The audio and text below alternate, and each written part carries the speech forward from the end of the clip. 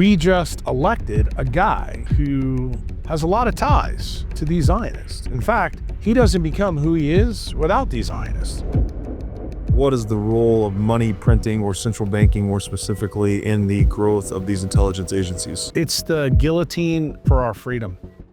I got news for you. Seed oils are important, but they're like 4th or 5th or 6th on the list. The light that you live under is by far the single most important part of the story. The Rothschilds and the royal family basically used the Jews as a human shield. That's the real story. Who did I tell you these people were loyal to? Globalists. They are the perpetrators of the economic dark ages in which we live. I actually think they need Bitcoin to get them to the CBDC. Because the money is that bad.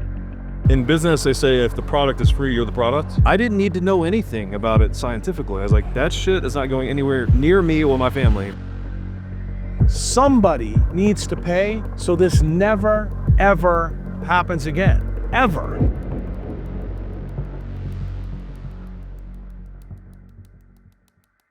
I told your buddy this morning that it's a very interesting time that you come to talk to me, because from September 30th to about December 15th, I take everything that I fundamentally believe, write it down, and one by one go through the list. Do I still believe this? Do I still believe that? Do I still believe that? This every year? Every year. Been doing it for 25 years. Wow.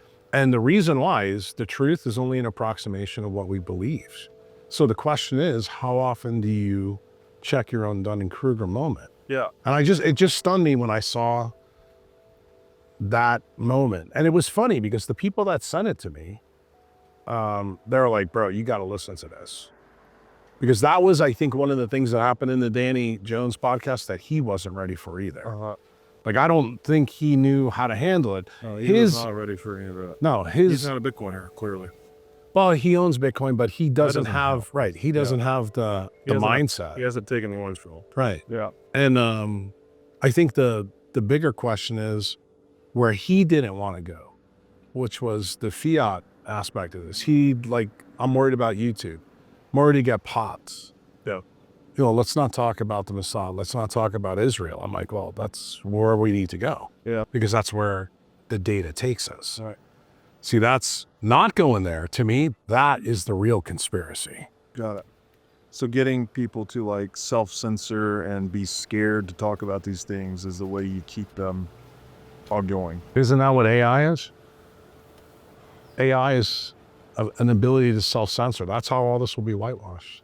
I actually told the guys today that you may not look at what you do the way I do, but this is the future's history book. AI. No. Podcast. What you're doing right now. Yeah. You're putting stuff in the can. What I saw in the can that he said, Yeah. I don't want my kids to see in the future. I want my kids to know exactly everything they need to know to make the correct decisions. Like anything that alters their perception of sovereignty and freedom, or what you believe to be the truth. Remember, I've already told you that I check my truth. I already know that my biggest fallacy is my own Dunning-Kruger moment. But when you see somebody else do it on a podcast, and I know what the purpose of the podcast is, down the road, since we have the Bitcoin ethos, we know where the future is headed. We don't know the timing, but we know that it's going to happen. Luke is on the same boat as well. You're talking about Luke Groman, right? Most recently on the show, yeah. Yeah. So what I'm saying to you, the comment he was making on the show that provoked this conversation was, I don't want to go there. Well, there's a big incentive for the government to wipe out a whole lot of people and pick up all that estate tax, but it's tapering the Ponzi scheme. Didn't want to connect that to the pandemic. Right. And the thing is, that to me is not congruent. It's not. It's actually having one foot in the decentralized world and one foot in the fiat world. Yeah. And I just don't think that's what needs to be on a podcast. I think the future generation's going to watch this. Your kids, his kids, even my kids, and maybe the grandkids that are coming. We need to see the truth for what it was when it unfolded. And this is one of the things I'm concerned about AI. AI is going to whitewash all of this. It's already started. through COVID. So you're saying that these in-person conversations that will be uploaded to the internet will serve as an actual human-to-human library of of knowledge Alexandria. that's separate from whatever AI. Correct. You are actually going to be the ruler that the story is measured by. And the thing is, the reason I wanted to tell you this is because when I watch that, I want you to realize that as the guy who's the interviewer, yeah, I'm not going to let people do that anymore. Like, I'm going to make them uncomfortable. Because let me explain to you how it works in medicine. Yeah. So if I go in brain surgery, Punch in the mouth, you get people. correct. When I go in brain surgery, how did this start? Like, say we make a mistake and somebody has a bad outcome or we kill them. We go in front of a room of doctors, not only residents, but our mentors and other people in the department, usually neurology and neurosurgery. You're at the front of the room and dude, you get peppered like with questions. Why did you do this? Why did you do that? And you may think that it's kind of like a drill sergeant where they're kicking your ass and giving you the punch in the mouth, but actually there's a greater role. What's the greater role? You're learning to think from first principles, but you're also learning to critically think, and you have to do it on your feet. Right. And you think about all the podcasts that you've done with people. You thinking on your feet and counterpunching to what's coming, you don't want that to be centralized. You want it to be very decentralized. You want it to flow natural. It's dialogue. Exactly. Yeah. Because that's important. Like when somebody says, okay, let's talk about this aspect of history. What's your take? What's the history book take? What's my take? You know, how should we attack that specific issue? Yeah.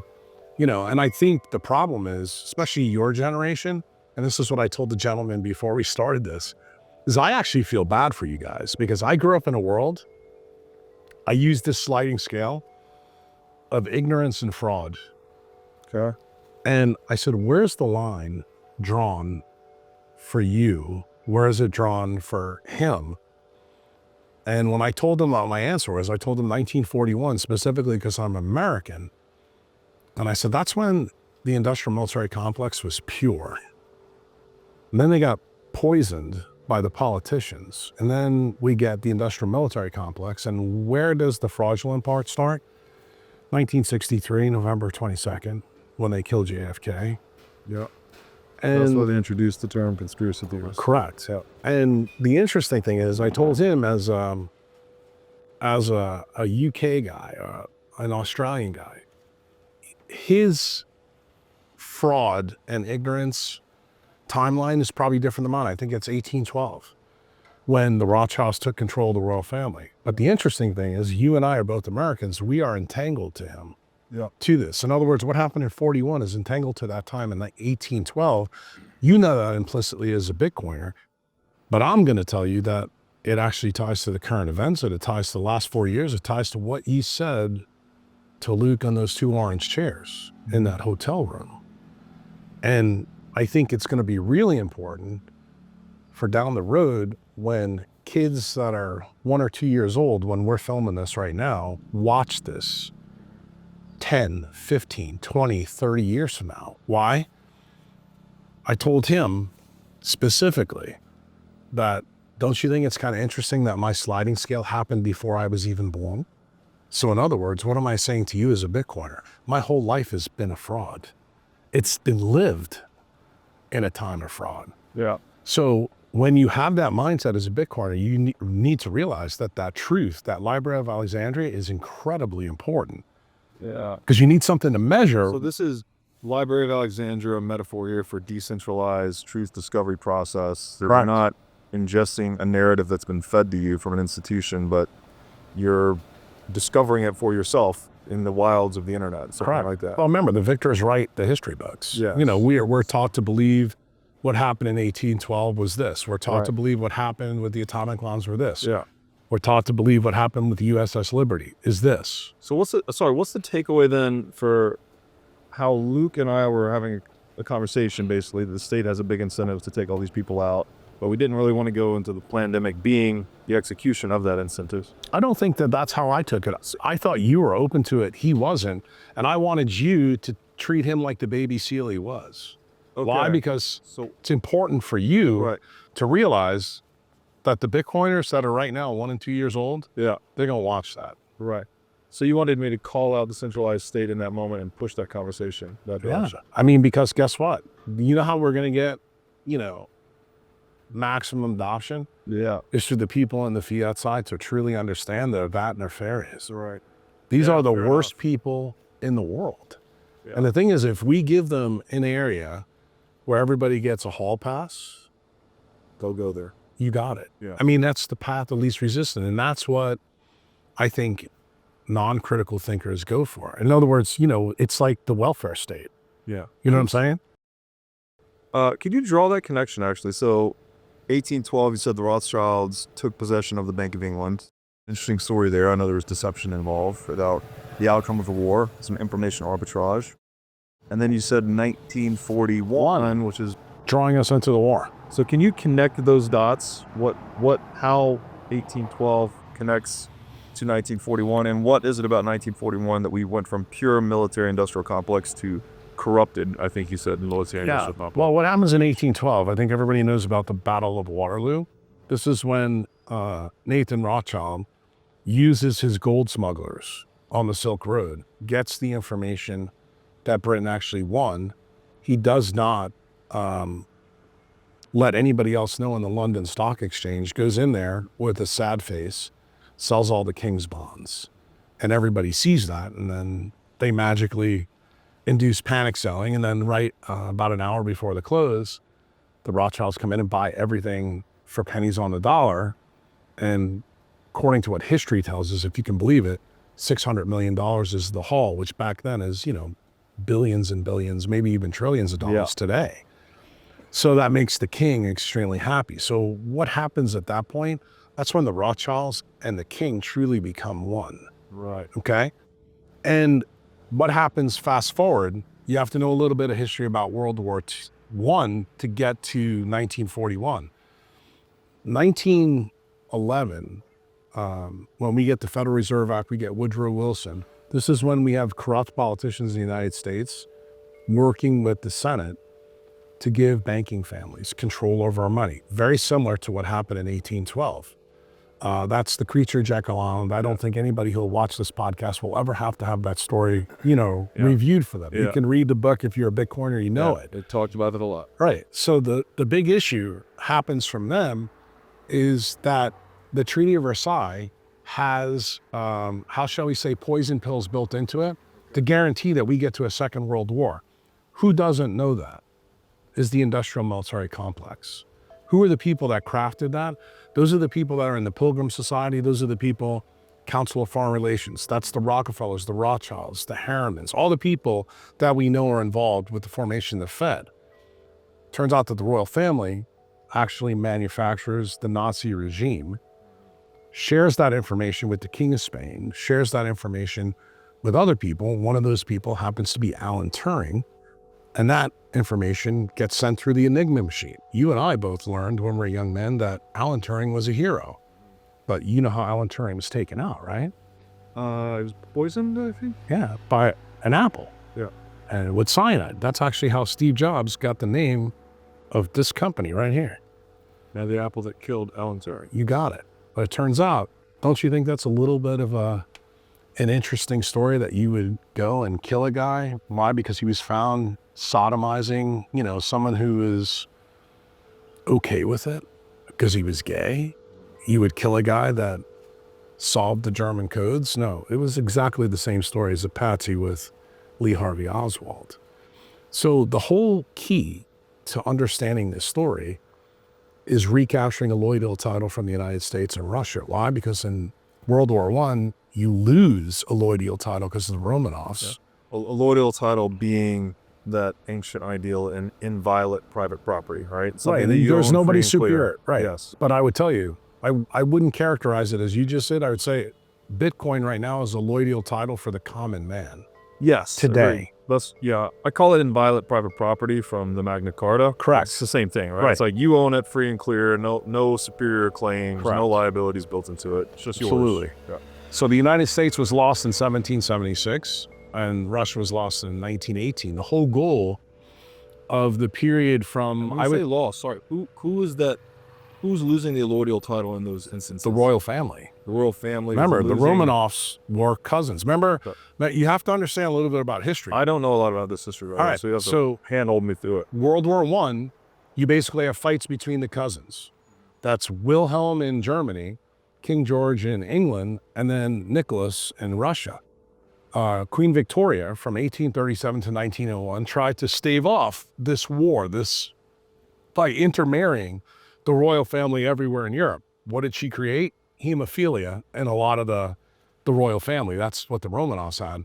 But she was unsuccessful in stopping the war. World War I effectively was a squabble between the royal families in Europe. Okay? So as this ends, in the middle of World War I, we have the Bolshevik Revolution. This actually occurs in 1917. World War II doesn't end until 1918.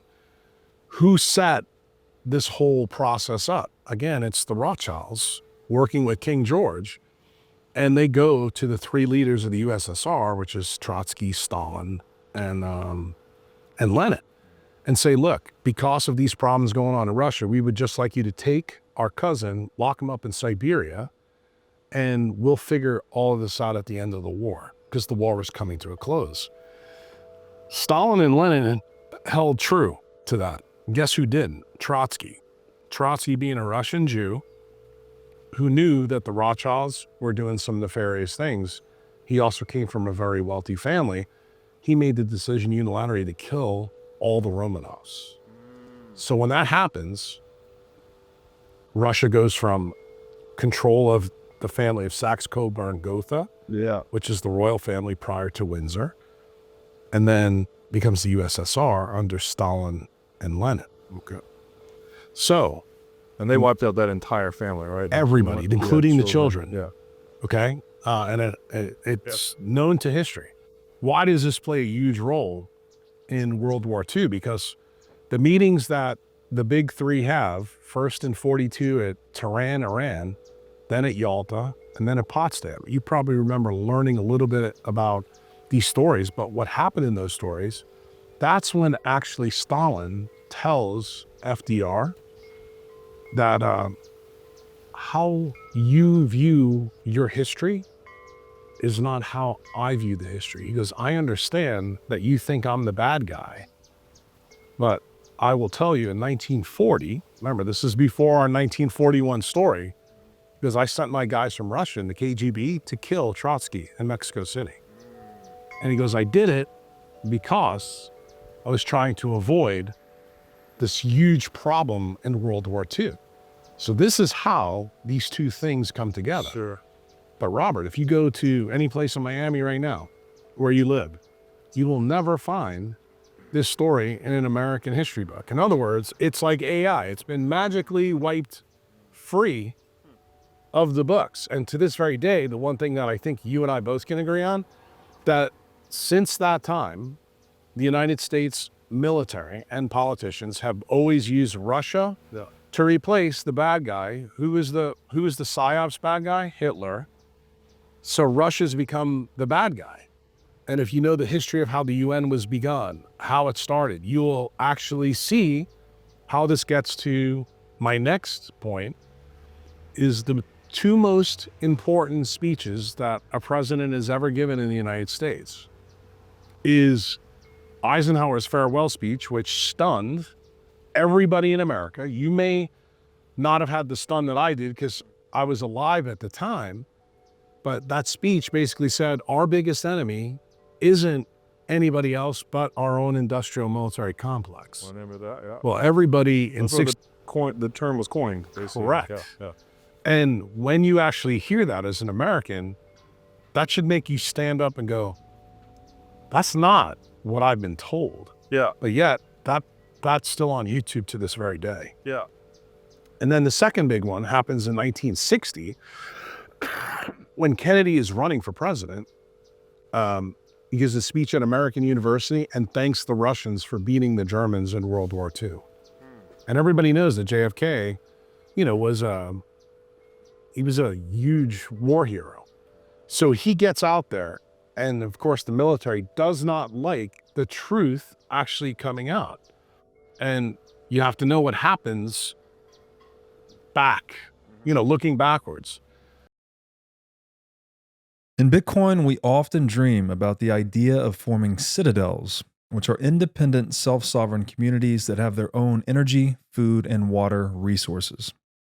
Today, that dream is becoming a reality at the farm at Okefenokee.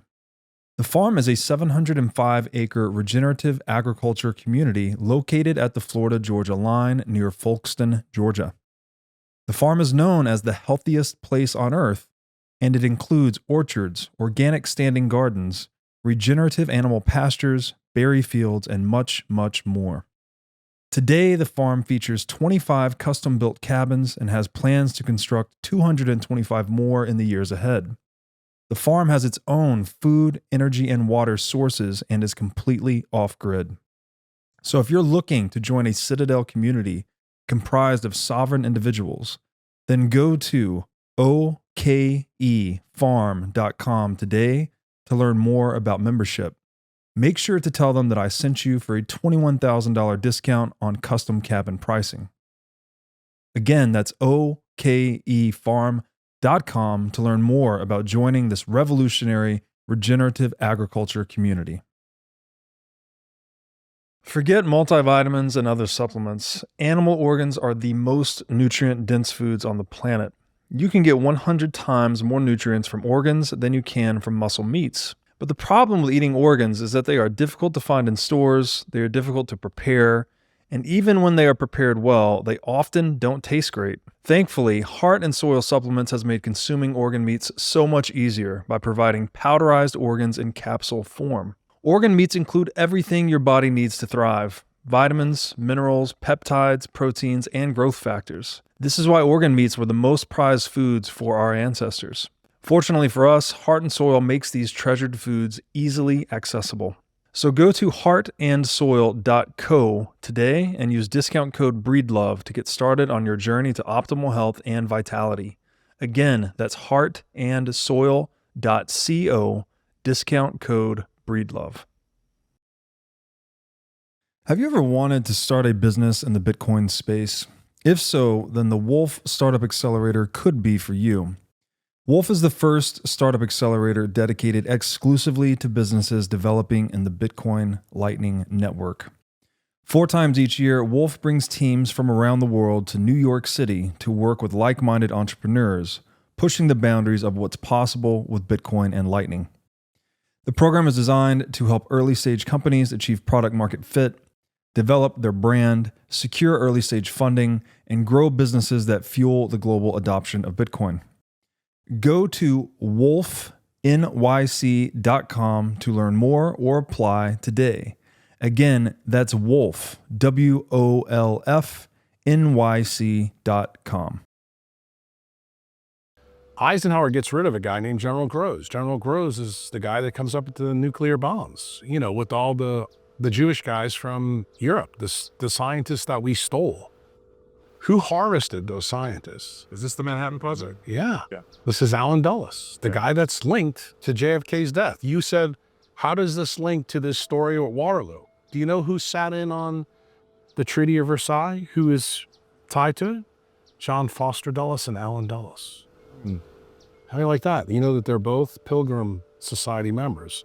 They're both Council of Foreign Relations members. They're both linked to the Rockefeller. What is the Pilgrim Society? I've not heard of this. Pilgrim Society was formed by the same guys that come up with Rhodes Scholars. These were people that were assigned after, I think it was 1900, right when Queen Victoria dies, to build relations between Britain and the United States. Turns out these are Americans that are still loyal to the crown.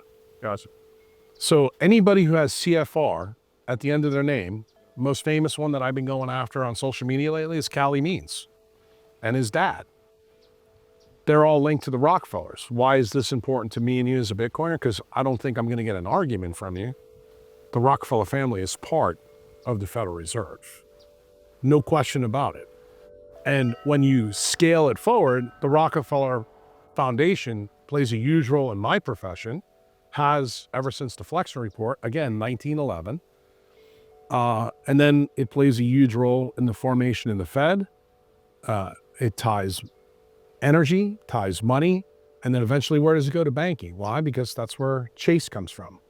To bring it more to probably your time frame, his time frame, that's when you have JP Morgan Chase come together. In other words, where does Jamie Dimon come from? Why does Jamie Dimon really hate Bitcoin? Because you need to know this story that I'm telling you, because Jamie Dimon was formed from Sandy Weill. Sandy Weill is from Citigroup. Citigroup is linked to the Council of Foreign Relations, to Rockefeller, to all the brothers that were John D. Rockefeller's sons. These guys were all captains of industry, robber barons, whatever you want to call them, but they were politicians that masterfully played all the politics from 1911, I would say, until probably 1990.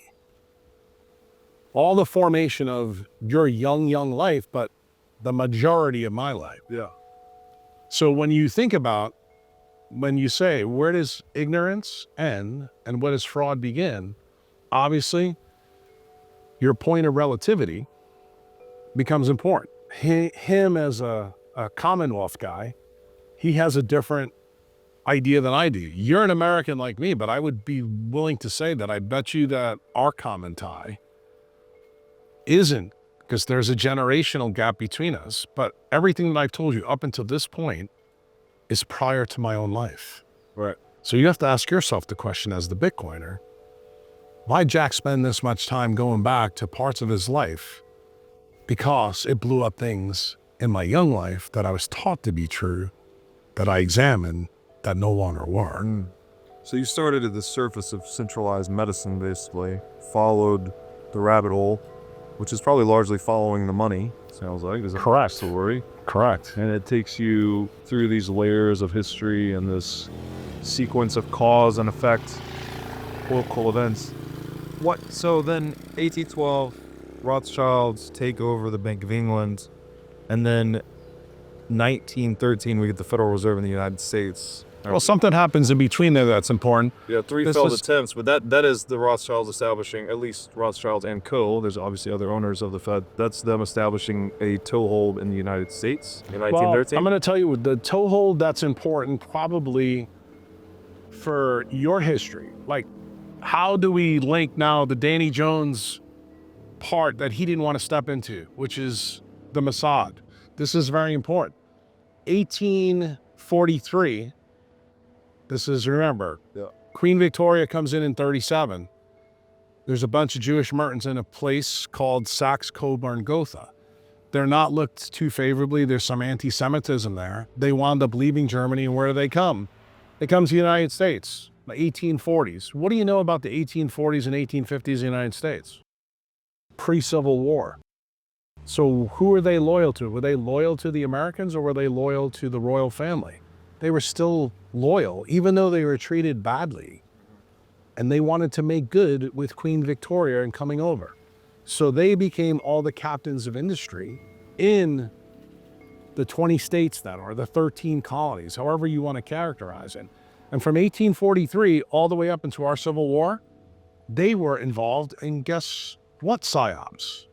Lincoln's assassination. So realize that these are the family members. They're a partner called what we call B'nai Birth. What did B'nai Birth eventually morph into? ADL, APAC. So when you begin to understand that the families that all form the Federal Reserve are all linked to this same group, you start to go, now it begins to make sense what happened in the 20th century down the road, because these people truly were still loyal to the British Crown. And they never went back. They were always trying to capture a Lloydial title. You'll find out some of the people that you and I were taught were, I would say, heroes for the United States, specifically FDR. FDR is one of my top 5 worst presidents. Woodrow Wilson by far is the worst. Woodrow Wilson gave the monetary system to these guys, to the guys that came over in the pre-Civil War time. Right. That's where you actually merge the Rothschilds and the Rockefellers. That's all you need to ultimately take a Lloydial title back, right? Is control of the monetary system. Because you can just inflate the currency and violate property rights, transfer them to your answer away from the It's target. amazing to me, though, that Bitcoiners, though, don't understand this history. Why? Because to me, I said to the guys before we started, Bitcoiners are really good about, let's go back and talk about 1971. Right. You guys are, because you're young. I'm like sitting there and I'm going, bro, hold my beer. Way There's a older than long that. story Yeah. that's tied to this, because you need to realize, like, let's bring it to current events. Why is Elizabeth Warren and Sherrod Brown like our mortal enemies? Well, you need to know that they all tie back to this story. Each one of them. If you go back in this tentacle, you'll find out they're all tied to the Rockefellers. They're all tied to the bankers who are tied to this story. And when you really understand Elizabeth Warren's part, she actually is tied to the health side and the banking side, because most of the companies that get broken up in Standard Oil are now based either in New Jersey or in Massachusetts. And where was all the COVID jabs really designed? In Massachusetts. So guess where all her money comes from? Like, the first question we should always ask about Elizabeth Warren, because she's in my top 10 trader list right now in the United States. She makes $300,000 a year. Robert, she's got $400 million in the bank. Yeah. You remember what they used to do in ancient Greece? Because I know you like history a little bit. They'd look at how much money you had, and after the next year, they'd look at how much you have in the bank. And if you had too much, it didn't make sense, they killed you. Yeah. They didn't put you on trial. They just killed you. Yeah. And you want to know something?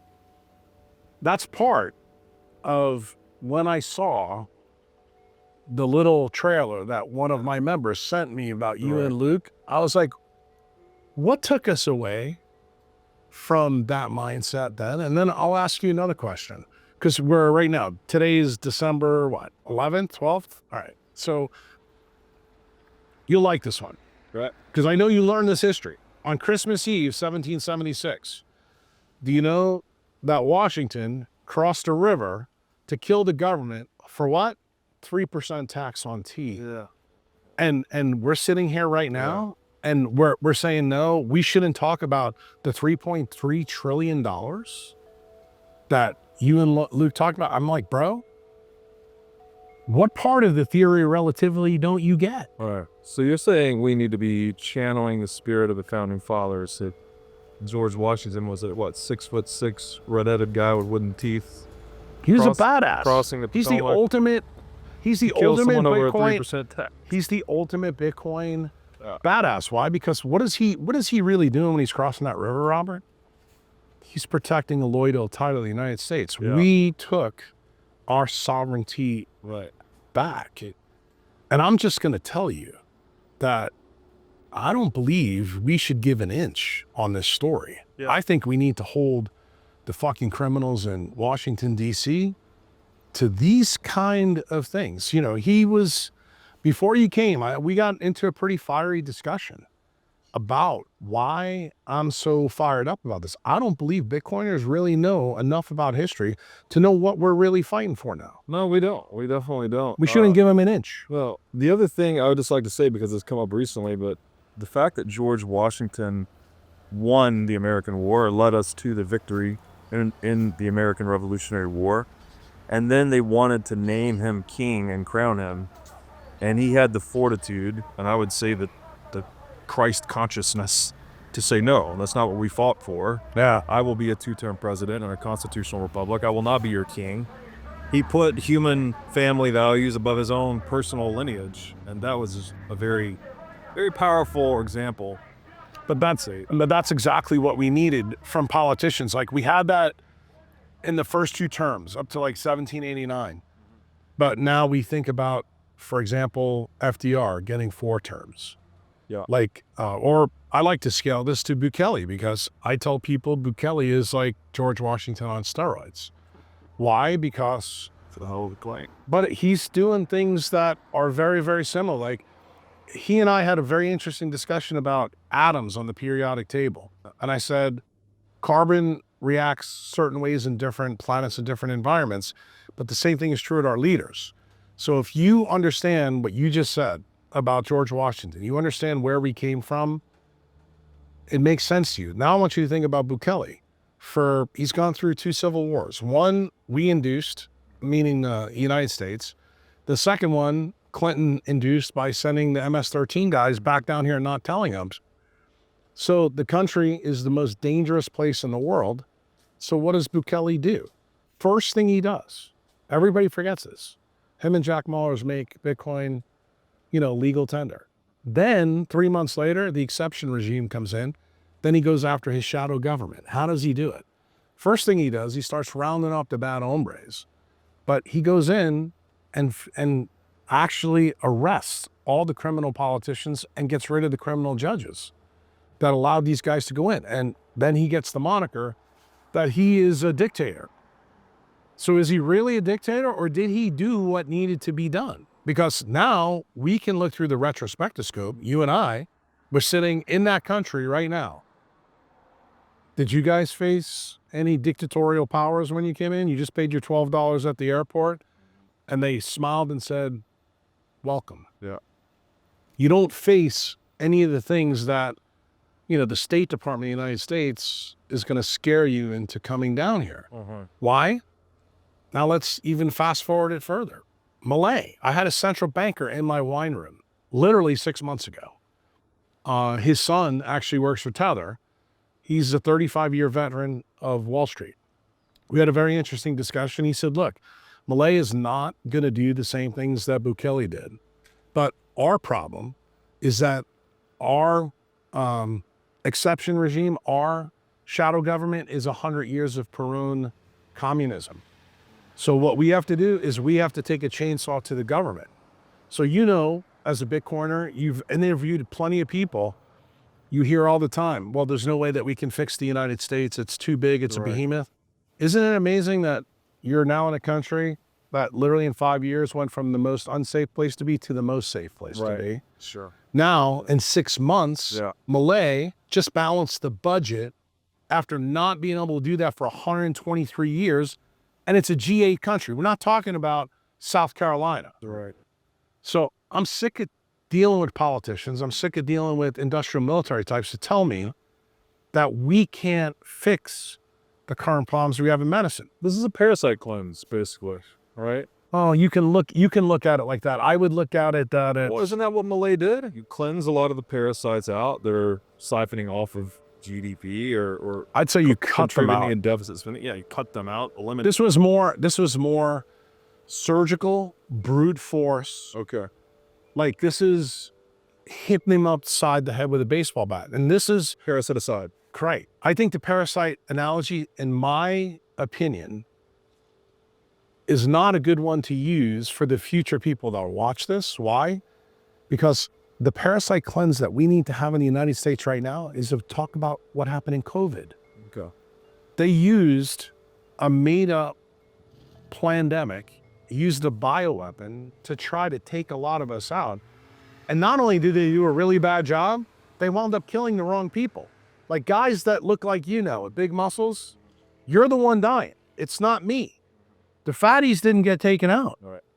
But isn't that by design? See, I mean, I don't have any evidence to support this, but it would seem reasonable that you would want to take out high testosterone men that are capable of performing a rebellion of some kind. Wouldn't you want, if you wanted a more docile, manageable society, wouldn't you want to take out those individuals first? I think that's a good point, but I would tell you how much of your generation is tied to that $3.3 trillion. See, I'm going to take you back to what you and Luke said. What is that 3.3 trillion you're up? It's all the incentives tied to Medicare. And ironically, where did we get Medicare? From the guy who kills JFK, LBJ. The greatest generation. That's the ultimate fuck job in history. The guy that saddles us, that bankrupts us, is LBJ. And we get his new deal. All the boomers are sucking at the tin of this. And that's where the entitlement spending has to go away. This is where Luke does a beautiful job, making the diagnosis that we need to do something about this. He wants to focus in on, okay, let's make the hard cuts. You're not cutting any of those people. I mean, if they're alive and they're talking and they're a voting bloc, I mean, let's be real. That's part of the reason why when I saw this podcast with you two, I wanted to reach in there and strangle him. And I'm like, no, you need to understand really what was happening. What was happening is they weren't ready for COVID. COVID was not something they were going to do. It's something they had to do. That's the reason why they had to get rid of Trump. Like when you look at this from a totally different situation, the whole story about the CBDC, the path that you need to get there. It's a crisis. Well, you need to make sure that the Fourth Amendment is taken care of, because without the Fourth Amendment being taken care of, you ain't getting a CBDC. Fourth Amendment is property and privacy. property and privacy. So guess what? Trump puts two people that are experts on the Fourth Amendment on the Supreme Court. Yeah. That did not sit well with the industrial military players, because guess what that means? The bankers don't get what they want. The bankers don't get the CBDC soon. Yeah. So what do? That's when you get rid of Trump, and then you then start to take out the people that you need to take out. That was the original plan. Who was going to execute that plan? Fauci. Okay. Because he already did it once with HIV. Yeah. AZT and gay people. He was very successful at killing them. Before there, so when you say that the pandemic had to happen, they had to perpetrate it, you're saying it's because they needed to taper this Ponzi scheme that is just out of control at this point? They couldn't get to the CBDC fast enough. See, the goal, everywhere else in the world, they can get to the CBDC.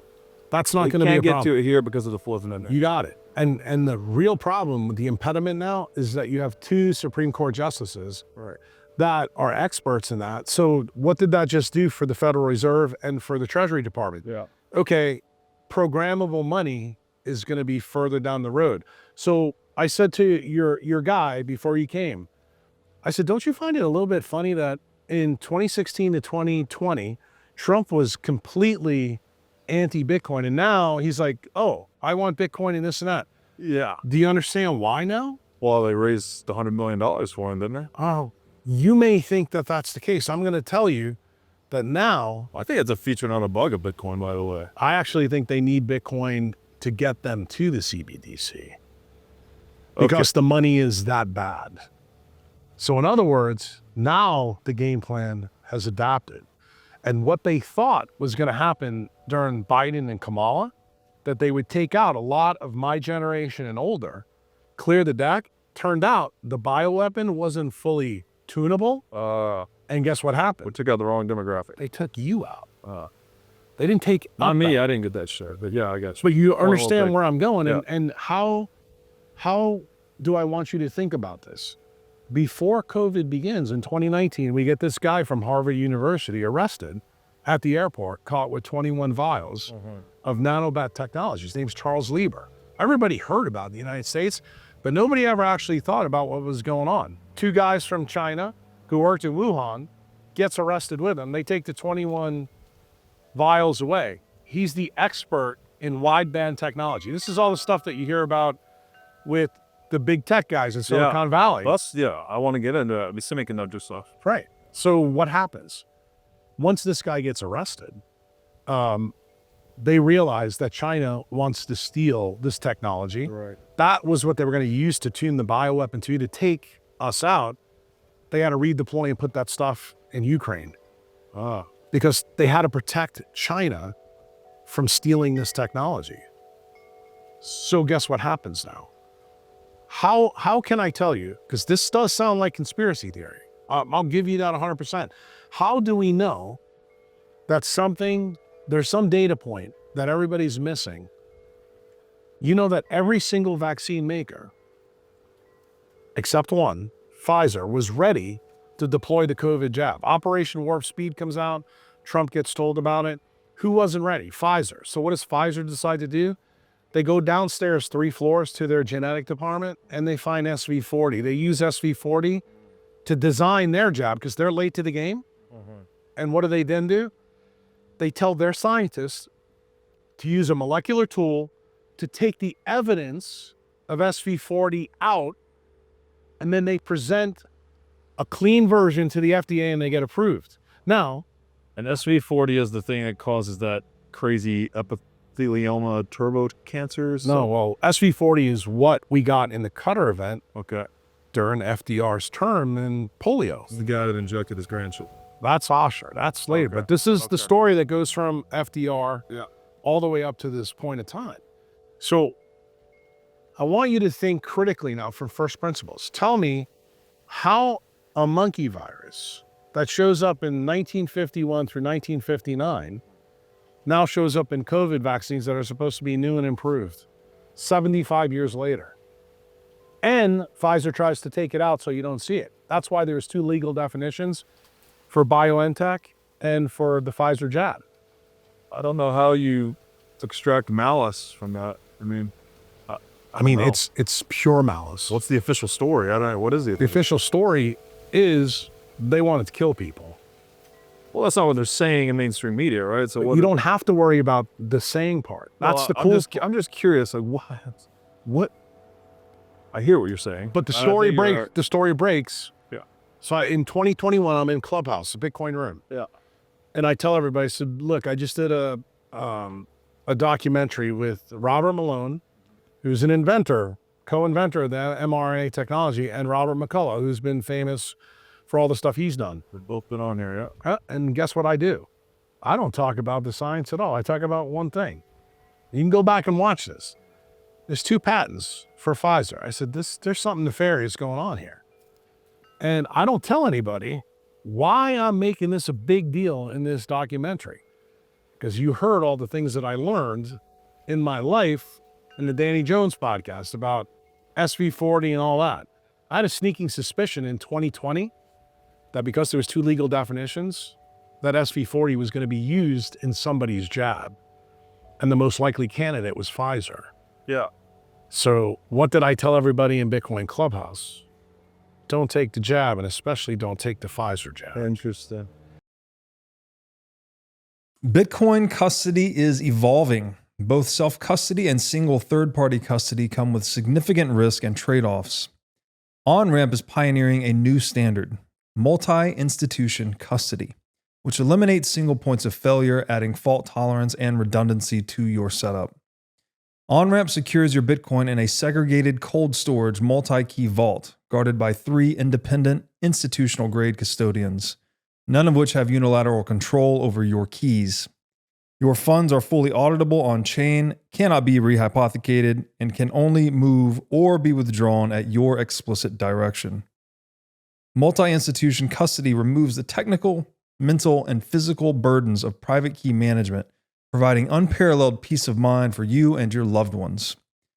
Bitcoin is money, and as the price continues to appreciate, OnRamp helps you seamlessly tap into financial services like trading, inheritance, insurance, loans, IRAs, and more, all without compromising on security or accessibility.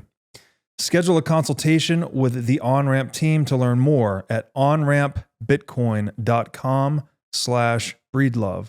Again, that's onrampbitcoin.com/breedlove.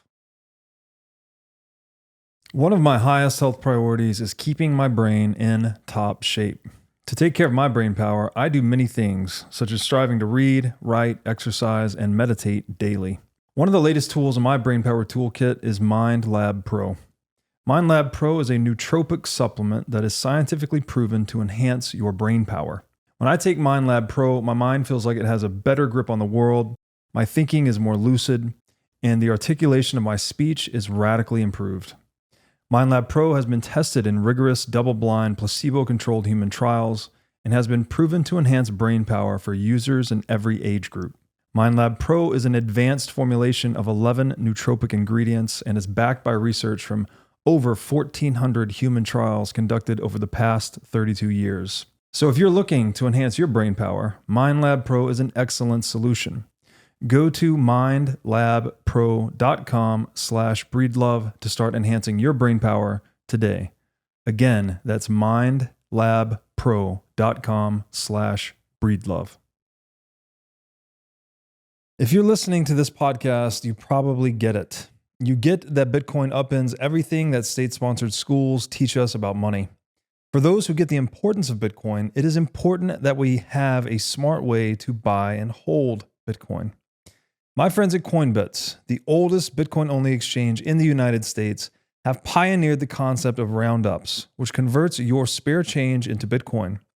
Simply connect your credit or debit cards, and your usual purchases are rounded up to the nearest dollar, letting you stack sats on every purchase without even thinking about it. Coinbits also provides a terrific self-custody experience. Connect a hardware wallet for automatic withdrawals into cold storage to minimize your risk and stay sovereign over your Bitcoin. My favorite Coinbits feature is Coinbits Plus, which gives you the best exchange rate on Bitcoin. It even gives you real-time feedback on how well you are doing on your savings plan. With Coinbits Plus, power users can save more money to buy even more Bitcoin. All that, plus peer-to-peer cash and Bitcoin payments, target orders, price alerts, and more means Coinbits can help you do almost anything you need to do with Bitcoin. So go to coinbits.app/breedlove to sign up today. Again, that is Coinbits, BITS.app/breedlove. Yeah, and that is the essence of the word corruption, right? Is when you have a system of rules that is applied unevenly. So you're saying there's two different legal definitions for this word. Correct. Implying that there would be one way to apply the law to one group of people and a different way to apply that law to other people.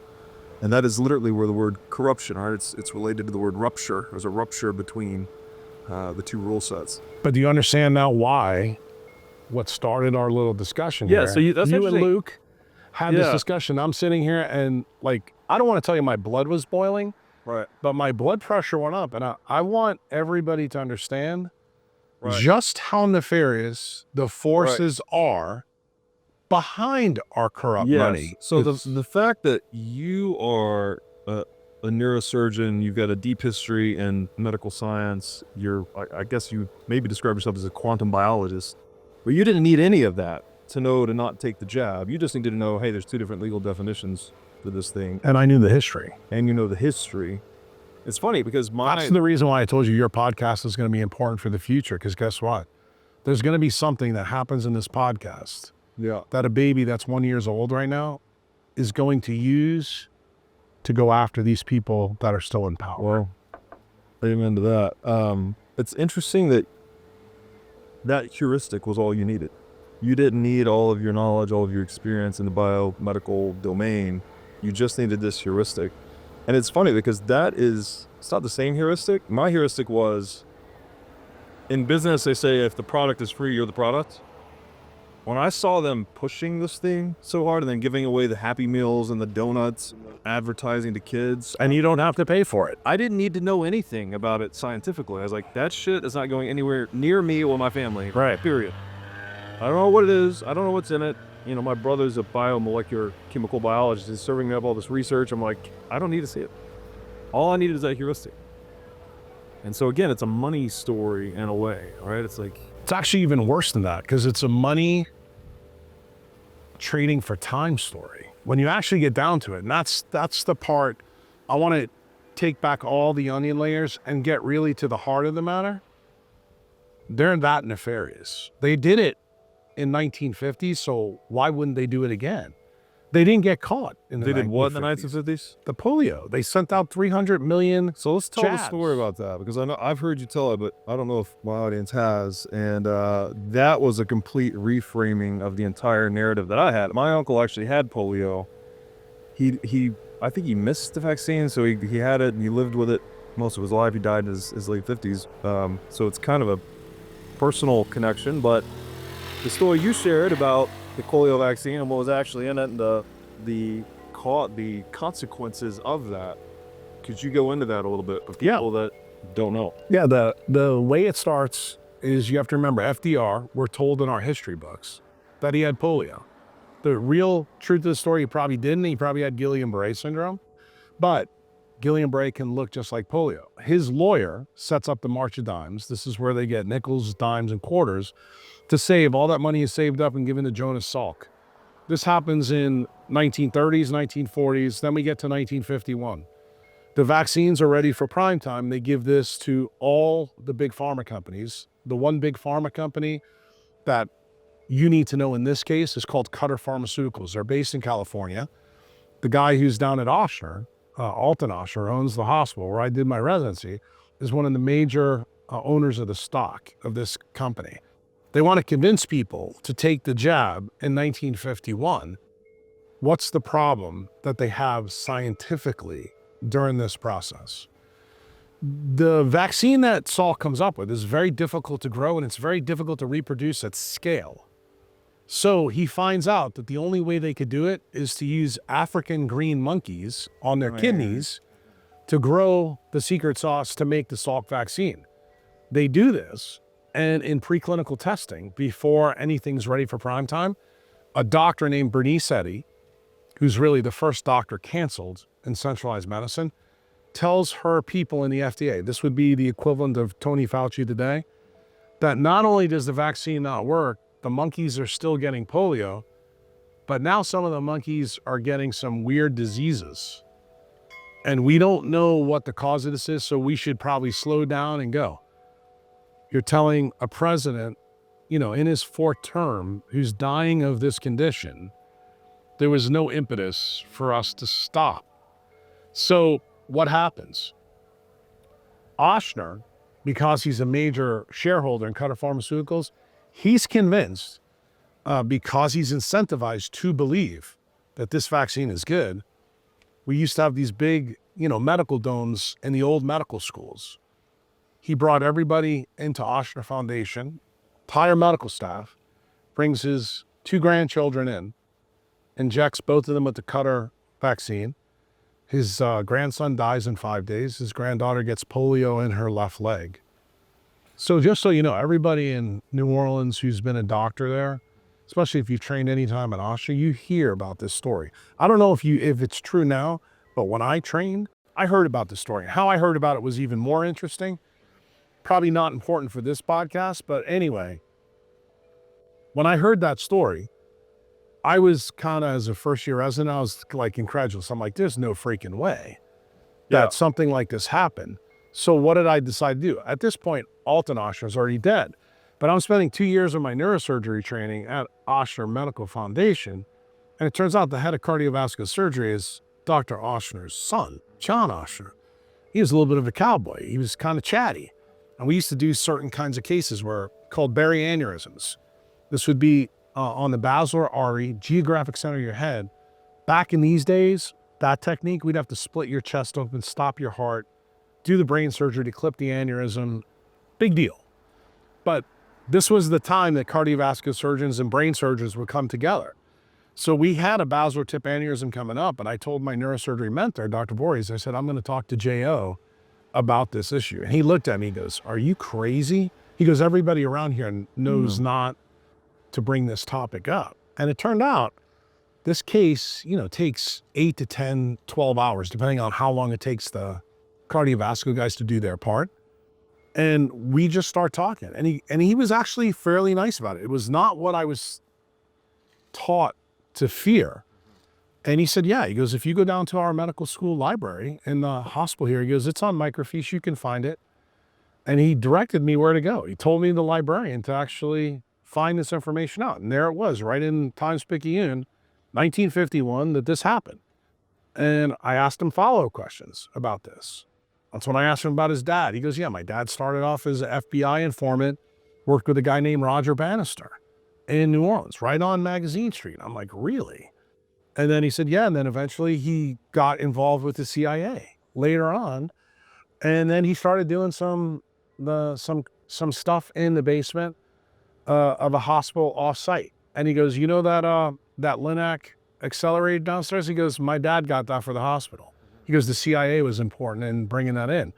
So that opened the door for me there, because I already knew about the LINAC, because we're the one specialty in medicine, neurosurgery, that uses a linear accelerator. That's what a LINAC is.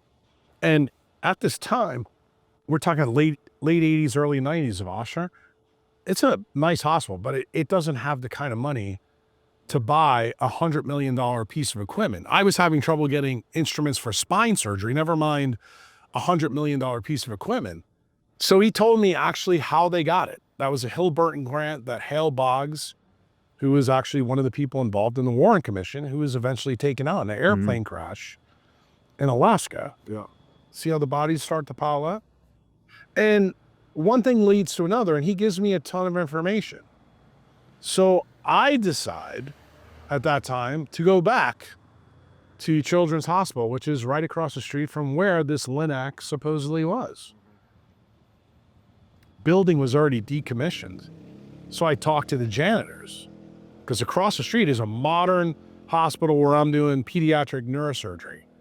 This place is a hospital from the 50s and 60s that was called, at the time, the U.S. Public Health Hospital. And there was this little building that faced in the corner.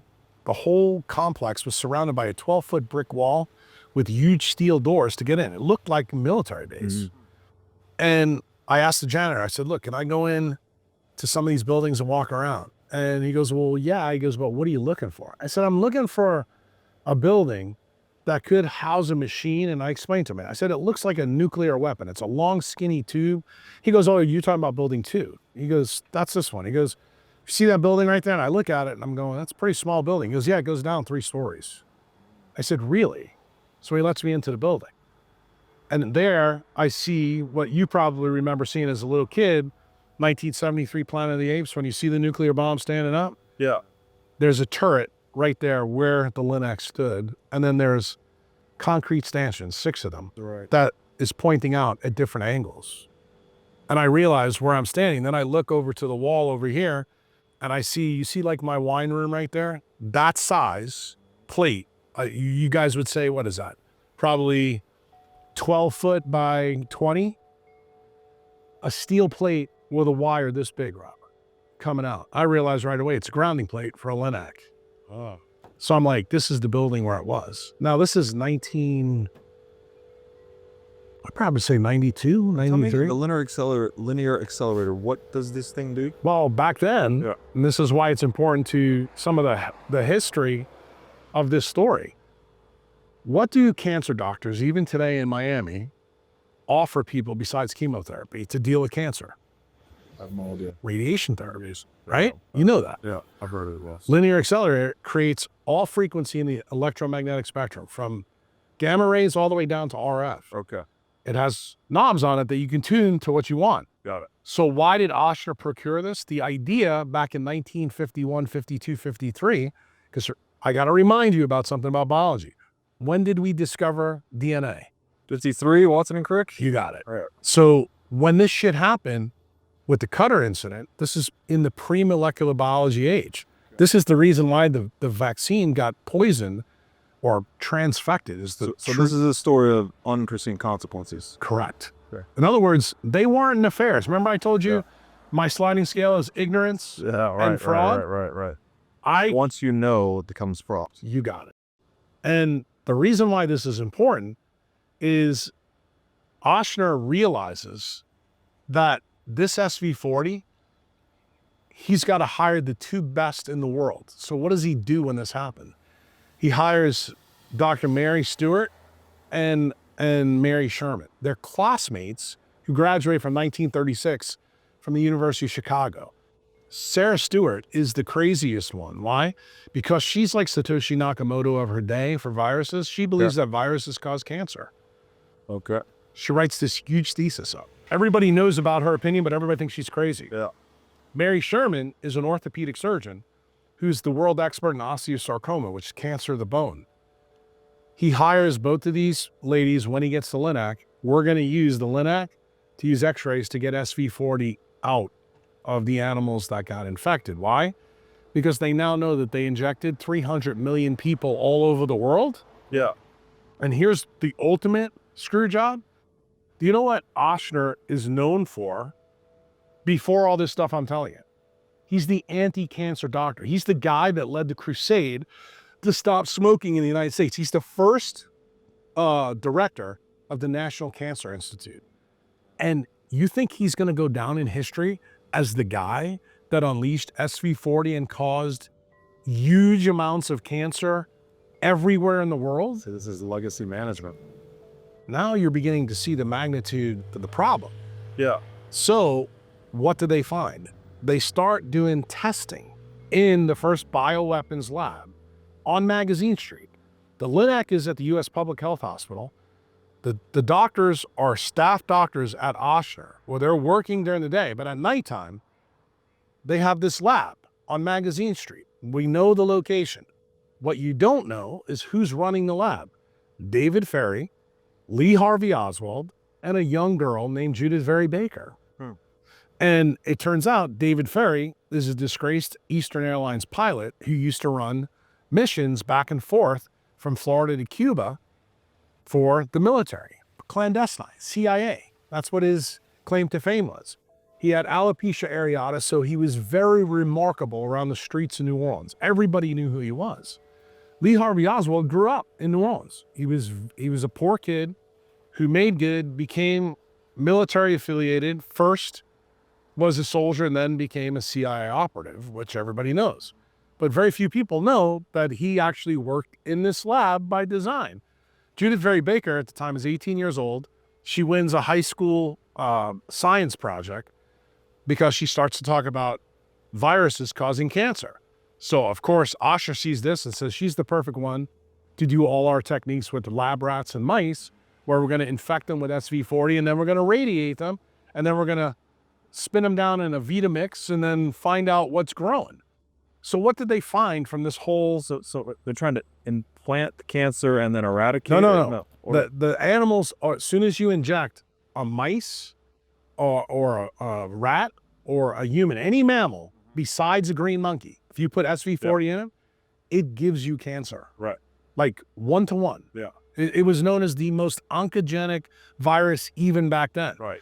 But that's what Benesetti was trying to tell the people in the FDA until the government, who controlled this process, you're going to be very interested, Richard Nixon as the vice president of Eisenhower.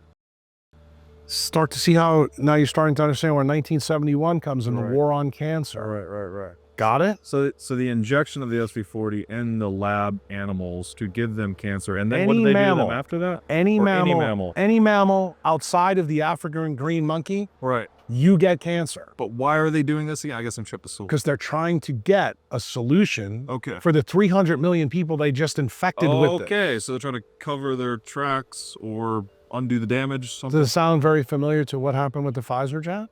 Huh. Starting to see the parallels. Remember, you asked me this when we started this, let's go to 1812 to 1940. Yeah. I'm doing the same thing for you right now. Yeah. So what I want you to understand is they start to irradiate these animals, and what do they find? Not only can't they get rid of the SV40, turns out that radiation makes the SV40 more cancerous. It becomes more virulent. Right. So guess what? The animals, as soon as they get zapped the first time, they go from no cancer after the injection to stage 4 cancer like that. That sound familiar to anything that's going on in your life right now? Wow. Got it? Is this the turbo cancer term? You got it.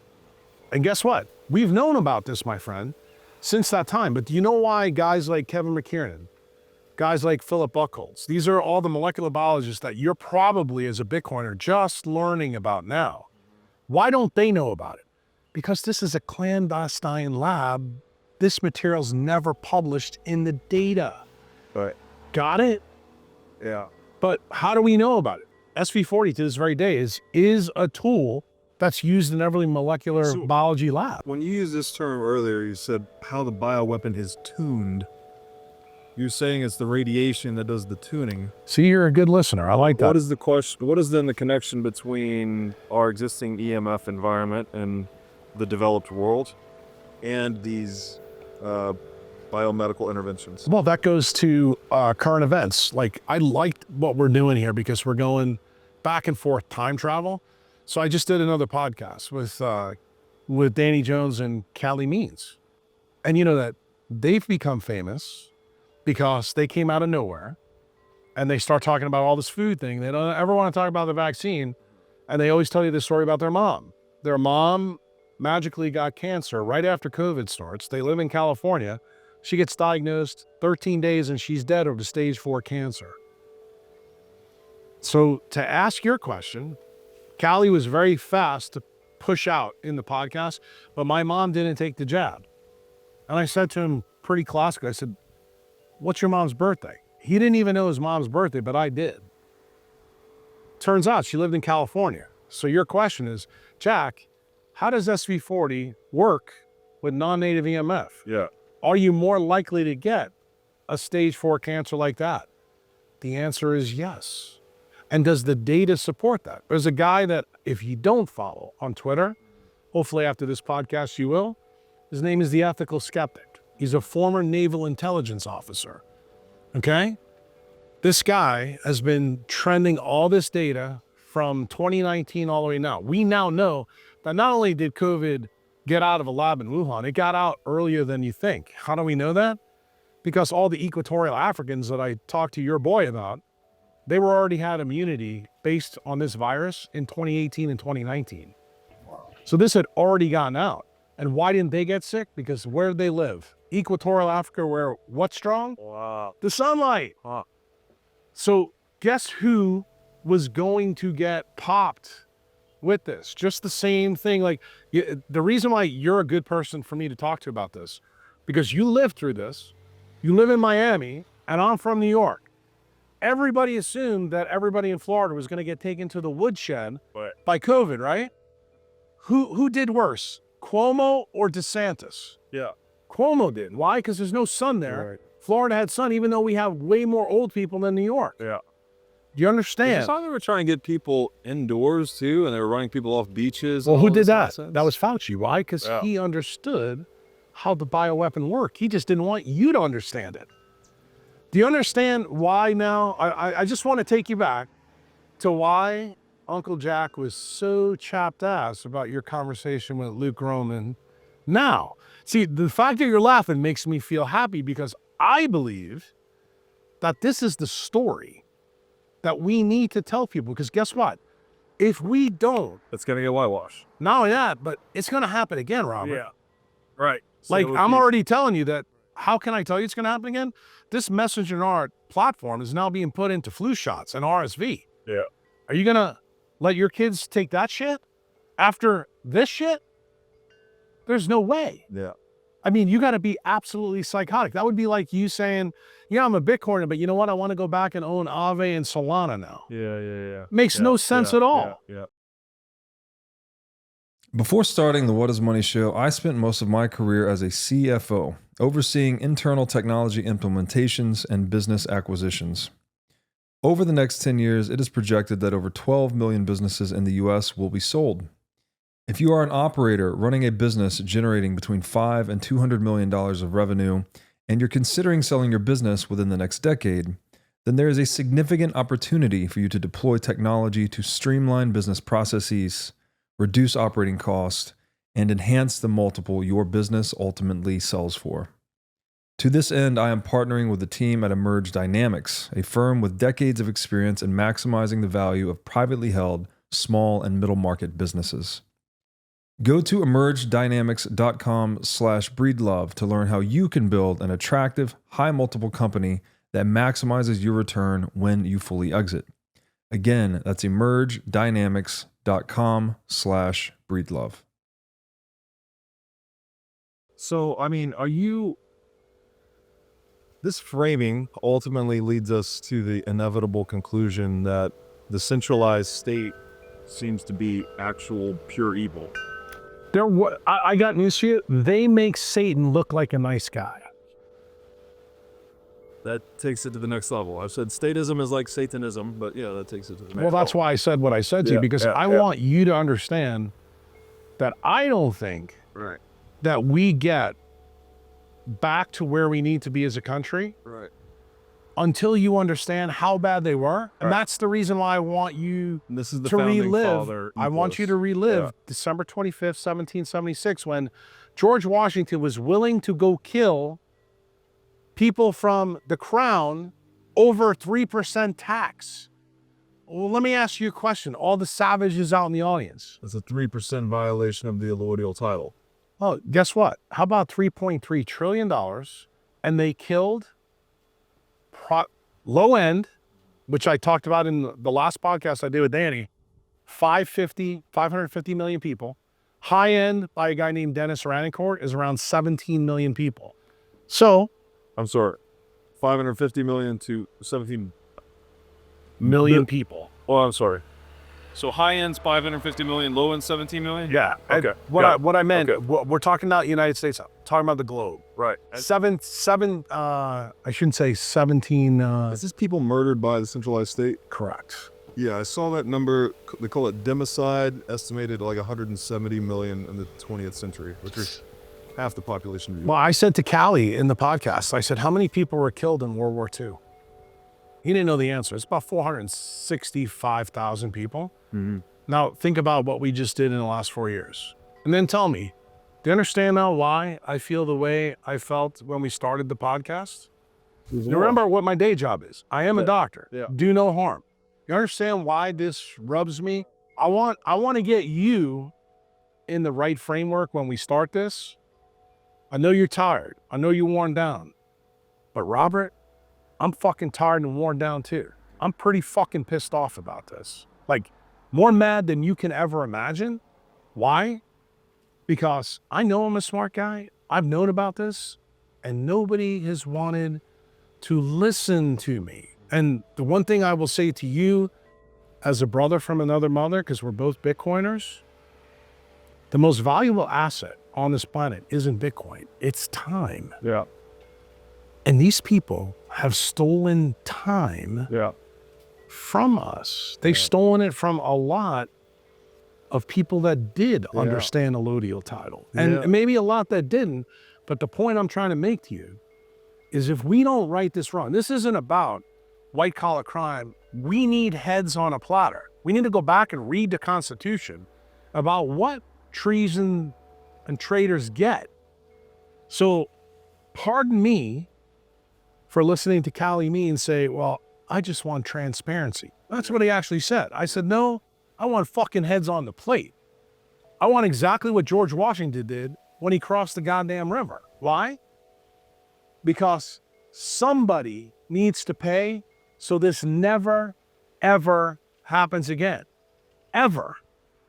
Isn't that what has been happening throughout human history, though, is that we have these bloody revolutions and we get the heads on a plate or the guillotines come out, and then those who were formerly not in power come into power, and then over time they become as corrupt as those that they replaced. Think about what you just said. So you know that the Bitcoiners are going to come in power. So guess what? Why am I doing this podcast with you? Why did we start here? Why didn't we start where you wanted to start? Because guess what? I need all the Bitcoiners to know this history. I want you to be savages. You're already financial savages.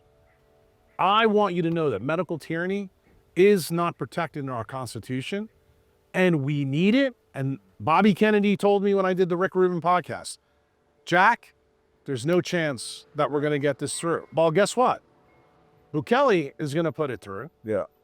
Milei has asked me to come down there and give it to him. So why did I bring those two guys up in this discussion? Right. Because they're for freedom, bro. Yeah.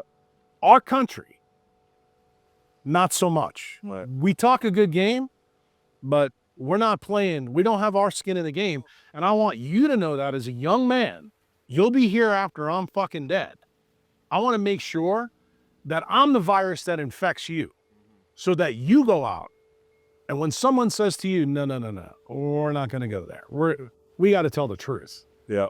History matters because when you're a good historian, it doesn't matter what the government says. It doesn't matter what the victors write in the book because we know the truth.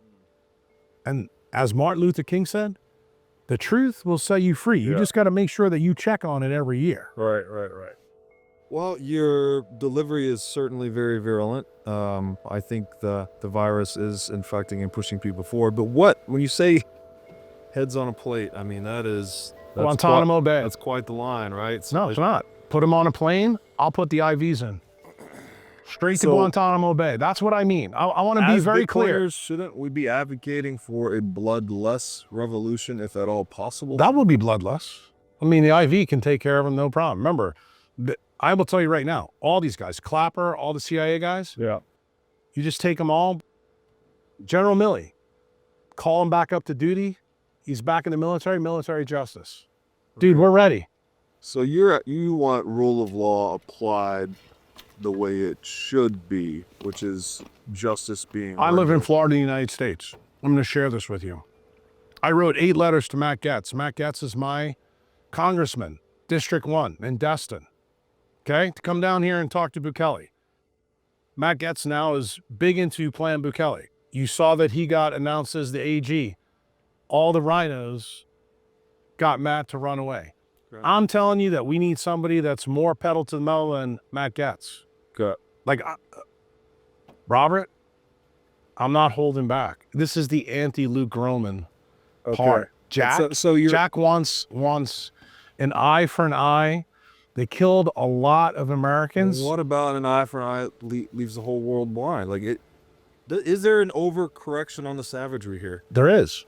There absolutely is. That perpetuate itself into the future? Aren't we sitting here in some other situation 200, 300 years from now where tyranny has been squashed and it has flourished again because we handled it with violence rather than something non-violent? All right, so this is a good inflection point. Now I'm going to challenge you. What did we learn from the Nuremberg trials? Well, I was going to ask you that too, because like we've already learned this lesson. We already had. Well, did we? Informed consent. Because most of the Is people, the threshold of bodily autonomy. most of the people that did the Holocaust, they got away. You realize that the Mossad had to catch some of those guys in the 60s. So did we really learn? See, again, you falling prey. It's been whitewashed. I don't know how we did. Like we did learn. Oh, we did. No, you learned what was in your history book, but you didn't learn that the guys didn't learn that it through really. history books. Actually, I learned it through podcasts. Funny enough. Yeah. But what I'm telling you is that But most people don't know. we did not get all the guys at the Nuremberg trial. We got the facade. Like the real guys, the architects behind it, they're still alive. In fact, the real architect is the bankers and the royal family. But isn't it just like you're trying to spread a counter virus in the mindscape of men? Mm-hmm. Isn't the real problem that original, virulent, anti-human mind virus? And can you extinguish that by extinguishing individuals? No, you can't get rid of the humanity. I mean, this is a fault of us being human. It's the line between good and evil that cuts down the heart of every man. Right. And this is what I would say. You still need punishment for some of the perpetrators, and they have to be the key architects. I'm not saying we have to get all of them. Yeah. But the key architects, these are going to be the guys in the CIA, the FBI, the DOD, but the big one is Fauci. And do I know that Fauci was just taking marching orders from the Department of Defense? Most people don't even know the basics of the pandemic. What's the basics? Big Pharma wasn't the fault. Who was the distributor of the jab? The Department of Defense. So what did Big Pharma act as? They were the drug dealers on the corners. So if you really want to get to the truth of the matter, most of the intelligence agencies need to be on the plane. But who gave them their marching orders? That started with 9/11. That started with the Patriot Act. The guys who are the traitors forgot that in the Patriot Act that the Bush administration got through, that if you had any bioweapons labs and they were in the United States, you could be put to death by treason. So when Rumsfeld realized this and Cheney realized it, that's why they started to pay Fauci more than the President of the United States, because he had to take what was in Fort Detrick and move it to Wuhan. So guess who really should be on the plane with Fauci? Cheney and Bush. Okay. Now, one of the Bushes is dead, but the other one's not. And his brother used to be our governor. He's complicit in this too. Yeah. So when I tell you the tentacles on this are big, my issue is the planners. Yeah. They are the ones that need to be punished. If you tell me that you don't want to put him to death, I'd be okay with that. But you know what we'd have to do to make me feel better? We put him in jail. We put him in Guantanamo Bay, but we make the Bush family take all the money they stole from the United States people, from Prescott Bush, Right. to hiding the Nazis' money, to right now, to pay for them, to have their food. I don't want any taxpayer money going to keep those fuckers alive. That's how serious I am, Robert. Yeah. Because I believe that we don't get the United States back until we put the people in jail that not only caused the polio problem, not only killed JFK, but all the collateral effects, like all the crazy things that have happened from World War I on, the things that really are psyops that you don't realize are psyops, no one's ever been punished for. In fact, those are the people that rule us. The funny thing is, those are the people you and I fight about for Bitcoin versus fiat. They have the thermodynamic fuel that you talked about with Saylor, way back when. That fuel was fiat money. The fact that they could rehypothecate. Sure. That, if you take that away from them, they can't do Right. That's what I want to ask you is like, what is the role of money printing or central banking more specifically in the growth of these intelligence agencies? It's the guillotine for our freedom. It actually killed our freedom. We haven't been free in the United States. We have the illusion of freedom. Since the inception of the Fed. 1911, Woodrow Wilson, worst president in the United States history. What? Okay. And he even admitted it at the end of his life in 1924. Yeah. He said, I gave the keys to the kingdom away to the... And we haven't fixed it yet. The only guy that's come out, recently is, Massey. When Massey said, let's abolish make the a bill and abolish the Fed. Because the truth is, don't you find it also interesting he's the only guy that doesn't have an AIPAC representative in Congress? Oh, I didn't know that. Well, guess what? Yeah. But hopefully, now you do know this and you go, now I understand how these things fit together. Now I understand where Jack's coming from. Because guess what? For you to be a true savage, it's not just about you going to the gym and eating a carnivore diet. I need you to be a savage about this story. Yeah. I need you to understand why we need to hold their feet to the fire. So the takeaway for the youth would be, do not cede any intellectual territory on this narrative, right? Don't let them Zero. softball it, sugar-coated, etc. It's the Led Zeppelin song, No Quarter. Give them no quarter. Yeah. No, this all makes a lot of sense, and then it's weird that you see this broader pattern of human history, and then we're just caught up in another one of those kind of situations, and a lot of the propaganda or a lot of the narrative that you're brought up with, you start to see it as propaganda, and you see what the actual deeper power structures it's serving. Now, think about propaganda for a minute. Where does that start in this story? 1921, Edward Bernays. Who's his uncle? Sigmund Freud. Again, tied to the Trotskys. Dude, the story, the tentacle. Who wrote the book on propaganda? You got it. 1921. And who uses that? The Nazis. Goebbels said, hey, this is how we get the German people to believe the things we believe. Yeah. And they were successful in doing it. And then what happened in the United States? The same guys. The reason why this story, I'm going to bring it straight to current events. The reason I sat down with Callie Means worked for Daniel J. Edelman Holdings. You know who that is? Those are the guys that convince American women using Bernays propaganda to smoke cigarettes. They were the guys that were behind Madison Avenue that got soldiers to smoke Lucky Strikes. Right. They're the guys behind the seed oil story. Right.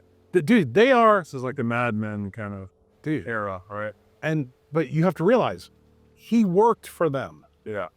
Now, he wants to tell you, now I'm a good guy, but I'm like, well, how come you worked for 3 or 4 sequential bad guys and you still list the Council of Foreign Relations on your LinkedIn profile? Yeah.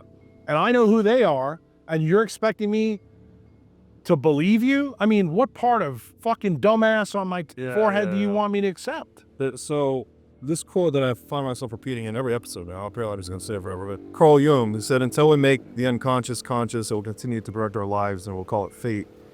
Propaganda seems to be attempting to make conscious things unconscious for people. Correct. The one saying that the purpose of propaganda is to make one group of people forget that another group of people are human, basically to apply these dehumanizing labels to them, which then allows you to justify, inhumane treatment up to and including atrocity against them. So, what is the solution? I mean, because the people in power are always going to try to propagandize. I think people not in power. I mean, maybe propagandize is too strong of a word. No, I think it's a good word. To Plato, where he says, those who tell stories rule society. So whoever's in power is going to tell a story and fund the telling of a story that justifies their position in the hierarchy, right? So how do we this? But this is what I would tell you, and this is important. I promise I'm going to land this punch. Marketing and lobbying are legalized lying. So where do we start? We make those illegal. So let me explain to you. Wait, marketing? Yeah, let me explain to you how this works. So, like telling someone you got something for sale is lying? Yeah, it is. So I'm going to explain to you how it was used against you and you don't even realize it. So in the Obama regime, they changed the law that Big Pharma can market on TV. So they started to sell all their drugs on TV. What did that mean? Tucker Carlson, all the people on Fox, all the people on NBC were paid by Big Pharma. So that meant that anybody was a Big Pharma drug, they would never talk bad about it because their salaries were tied to it. Remember that Sure. Upton St. Clair quote? Yeah. It's so difficult Nothing's more difficult than getting a man to believe something when his salary depends on him not believing it. So guess what? Marketing propaganda through Obama's simple change of the law was actually able to circumvent our First Amendment right. Now, based on how you were coming after Uncle Jack, now my mouth is open, what my teeth showed. Do you think I'm wrong about it? Because guess what? You know how we had to get that back while the laws haven't been changed? Elon Musk. I mean, an industrial military player, the utopian side, the good side we're getting, he actually probably did more to get Trump reelected than anybody else. But what did he do? He bought the town square to allow people to say the things that you couldn't hear on mainstream media. You want to know the reason why these criminals were so successful? Because they controlled the narrative, they controlled the media, and all the people that were Mockingbird media did everything they said. But the thing is, you're not a brain surgeon like I am. I'm a diagnostician. I'm putting this together for you so you can see how the architects that are below Satan really think. Right. And I need you to understand that you can't give them an inch. And the first thing I would do is I would make it illegal to market any drugs so that no industry, and I would flip this around to you because I know you're going to ask me this as a freedom maximalist, a the decentralized thing, right? How do you? But we just can't allow probably more than 5 or 10% of any industry on a news media site. In other words, that's part of the balance of powers thing. Okay. Is that something that the founding fathers would have ever thought about? No. Why? Because they didn't have TV, they didn't have radio, they didn't have social media. Isn't a functional legal system where the risk of class action lawsuit is an actual liability to these companies and not, you know, they have no liability, right? A total discharge of liability. Well, for vaccines, wouldn't that serve as an adequate counter incentive to engaging in something? But that means, do you have the political capital to do it? And I already told you, if you don't know this story about me, when I wrote the constitutional amendment for Bukele, I famously shared it with Bobby Kennedy. Bobby Kennedy calls me back up. He said, can't even pass. Not even DeSantis could pass this bill. Yeah. So the point is, I gave them a Benjamin Rush style medical tyranny law that would prevent all this. But the laws that we need to change in the United States, the first one I told you, because you asked me, Jack, what's the solution? Second one is the Bayh-Dole Act. The Bayh-Dole Act was passed in 1980 that allowed guys like Fauci to profit from their scientific discoveries. Okay. So in 2020, 2021, Yeah. you would have said to me, Jack, it's crazy to How think. is that a bad thing? Huh? Well, Fauci got paid $440 million for his role.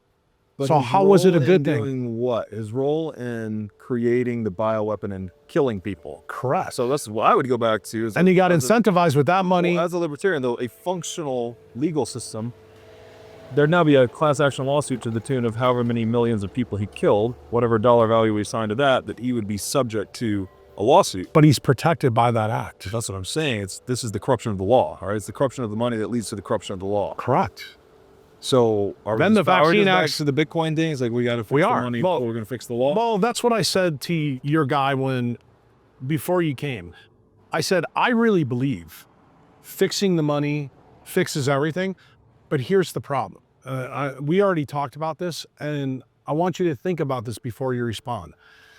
It took Bukele 5 years to go from the most dangerous place in the world to the safest. It's taken Milei 6 months to get rid of 123 years of Peron communism. If we have Trump back in, and he's not going to go after the vaccines, which it sounds like he's not, there's going to be limits on what Bobby can do. If he gives us Bitcoin, that means that we have 25 to 50 years to fix the rest of the stuff. Now, Robert, that's good for you, right? But is it good for me? Is it good for my generation? Is it good for the generation above me? Because remember what I told you, the messenger RNA is going in RSV and the flu vaccine. And you know, even though you're not taking it, but you know that there's a lot of people that are older than you that are going to be subject to that. Do you understand what I'm saying now? So I'm asking you, as a decentralized guy in your heart, and I know you're not a doctor. I know that you didn't take an oath to do no harm. I want you to understand my perspective, where I'm coming from, and why I'm vehement that we No, need to do no. something. Yeah, I well, I don't want to say understand. I appreciate the vehemence, and I try to have my own version of it. I have this spiritual mission against state. It's like when you open the history book, you're like, oh wait, the state did that, the state did that. The state's always done this. Mm-hmm. And so Bitcoin, but in the long run, humanity is triumphing against the state. If you're, Do you really believe that? Pharaoh god kings to 8 billion people on the planet. So we're talking between 550,000 and 17 million people. I'm not saying in it's a 4 straight years. line, but I was saying the zooming all the way out, it does seem like human freedom is triumphing in the longest run. And so, sure, there's been fits and starts and all of those things, but even something like Bitcoin, this like incredible technology for accelerating human freedom could not have existed, right? Absent property rights and absent rule of law to the extent that we had it up until this point, enough to get infrastructure, internet, etc. So anyways, they put a little drop of optimism in there, which piggybacks on the optimism you said earlier, right? Where we can change these things. Oh, I know we can change them, but the problem is we have to, I shouldn't say we have to. There's people right now in Washington, D.C. and around Washington, D.C. that have to expend political capital. Like, remember what I said to you. I don't want you to forget this. Bukele came in armed and took out bad politicians. He removed bad judges. That's political capital. He knew what he was going to face in criticism in the rest of the world. Now, the nice thing is you and I can sit in his country right now and look back on that and go, he was restrained in what he did. He didn't go full on Pinochet. He didn't go full on dictator. Right. You can look around, what people are doing now. Right. Freedom's here. I would tell you the same thing I think is going on in Milei. I mean, I'm not happy that Milei hasn't gone full on Bitcoin, but remember, his problem wasn't totally just a monetary problem. It is, but it was huge government that was so small. But these things go hand in hand. Well, no question, but the thing is how they've chosen to go after it. So I think what I'm willing to do with Trump, I was not a Trump supporter. Bobby and Nicole asked me to vote for Trump. And I said, I'll do that. If you guys tell me that you think that he's the way to go.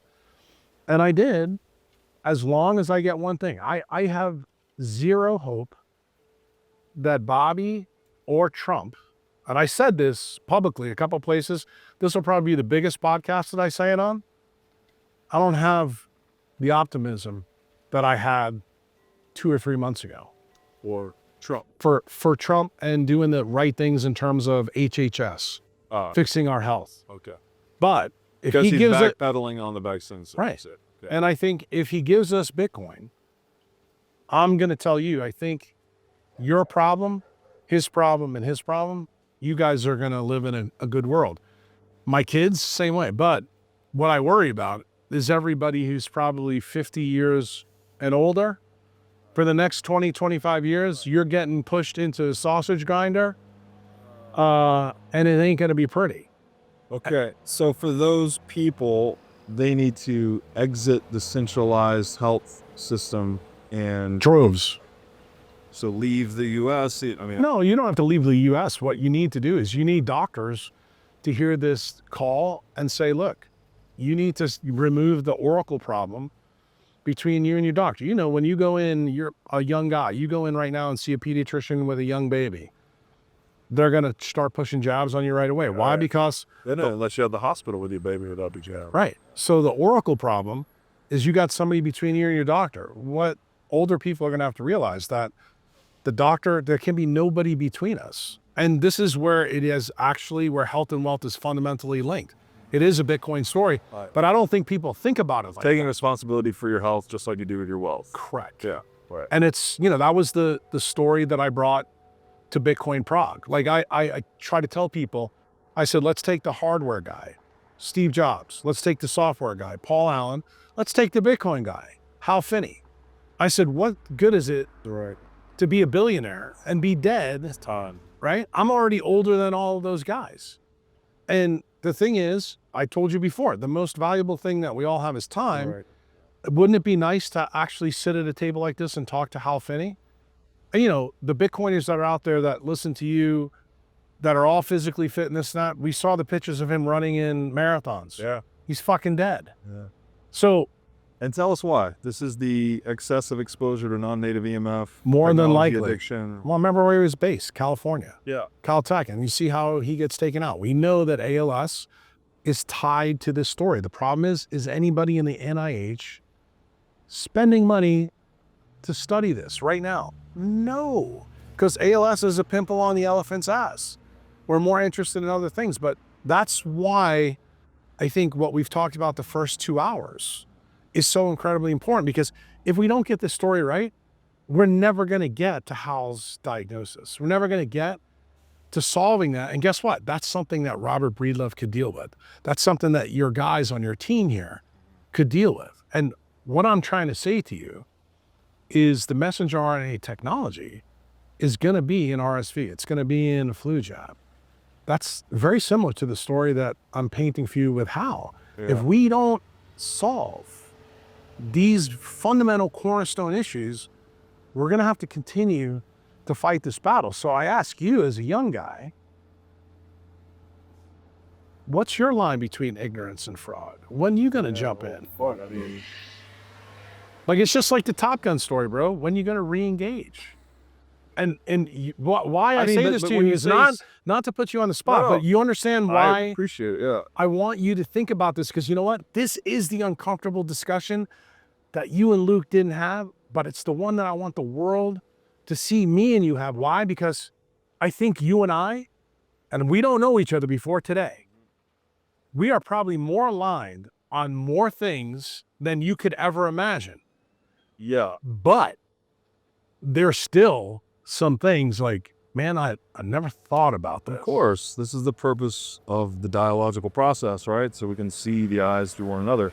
When you say solve this, you brought up the Fourth Amendment earlier. I would say that one, I mean, obviously more fundamentally is supported by the First and Second Amendment. Which fundamentally right now, second we have, but it's been watered down in a lot of states, which you know, the First Amendment, as far as I'm concerned, is functionally gone. Okay. Because of this healthcare issue that I talked about. That's the reason why the propaganda and how the things have been taken out. So let's say I'm on the side of the line where I am on board with and conscious of everything that you're saying. I want to be in, what do you say, between ignorance and fraud. Right. Where's your line I drawn? would like to be, this sounds weird, you're on the side of fraud, but you're choosing not to engage in the fraud. You want to have the knowledge, but you want to deal with it honestly. It's just like a 12-step program, right? You can't fix the problem until you admit it. Right. So what, I mean, which aside from Bitcoin, which we'll definitely get into, but like, what should we be doing aside from promoting Bitcoin? I think, how do we make, I think so we have American Hodl, Okay. June Seth, Robert Breedlove, Peter McCormick, Preston Prish, why aren't they running for office? Because guess what? Because being a politician, But guess what? to me, is like my worst nightmare. No, but guess what? You're not going to be a fraudulent politician. Like, I want you to look at Massey. I want you to look at Bobby Kennedy. Yeah. I mean, Bobby Kennedy buried a hatchet to go with a guy who completely is against him. And I would actually give Trump some credit here too. Trump is also burying a hatchet, in a sense politically, with Bobby for the greater good. So the point that I'm trying to make to you, we can sit behind our computers, we can sit behind our Bitcoin stack, but if not you, who? Right. That's the question So I want you to think about. political leadership would be one avenue for people to go down. But let's say someone's really averse to that, like me, Right. And not have any fucking interest ever in going into that world. Other avenues, entrepreneurship, presumably? Yeah, I would say the number one thing is we need Robert Breedlove to get with a whole bunch of people that you have influence on, and we need to get rid of Senator Warren. Like, to me, that's still you being a politician. Right. In other words, what you're doing now, Yeah. but what you're doing now, now you're becoming a brain surgeon, except without a scalpel, because you're taking out the tumor. Yeah. You see what I'm saying? Like, I hate to almost bring these guys up because I view them as my moral enemy, but A16Z. I have to give them some credit. They spent money and we got rid of Sherrod Brown. He's not going to be, Who's Sherrod Brown? he's the guy that's the Senate Finance Committee chairman that ran Operation Chokehold 1.0 and 2.0. He worked in concert with Elizabeth Warren. Oh. This is the guy that Nick Carr's done a lot of talk about. Caitlin Long has done a lot of talk about. So removing a guy like that, I would say in this election, we, meaning Bitcoiners, we've been partially successful. So I would say to you, I would like for you to continue your sphere of influence as I become an old man and I can't fucking scream at people like I do on podcasts. I want you guys to say, this is my little Jack Kruse splinter in my foot. Every time I step on it, I remind myself, Elizabeth Warren is still an active senator and we need to get rid of her. So you're handing us the torch. I'm not handing you the torch yet. in What an I'm doing illuminating way. is you're hanging around my fire Yeah. and I'm giving you hot chocolate and marshmallows and telling you, Robert, it's the mark of an educated mind to take something you fundamentally do not believe, examine it, without accepting either. and then say, is Uncle Jack really crazy? Or maybe is there some magic Yeah. to what he's saying? Because guess what? Does Safedine have a role here? I do. Safedine has got his own issues, his ideology, but his ideology right now is very valuable at this time because he knows what's happened to Palestine. He knows about the Balfour Declaration. Yeah. He knows about all these things. But guess what? I need him more focused and not with the hatred in his gut. Well, how could you not have hatred when you're living through that genocide? Bro, I just told you, between 550,000 and 17 million people. Yeah. I'm here talking to you right now, But it's happening advocating right on that. now. It's happening right now, every day in your own backyard. I Okay. can see why. Guess what? It happened multiple times in history. Yeah. That's why the USS Liberty got taken out right before the 7 Days War. I mean, I just think about it through, if someone was, I grew up in Tennessee, someone was invading Tennessee right now and murdering children and, women and for years, I would be fucking irate. Mm-hmm. I think Alex Safedine is totally in the right that he's calling this genocide what it is. And as an American, by the way, I had to swallow that bitter pill that I had all this latent programming, I thought it was some interminable religious conflict that we couldn't do anything about. And for some reason, we're over there fighting for oil. But the reality is, It's a Bitcoin story. It's a big one. It is a Bitcoin story. And it starts with those guys in the Rothschilds. That's what the Balfour Declaration is all about. Right. And it's about World War I. That was the document that promised the Rothschilds their own nation. It was written on November 2nd, 1917, where the Rothschilds got okay from the king. Yeah. Because in World War I, Treaty of Versailles again, Palestine was given, because the Ottoman Empire failed, Palestine was given to the Brits. So what did the Rothschilds do? Let's fulfill what's in the Talmud and make Israel. But what you need to know is on November 2nd, 1917, 98% of Palestine was Christian and Muslim. Yeah. 3% were Jewish. Right. And what was the idea of the Rothschilds? Where did World War II come from? Where did Hitler come from? This is the part of history that's not in the books yet, but I can tell you there's a guy coming next year who's going to validate what I'm going to tell you now, because this is really going to turn your stomach. One of the biggest criminals of the 20th century is the royal family, specifically with Churchill. They come up with an agreement called the Transfer Agreement. This is why they prop Hitler up. Hitler wasn't designed to kill the Jews. He was designed to take all their money, put it in a Rothschild bank. Hitler would seize the bank, and they would send the Jews to Palestine. That's what the real final solution was, not what you were told in your history books. Where is that? Well, I'm going to tell you. I'm going to tell you where the information comes from. It comes from me doing deep dives in archives of chemical companies, finding out what's in the walls of the gas chambers, and actually the sheer mathematics of what people have you believe. Now, what I just said to you probably is going to get you in trouble wherever you put this on, but here's the funny part. This is all for entertainment purposes, anyways. The guy that's now beginning to study this is a guy that's on Twitter named Martyr Made. I think his name's Dylan Cooper. He is an academic who's now decided to study this. This is his next big project. And he famously said, I think it was to Tucker Carlson, he goes, yeah, Tucker asked him, who's the one guy in history that you think has been totally mischaracterized as a good guy, is really a bad guy? And he said Churchill. And when he said that, Uncle Jack's ears perked up. And then he said, why? And I said, oh, he knows about the transfer agreement. He knows about the Mandat Concordat.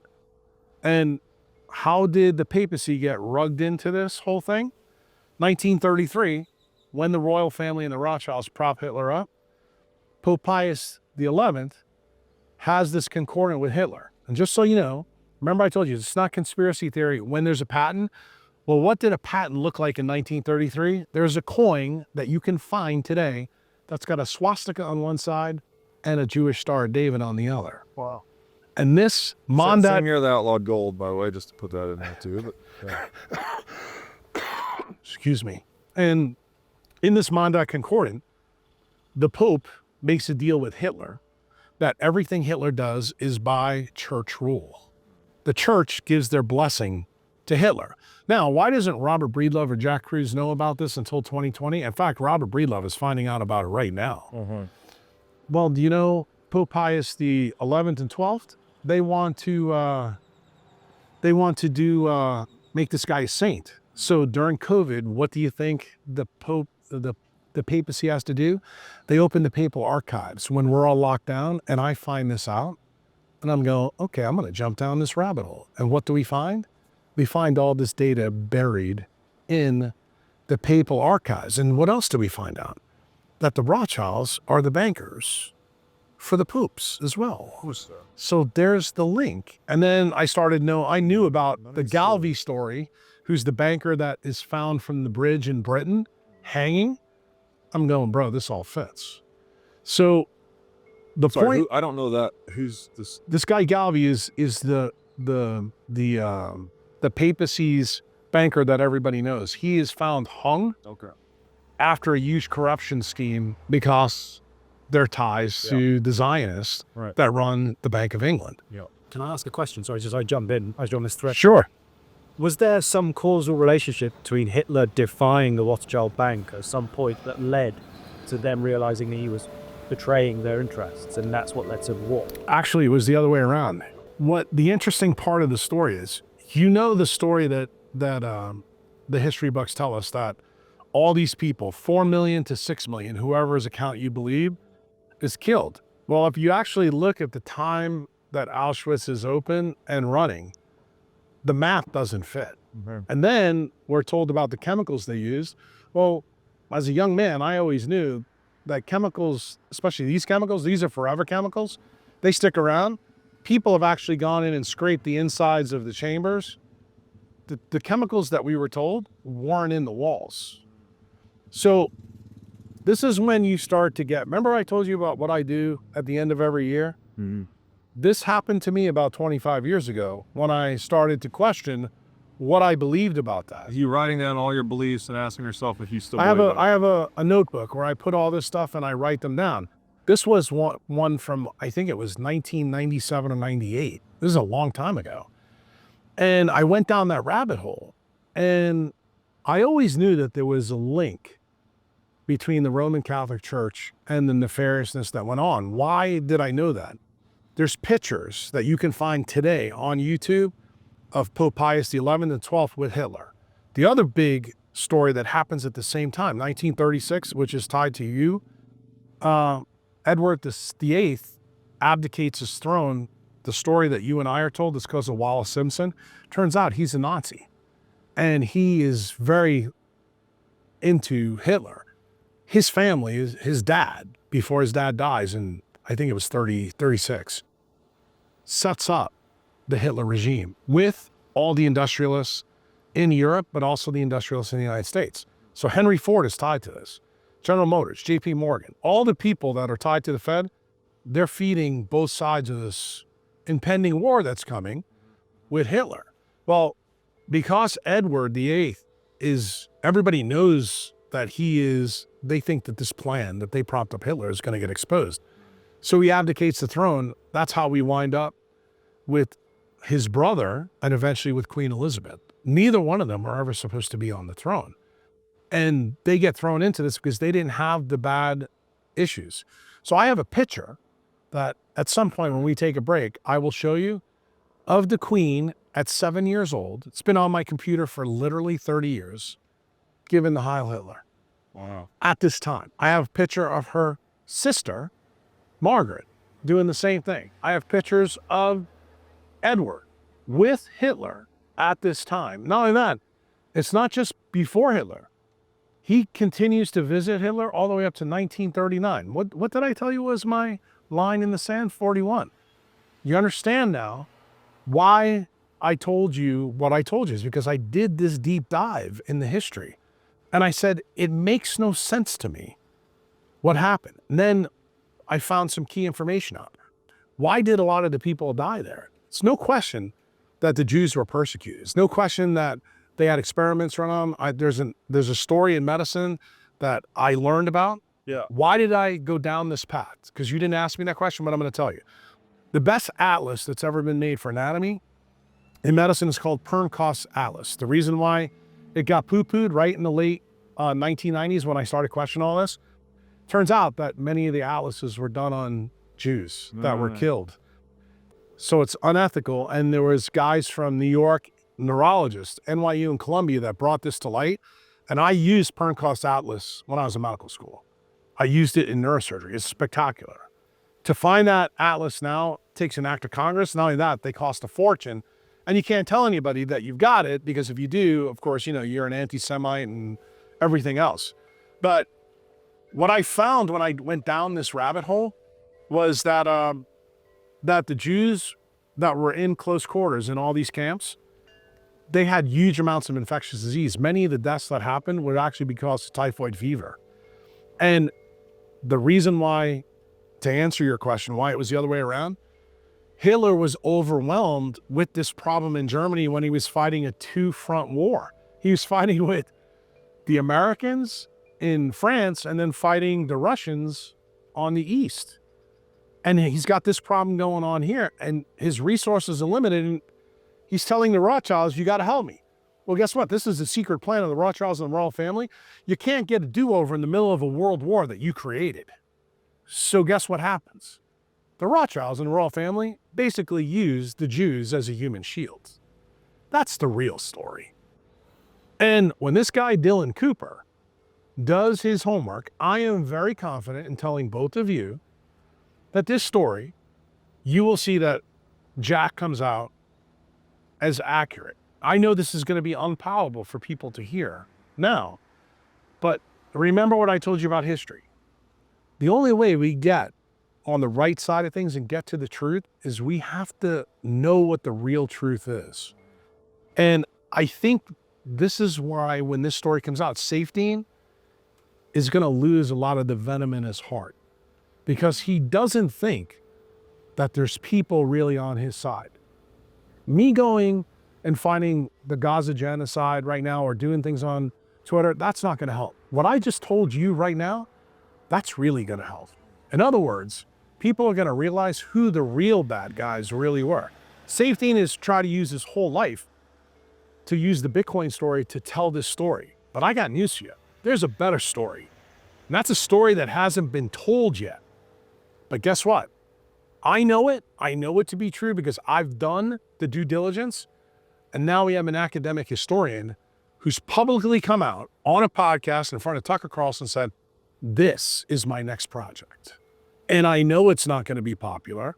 And I know it's going to challenge convention. But Robert, this is how we change the world. What is that project? I don't know what he's going to call it. Oh. But he just called it his next project is to go into all the story between Okay. the royal family, Rothschild, Hitler, and expose it. Let me ask you this. So the atlas you were describing, what is the justification for censoring that, even if it's created out? I heard about this from my wife, actually, because she studied biomedical science, but I'll tell you what it is. It's like like decentralized side, there's no good defense of it. But remember, this is where the story that Danny didn't want to go down, the Mossad story, the Israel story, the Zionist story, these people the B'nai B'rith, those are the people I told you about pre-Civil War. These people want to keep those people as clean as they possibly can through history. You define these people, those people. Yeah, those are the guys that came over from Saxe, Coburg, and Goethe. They're the ones that started B'nai B'rith in the United States. And B'nai B'rith is? B'nai B'rith is the forerunner. That's what the name was for the Anti-Defamation League. Good. And what's become AIPAC, which is what JFK wanted to ban. It's the foreign lobby Okay. of Israel. Okay. And the sacred cow, right? Correct. It's right now. It's right now. Get untouchable at every aspect. It has to be untouchable for the Zionists. And this is where, I think a lot of people are, I know Danny was very uncomfortable with this. Jews and Zionists aren't the same. There's a couple of guys on Bitcoin Clubhouse. Every time I say this, it makes their skin turn. Why? Right. But I have to tell you, I grew up in New York City, so I know a lot of Jews who actually feel the way I do. Sure. I don't think you probably know the story because you probably haven't listened to all the podcasts that I've done, but how did I learn all this stuff about B'nai B'rith? You know who taught me about fractional reserve banking? Theodore Silbert. He was the CEO of Sterling National Bank on 57th and Madison Avenue. I worked for him for 2 years when I was 15 to 16 years old. Okay. And he was a card-carrying member of B'nai B'rith. When this was going on, this is when Trump took over Waldenberg Park and built a park. You could actually see the new skate rink being built from Mr. Silbert's penthouse. And I would go and dig their Rolls Royce out of the snow when I had snow days. And his wife would see me down there and she said, look, let's bring him up. Because my dad was a doorman of their building on Fifth Avenue. And I went up to their place and they were very nice to me and we built a relationship. And that's when Mr. Silbert said, he goes, well, your dad tells me that you're a really good athlete and you're really smart. So he started to give me, how shall we say, history lessons about things that I didn't know about. And one of the questions, he said, well, you're allowed to ask me any question. He said, what do you really want to know? And I said, Mr. Silbert, tell me why my family's born while your family's not. I said, your wife told me that you're getting ready to give your grandson, who's 13 years old, he's making his bat mitzvah, you're getting ready to give him $1 million. I said, how can I do that someday for my son? And guess what he did? He sat me down and he told me the story about how B'nai B'rith came over to the United States, started telling me how he got into banking. He said, Jack, he goes, there's an axiom with my people.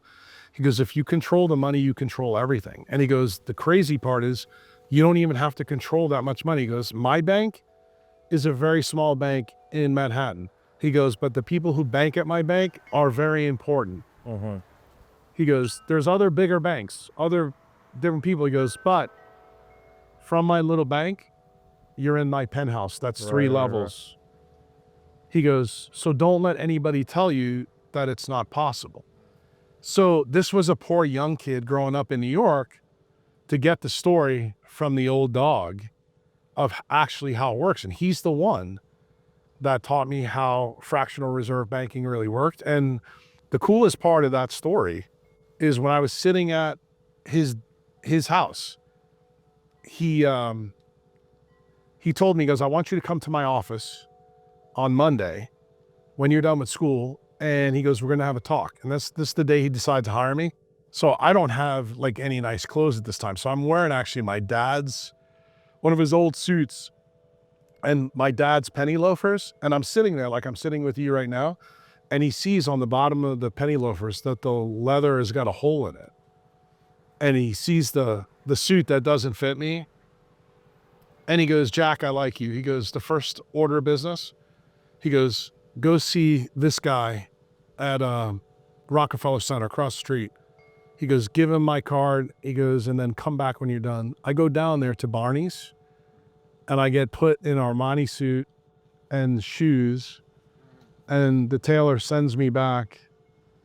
And the first lesson he gives me, he goes, if you're going to work for me, you have to look the part. He goes, you're going to get ready to walk into Chase Manhattan Bank.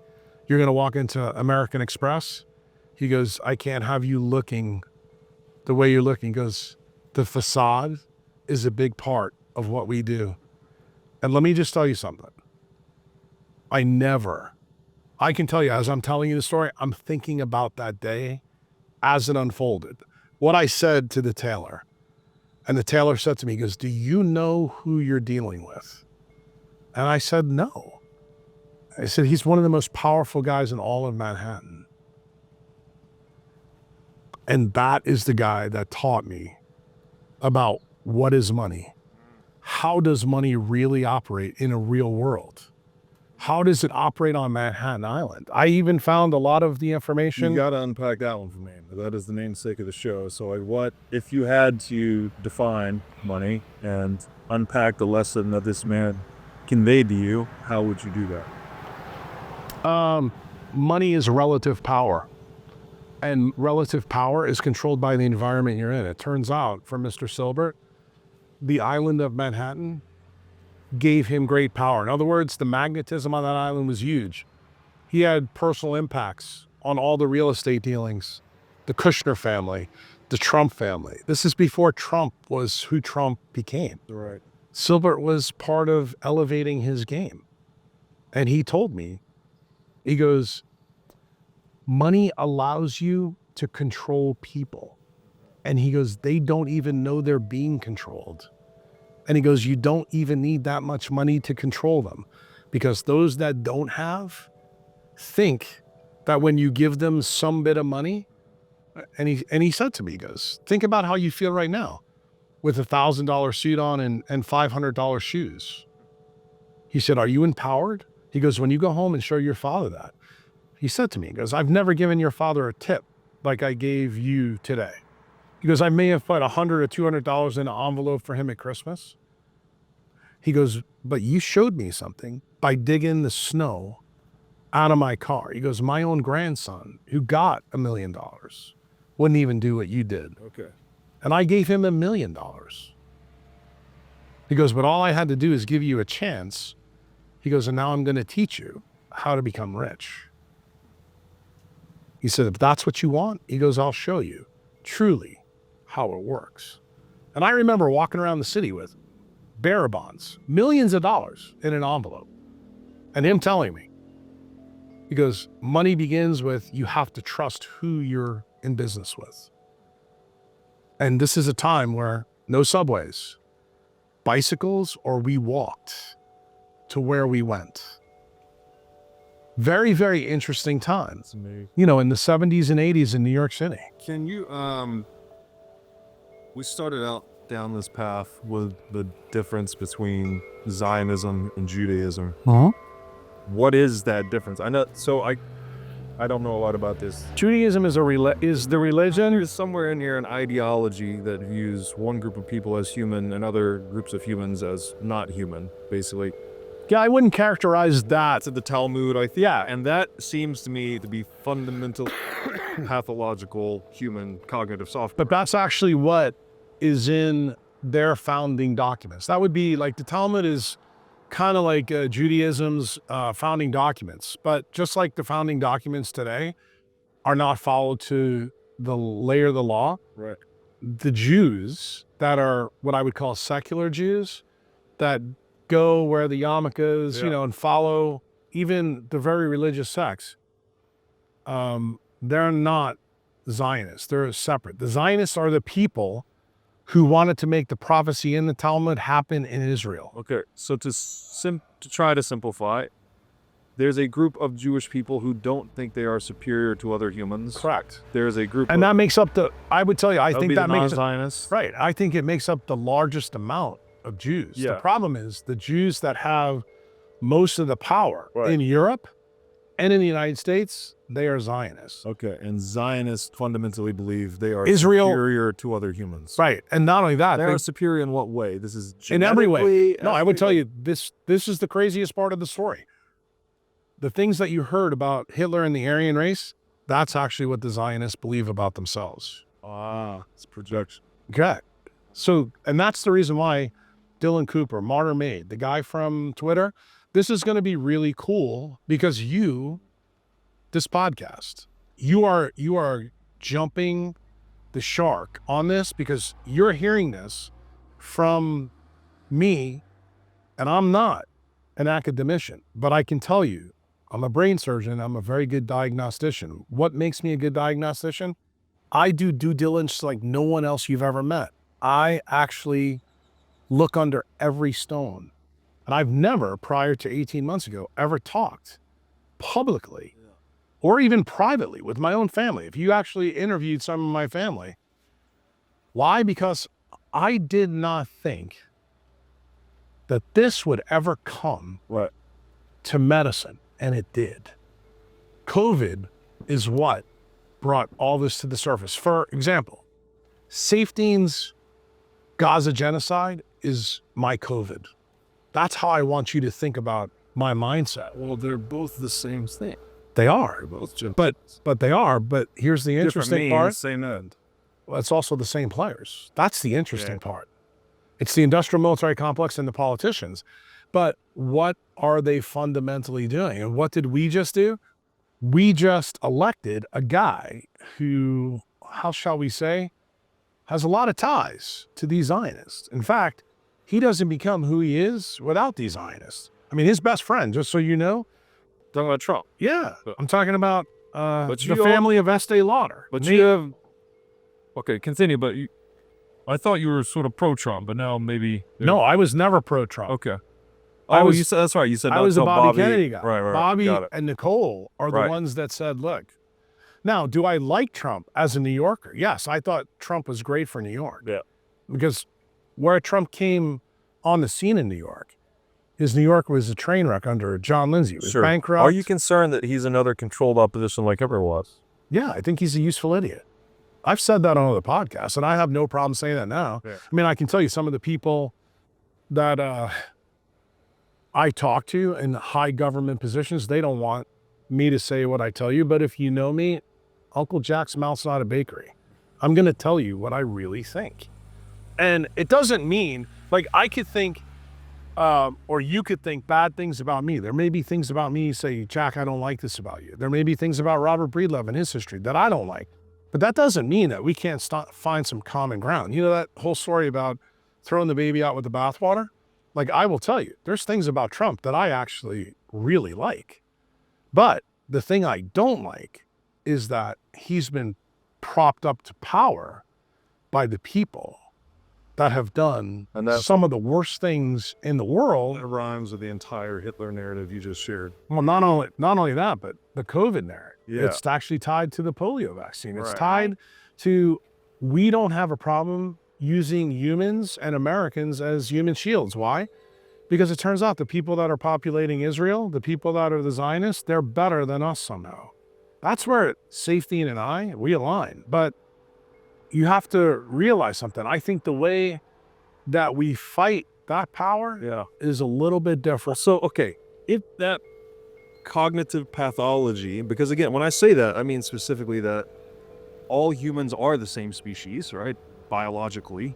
Well, if you have an ideology unless you says, took the jab. Now you're a GMO human. Okay, well, before we get on that path, pre-jab, we're all actually one species. If you adopt an ideology that says, no, we are superhuman, you are subhuman, then your ideology does not map onto biological reality. That's what I would call pathological, basically. I think wrong. I think it's what you and Luke talked about. It's sociopathy. Okay. They're Sociopathy. sociopaths. Yeah. And you have yeah, to realize sociopaths tend to be very successful. So- they tend to go very high in the corporate Right. world Okay. and they become invisible. Okay. And that's how they run their Wizard of Oz behind the screen. What can we do about that? If it's rooted in, it sounds like it's Show rooted me in your the right arm again. Talmud. Bitcoin. I know. There you We're go, talking bro. A lot about Bitcoin. That's the answer. So, That is okay. the answer. And guess what? That's does- why I'm trying to does tell you that- that the same key, listen to me, the same key opens the door to heaven and hell. Like, we know the bad things. I'm opening the can of worms for you about Trump. That's the bad things. Remember, he's the dude with Bobby that's like, let's make Bitcoin a reserve asset. Now, why are we happy about that? Well, we have Bitcoin. They're going to pump our bags. We know that it's going to lead to freedom. What's the bad thing? If you're a true Bitcoiner, cypherpunk style, like Len Sassaman, Peter Todd, David Chaum, no, they don't want this. This idea that's percolating right now is Michael Saylor's creation, that we want Well, you We mean, want- I mean nation state adoption. Well, yeah, no, that we want the government somehow involved in it. I would tell you, to be honest with you, inevitable though? How could you ever keep the government from getting involved? I think they're going to get into it, but anything I of think, value the government inserts itself into it. but I think Bitcoin can remain the power base of the people, the alloidial title of man. I don't think it can be corrupted. I agree with that. They're trying all they can. Lutnick, Fink, Right. all the guys that are around Trump that are jockeying for position. I'm even going to tell you, Saylor, the guy that I know that you like, you've done a podcast with. I've said to one of you guys before, there's no sacred cows with me, brother. I had dinner with the guy. You know, Chatham rules, so I can't tell you what went on. But there was 2 Bitcoiners in the room, had a huge discussion with Mr. Saylor. I could look. I've talked. And we're not, private- I'm just going to tell you. I can imagine that the sparks were flying. Is all I got to say, because I know how he feels about talking about some of these things Correct. publicly, and I know how you feel about talking about some of these things publicly. But that's what I'm trying to tell you. We can still be in the same And for what family, it's but we worth- can fight with each yeah, other. and for what it's worth, I actually lean a little more your direction, because I mean I think he's playing a different game. He is, right? He's a different level, different game. He's different like Theodore targets. Hilbert. Yeah, exactly. He's way above our pay grade. No, that's fine. You play that game, he's playing it fucking brilliantly. However, that doesn't mean there's not other games to be played. Well, you know, one of my friends that kept me on Twitter, Jack Dorsey. Yeah. He's got way Right. more Bitcoin than fucking Saylor, Yeah. and he's playing a totally different game. So what am I trying to tell you? I've surrounded myself with people that have different ideology. What I'm telling you, the ideology isn't a big issue. Yeah. What I'm saying to you that I want to sit down with my enemies at the table. I want to understand your argument, and then I want to parse it, do my due diligence, and I'm going to take away from you the things I need to take away. Right. But then via negativa on the things that I find superfluous. Okay. Let me ask you then. So you said Bitcoin was a solution to a pathological ideology. Let's assume Bitcoin fully monetized, fully at its pinnacle of success in the world, and these ideologies still persisted. You're saying that they just wouldn't be able to wreak as much damage, even though, because it would still, like, this would still introduce some at least unethical behavior, right? If you assume that if I, even my heart of hearts, that I'm a superhuman and you're a subhuman, well, I mean, I eat cows, right? They're not human. I eat them. So doesn't that implicitly justify some pretty atrocious acts from me against you in that world, even if Bitcoin is monetized? The way you framed that discussion, I'm going to agree with you. But the way I want you to think about it, or not you to think about it, but the way I want you to understand Uncle Jack, I want you to think about what happened 65 million years ago in the Yucatan Peninsula, where small little rodents took over the world from T-Rexes. It's more like that. That gradually, over time, that the T-Rexes are now flying around in the trees around us right now. And are they doing the same thing to the mammals that they were doing then? The answer is no. And remember what I said to you before in your Sailor series, you guys did a really good job of parsing out the case that the thermodynamic energy really is the fiat money to fuel the industrial military complex. What is Safety's real problem? What is your problem? What is my problem with the Zionists? It's actually the war machine. And I think, you know, Jason Lowry's done a good job in his book. I think you've done a good job in many of the podcasts you are. So I guess how I'm answering your question is that in due time, it will be taken out. I think the problem is that Safety wants it solved tomorrow. So you think incentives then reshape ideologies over time? No question. Okay. I mean, just think about how we got all the gay people that we got in the world today. Without screen technology, it never happens. Right. Like if we stayed, you know, with black and white TV, I don't think we get the freak show that we get in many of the cities we have. All right, so you're starting to get into the light story a little bit, which I do want to get into. Just so you know, this is all a light story because Bitcoin runs on electricity. Of course. And the way the mammals survived is that, well, we generate our own light, right? Where the reptiles were very dependent on the sun, which was blotted out for X number of years after the strike on the Yucatan Mammals Peninsula. were forced to be under the ground because it was not safe to be outside. And then when the environment changed Right. and all the big predators were gone, Right. We had endogenous light. well, no, They needed we came up and our melanin was in our fur and our outside. And when the light hit it, we absorbed more, and that allowed us to suck the melanin inside and then become who you and I are. And That's the become whole. more, and this is also the neuromelanin intelligence. This all is that. the whole 10-hour Huberman podcast with Rick Okay. Rubin. I definitely want to get into that, but I think maybe since we did history of conspiracy theories day one, we'll stay on this track. I have to ask you, given that Bitcoin is this meta solution to so many problems, you have a very interesting take that I've heard you unpack on the identity of Satoshi Nakamoto.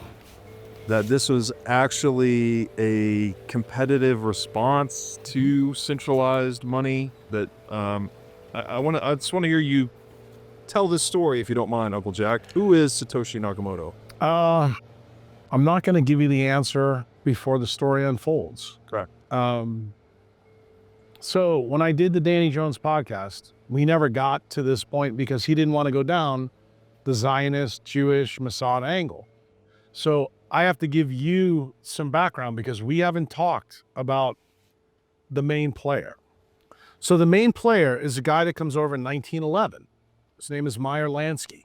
Comes over with another guy This is named the same guy that's in, I think, Boardwalk Empire, right? Correct. The show? Yeah. Okay. and Mo Dallas, and another guy that they made a movie about, you've probably heard of, Bugsy Siegel. And what happens is these guys start out in the Jewish mob that was mostly in the Midwest, like Detroit, Cleveland, that area. And remember, Woodrow Wilson passes not only the Federal Reserve Act around this time, but also the income tax law. So what's the first thing that these new guys, immigrants that are coming over, they have to figure out how to launder money. So where does laundering money, the term, come from? Mo Dallas, Bugsy Siegel, and Meyer Lansky use laundromats in this part of the United States to circumvent the income tax. Then they do something even crazier. They know that prohibition is coming. They connect with the Bronfins. You know, the Bronfins to this very day, also Jewish immigrants, live in Canada, but they were also based in the United States. Lansky becomes their front. What is Lansky's claim to fame? He's an idiot savant when it comes to money. Like, you give him the rules of engagement, he'll figure out how to get around the system. So he then is the major salesman, both in New York, in the Midwest, and eventually to the rest of the world through all of Prohibition. He makes the Bronfins fabulously wealthy. This is obviously when he gets on the radar of all the people, you know, in the FBI. Remember, the FBI forms in 1908. This is right around the same time. Lansky realizes he has to stay one up on the lawmen. So what's one of the things that he's famous for? All the things that you hear about Mr. Epstein, Lansky is the architect of this whole plan. He's the one that set up pedo rings, sex rings, all kinds of traps, and he ensnares the early FBI director, J. Edgar Hoover. Oh, this is a blackmail thing. Correct. And that's how he got him. He got caught up in Lansky's blackmail thing. But as I told your compatriot earlier, Lansky was smart. Lansky never had assets tied to him. He controlled people. And what did he do? By keeping J. Edgar Hoover clean. Like, none of the stuff, all the stuff what we know about J. Edgar Hoover today comes out way after J. Edgar Hoover's out of power. Lansky uses this to control him his whole entire life, all the way until the 70s, okay? So Lansky becomes extremely popular, grows up while he's a young immigrant, and meets Lucky Luciano. That's the Italian mob. The Italian mob is the shoot 'em up guys. The Jewish mob are the guys that are the bankers. They become the accountants from Murder, Inc. They form a criminal enterprise. This would be like a RICO, a conspiracy. And Lucky Luciano really took a liking to Lansky. And then when they found out how talented Lansky was, that he could figure out financing for any deal that they want to do, Lansky business acumen is brought into the Italian families.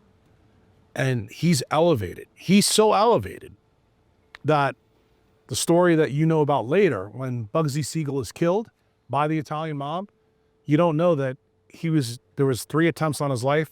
Meyer Lansky stopped the first 2 because Lucky Luciano knew. What was the first two attempts about? Is Mo Dalitz and Siegel setting up Vegas in the desert, which was the craziest idea ever. But why did they seek the desert? This is how the Jewish immigrants thought. Like, why do we want to stay in New York or in Detroit or Cleveland? Let's go where there's nobody at. Nevada, in a desert. There's nobody here. It's the Wild West. No law. There's no law. That's actually their original mindset. And when they sold that to the Italian mob, they're like, okay, this makes sense. Wasn't their big play. Their big play was down in Cuba. Then magically, what happens? The deal in Vegas continues to lose money, but then the revolution with Castro happens and the moneymaker goes bye-bye. So that's when the Italian mob turns around and says, look, we're spending millions of dollars here. We're not getting a return on our investment. We're going to kill Siegel. Lansky cockblocks it twice. Finally, the last time he couldn't cockblock it, the mob takes out Siegel in the Beverly Hills Hotel. I think it's like 1940, 43, somewhere around there. What happens within 2 hours of the hit? Mo Dalitz, Cohen, and Dalitz, I should say, and Meyer Lansky walk in to the Flamingo Hotel. Everything is turned over to these two guys. Within the first 60 days, they remove the clocks, they paint the glass, and they bring the one-armed bandits in. Why does this all happen? This all happens because Mo Dalitz, not Meyer Lansky, asked a question of the guys gambling. We noticed that our takes all go down right around 5 or 6 o'clock. And they're like, yeah, the reason it goes down is because you guys don't have any food here for us to eat. There's no drinks. So the first thing he does, he sets up buffets. So the big buffets that, were a staple of when I grew up in Vegas, not when you guys grew up. No, they're still there, actually. Well, I lived there 5 years. All right. There's an echo of them, yes. Well, this became a feature of Las Vegas from the mid-1940s all the way in through. This stuff happens in Cuba. Then they paint the windows. Like if you know the downtown, I think it's Fremont Street. Yeah. That casino was the first one that has its windows painted right on the street. Golden Nugget? No, it wasn't a Golden Nugget. It's the one that's on that street. I can't remember the name of it, but I think it's called the Fremont Casino. It's Fremont Street. Yeah, there's a Fremont Casino. Yeah. I think that's the one that I'm talking about. That's where they do the test case before they do the Flamingo. Yeah. And then the clocks are gone. And what do they know within 2 months? The Italian mob starts seeing the prices go up. So this is not any science at all. This is just Jewish mobsters being crafty and paying attention to their customers. Sure. And what Dalitz finds is that he doesn't have to hold people up. He actually can feed them, give them alcohol, put girls in skimpy costumes, and next thing you know, they're staying all night. So the coffers go up. So guess what happens? Not as profitable as the other casinos that they have in Cuba. But then when Castro happens, there's a huge void. Right. It's only Vegas. So then Dalitz really ramps it up. And Meyer Lansky, at this time, this is all going on. If you remember the story that I told in other podcasts, and we tangentially tied to it. How does Lansky become the rock star of the industrial military complex? So remember we talked briefly about the Manhattan Project. Why does it have the name Manhattan? Well, when it started, it was on the 67th floor of the Empire State Building, okay? That's where it started, 1942. This is after Einstein's letter to FDR in 39, warning that the Nazis are going to be building a bomb. They take the threat as credible. What do they do then? General Kruse replaces Albert Compton. Compton is a scientist. You may not know this, but Compton scattering from X-rays, that's what it's named after this guy. He's a very accomplished scientist. Kruse replaces him. What's Kruse's claim to fame? West Point, MIT trained. He's an engineer and a military man. He's going to lead the biggest engineering project in the history of the world. So he turns around to the two guys that FDR hooks him up with, which are the two Pilgrim guys. That's John Foster Douglas and Allen Dulles. And he sends them to Europe to procure the scientist that Einstein tells Kruse you need to get as part of this program. Dulles goes over there, and that gets the name Operation Paperclip. Many people who listen to your podcast, who's listened to Danny's, thinks that Operation Paperclip started after the war. It's not true. It started before the war. That's actually how we got the guys. Kruse makes a big decision. This is where Oak Ridge, Tennessee is made. This is also where Hanover, Washington is made. They're going to be doing the uranium and the plutonium.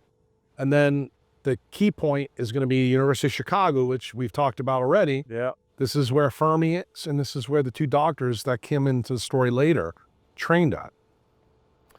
So in 1942, the war is on.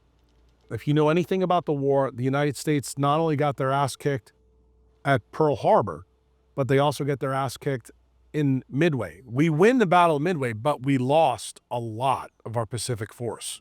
So the United States is effectively already fighting a two-front war. Eisenhower, Patton, MacArthur are fighting the Nazis in Europe.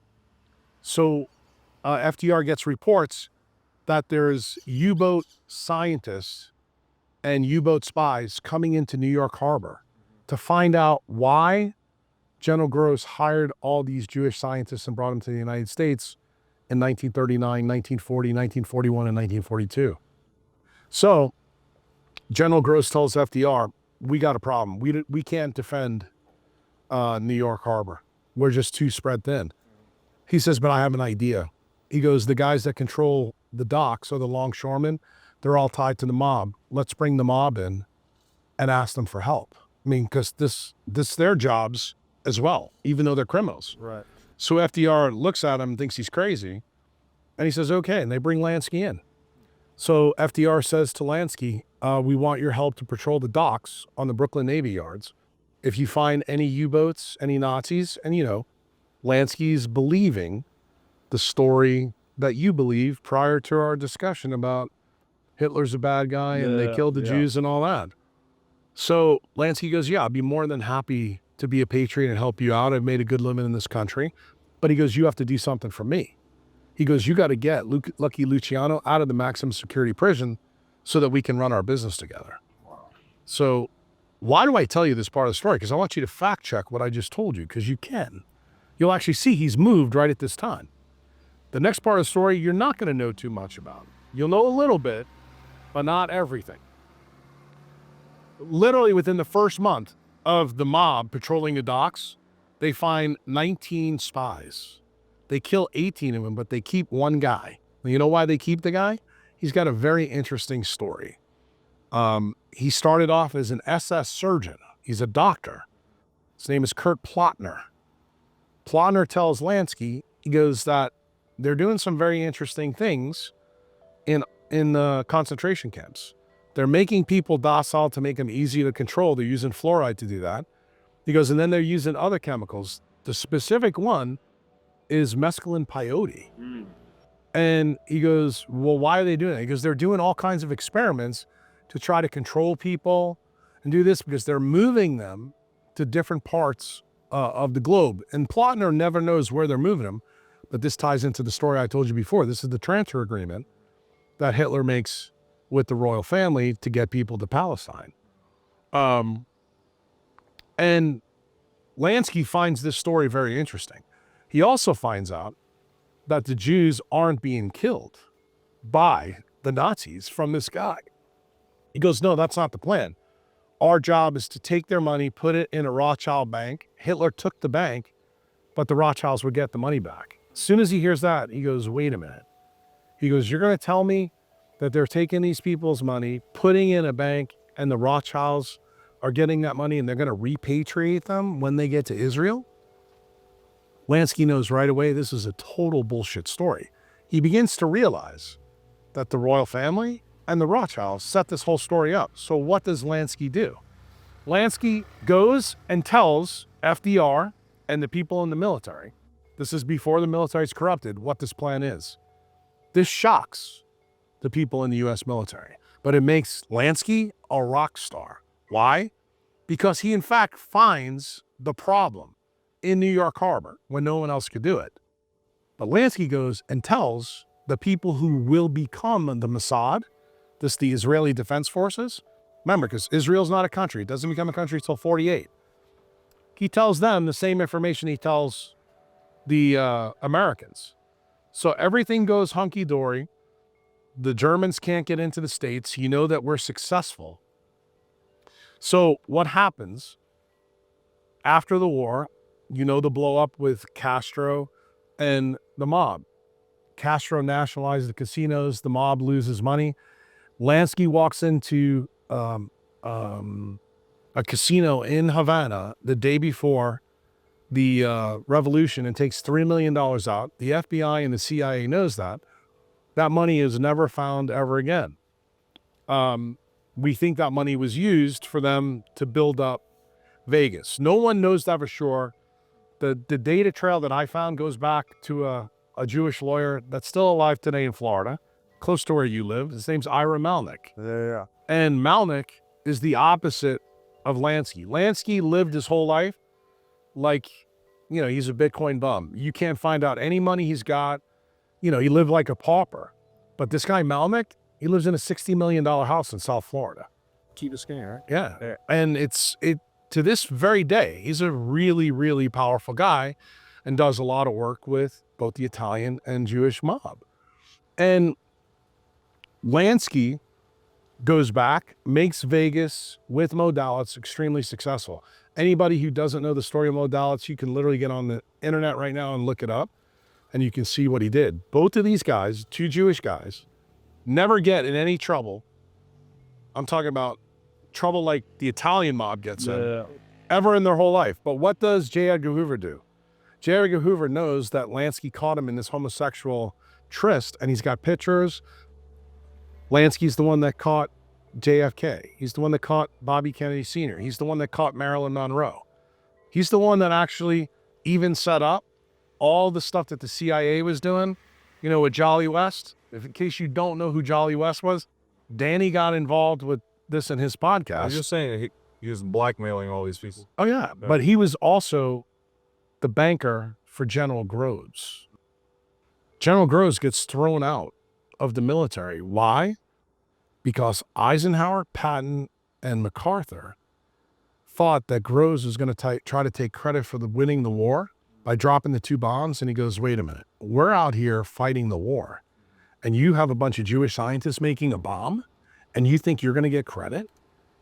And this infuriated Eisenhower. So what happens?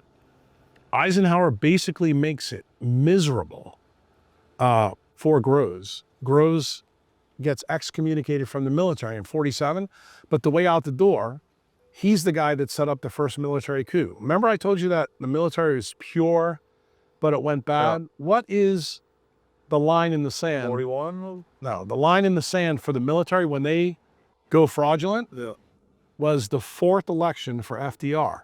The vice president for FDR for those 3 times is a guy named Henry Wallace.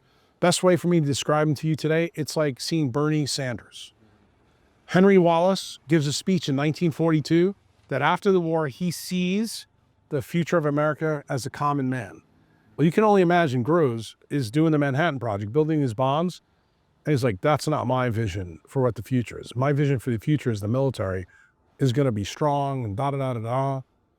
And in the 4th term, the polio / Guillain-Barré is getting so bad, Groves knows that FDR is going to die. So he goes to the most powerful guy in the U.S. Senate, is a guy named Jimmy Burns from South Carolina.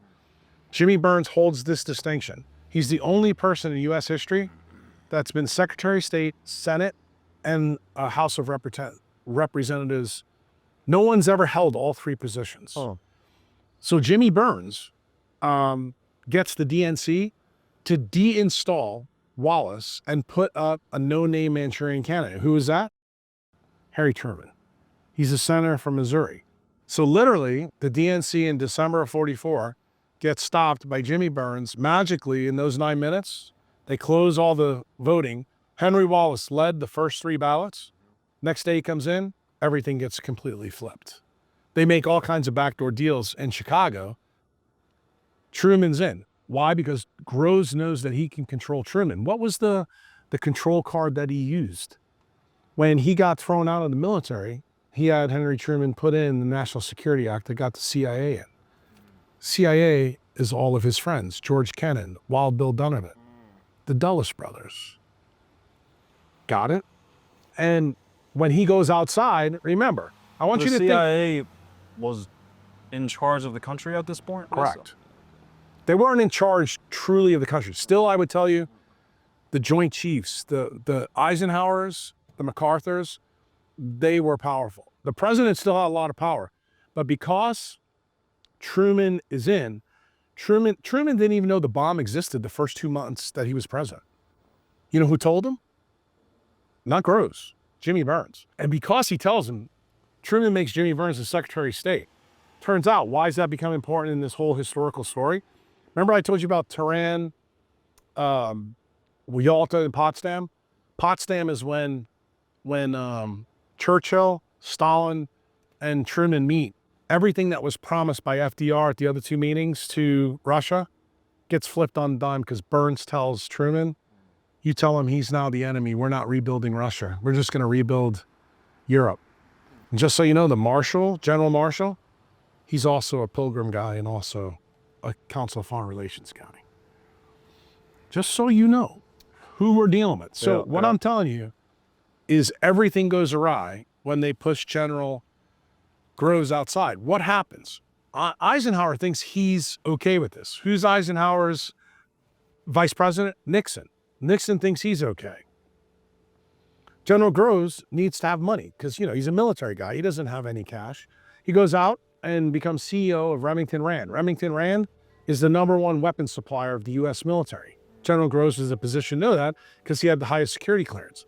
He becomes a messenger, and then he finds another company, very crazily, called Burroughs. Burroughs sells calculators, mini computers, flashlights, but they're big electronics. He merges the two together. You know what those two companies become? Sperry. What does Sperry get renamed? Gets renamed Unisys. What does Sperry do in this whole time outside the military? They make UNIVAC computers. UNIVAC computers that they wind up selling back to the U.S. military. Do you know why? Because in 1957, the Russians put Sputnik up in space. And this caught Nixon and Eisenhower completely by surprise. But guess who didn't catch by surprise? Groves, because Groves knew what was going on because of his time in the Manhattan Project. That's when Eisenhower has to bring Groves and his industrial military complex back into the federal government. What was that called in 1958, Robert? DARPA. First name was ARPA. What was the first project that ARPA did? First thing Groves did, he linked Stanford, Johns Hopkins, all the little colleges that you learned about in COVID together with a computer network. Yeah. Got it? Something else happens. Eisenhower changes the name in 58 to DARPA. And then I already told you about Eisenhower's little farewell speech and that the biggest risk, why? Because he didn't trust Groves at any level. This proves to you that I'm right. But what's happening outside the scenes? How does Groves get the money? He starts working with Meyer Lansky. Meyer Lansky is bringing Groves money left and right, hand over fist. Who introduces Groves to Howard Hughes? Meyer Lansky. So guess why Howard Hughes is linked to this whole story? Because he now becomes the benefactor. He's like the Rockefeller that wasn't tied to the banking institution. He was the bank for Meyer Lansky and General Groves that fueled the growth of the industrial military complex outside the military. So when General Groves retires, he's officially done in 61. Remember, all his people now are brought back in for 3 years into Eisenhower's White House. We have the election, Kennedy comes in, you know the story there. Meyer Lansky, now J. Edgar Hoover is on his ass about that $3 million I told you he found. We have the best forensic accountants in the world in the IRS, and they can't find out a goddamn place where this money went. It's like it vanished from the face of the earth. J. Edgar Hoover is beside himself because he knows that he has to get Lansky on some kind of deal like they got Capone like tax evasion, to get him and sidetrack him from being a problem for him. So what effectively happens is they can't catch anybody in Vegas for almost 13 years. And then we have a change with LBJ coming in into Nixon. And Ira Malnick finds out. Ira Malnick, just so you know, how did he become tight with the military? He worked in U.S. Army intelligence 53 through 57. So that's why he's connected the story. How did I find all this out? I found this out when I met with Becker at our famous 2007 meeting, because he's the one that figured out who canceled him. It was all the guys in the industrial military complex. So when I started to learn about all these things that Lansky was doing, I thought it was interesting. Becker told me something that I will never forget. And I thought it was a minor part of the story. He said, Jack, have you ever looked at the Munitions Act that was created after World War II? And I said, no. He goes, you're going to find something very interesting. Cryptography is part of the Munitions Act. Right. And do you know why that was the case? He's the one that clued me in. He goes, because Turing didn't do what everybody thinks he did. He was sending messages from the royal family and the Rothschilds to the Nazis. That was the only way they had communication. The second way is what I told you. The King of Spain had a cousin that was a runner between the papacy and there. That's how they kept the connection going. And the reason why they made it part of the Munitions Act is because it was so successful that nobody ever found out the real story, what Turing was really up to. Right. This came up decades later with the BitTorrent case where they're trying to, Correct. I'm sorry, PGP, not BitTorrent. Right. Pretty good privacy software. Yeah, they were trying to classify it as munitions to prevent its exploitation. Correct. Yeah. So that's what brings us to the next part of the story. So in the 60s, J. Edgar Hoover is going fucking crazy to figure out what happens.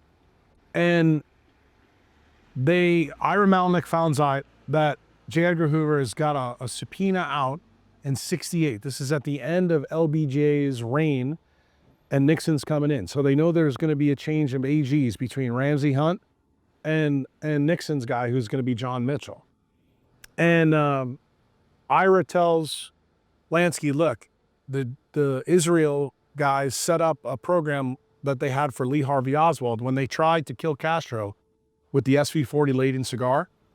That's why he was able to go to Soviet and come back in, so that Castro would think he was a commie. And so Israel came up with the idea that any Jew, no matter what's in your history, you can come back to Israel and they'll give you protection and give you a passport. So he tells Lansky, to avoid the subpoena, you may want to go and do this. So Lansky's really pissed off. He's like, look, I helped these cocksuckers. I set them up in the military. This guy in the FBI, because remember, the FBI at this time and the CIA, they're like two separate wings of intelligence. One is international, one is homebound. And Lansky's really linked to the CIA side and to the guys that are running the military. So he's furious because he feels like he's been fucked because he's been a patriot this whole time. So he goes, okay, to Ira, he goes, hold my beer. He goes to Israel in 1969, avoids the subpoena. Finally, the new Attorney General, John Mitchell, gets Israel to allow them to talk to Lansky. And then Lansky, before he has the famous meeting, calls in the Mossad, calls in the guys that are the prime minister. I think it was Golda Meir at the time. And he said, I'm going to do something unusual. It's going to make all of you feel uncomfortable. He goes, I'm going to tell them the truth. And they look at him like, what do you mean you're going to tell them the truth? And this is just like the Top Gun story. I'm going to let him come closer. None of them have any clue about what he's about to do. So he was working with two people, a guy named Bill Hamilton and his wife. They came up with some weird software right at this time. It's called the PROMIS software, PROMIS. This was used in attorney general's offices, okay, that they could keep up their case log. It turns out that it had a back door on it. It actually gave Lansky access to the IRS computer. And he knew everything the Federal Reserve was doing before they did it for a long period of time. And he was having his computer people update this information. And what else was he doing? He used the Promise software to infect just about every single big government around. Why? He wasn't interested in doing the things the CIA does. He was interested in staying in front of the Rothschilds because he was fucking furious at them for using Jews as a pawn. Because remember, he's a Russian Jew that made good. Yeah. He's a Jew. He's not a fucking Zionist. Right. He's okay with Israel, but he's like, you can't use people as a human shield. And if there's one thing that you'll learn about Lansky, when you do the deep dive on him, it just almost sounds like an oxymoron to say he's an ethical criminal. He's like, if you can't beat them at their own game, you shouldn't play dirty. So he goes in and meets the people in Israel and tells the fucking IRS and the US Fed, I've been fucking watching you guys for 20 years. I know everything you're going to do before you do it. And he shows them how the money is corrupted. The fucking government is stunned. So now you as a Bitcoiner probably are beginning to understand, so this is why 1971 really happens. What happens in 1970, my friend? We get the Bank Secrecy Act. What do you and I call that? The AML KYC laws, right? Because the guys in the Fed realize that the system is really corrupted. Yeah. In other words, they don't have the control. Turns out this guy who's the accountant for Murder Inc. Right. has been playing them for literally 30 years. Yeah. Running General Grove's shadow government. This is a centralization problem too. You got it, brother. Yeah. So you probably are thinking, why would he bring them closer? Because he wanted the fucking Rothschilds and Rockefellers to know who they were fucking with. He goes, I helped you guys during the war. I helped you doing this, and you're going to come after me for $3 million from a casino in Cuba? I'm going to make this hurt. So, 71, we get the Nixon shock. Why? Because now the guys who are in the Federal Reserve realize that fiat money is corruptible and it has to be blown up because they can't use it anymore. Because Lansky's tracking everybody all over the world. He knows exactly what's going on. Then he goes the craziest step ever. He says, if you want to fix your problem, you need to computerize your money. He said, you know all those computers that I had General Groves build, the UNIVAC ones, and they sold them to Eisenhower and Nixon? He goes, that's what you need to do. No, just remember who's the president now. Nixon. He's no longer the vice president. He's the president. That's where the Nixon shock comes from. It's not the story that the Bitcoiners and they have their little websites want to tell you. So Nixon's shock is a response to Lansky these guys subpoena. realizing they're getting backdoored. Oh yeah. So Total what is it about going off the gold standard that solved that problem at all for them? Well, because they knew that Lansky knew everything it was about them. In other words, Lansky could rug pull them anytime. Okay. Like he could out them to the whole world, then their shell game is over. Okay. So he tells them, you need to come up, Oh, so he was probably blackmail them Lansky just would- like he did with J. Edgar okay. Hoover. So he's seeing Keep that- them under your thumb and control them, right. make them useful idiots. But the blackmailing probably in this case would have been the fractional reserve banking that they're running. Correct. Okay. Wow. So what does he do? And this is why when we went off the gold standard, the estimate was there's 6 to 1 dollar liabilities to gold in reserve. So that was probably the fraud that was going to get exposed, Correct. or could have been exposed. Could have been exposed, and it could have blown up the entire system. That's where the Federal Reserve Act goes. But remember what I told you about Lansky? Lansky's not interested in revenge. Lansky has always been interested in control. So he wanted the guys that have Rothschild Drive in Tel Aviv to know, I got you by the balls. And he wanted the guys in the Fed in all 12 cities to know, I got you by the balls too. And he wanted to let them know that the CIA was their partner. In other words, that's when everybody's now playing naked at the card table. Oh. Got it? Yeah. So what does Lansky do? This is the most amazing part of the story. When you dive deep and do your due diligence, you would think that they'd fucking suicide this guy or kill him. They were so afraid of him because guess what? Of all his friends in the mob, they knew what they were capable of doing. They killed the fucking president. Yeah. So they knew the deal. But when the new AG comes in for Mitchell, realize that this is the time Watergate's going on. What's his name? E.L. Hunt is in there. This is when all the JFK starting to go, this guy Hunt exposes to the Watergate people. G. Gordon Liddy's in there. This is CIA guys. Nixon has an AG that's only present, I believe, for 8 or 9 months. He goes from like February to December. That's the guy. His name's Robinson. He wants to nail Lansky to the wall. And Nixon goes, we're not going to do that. Nixon then changes the AG to a Zionist. His name is Levi. Levi is in cahoots. He's a dual passport guy, the United States and Israel.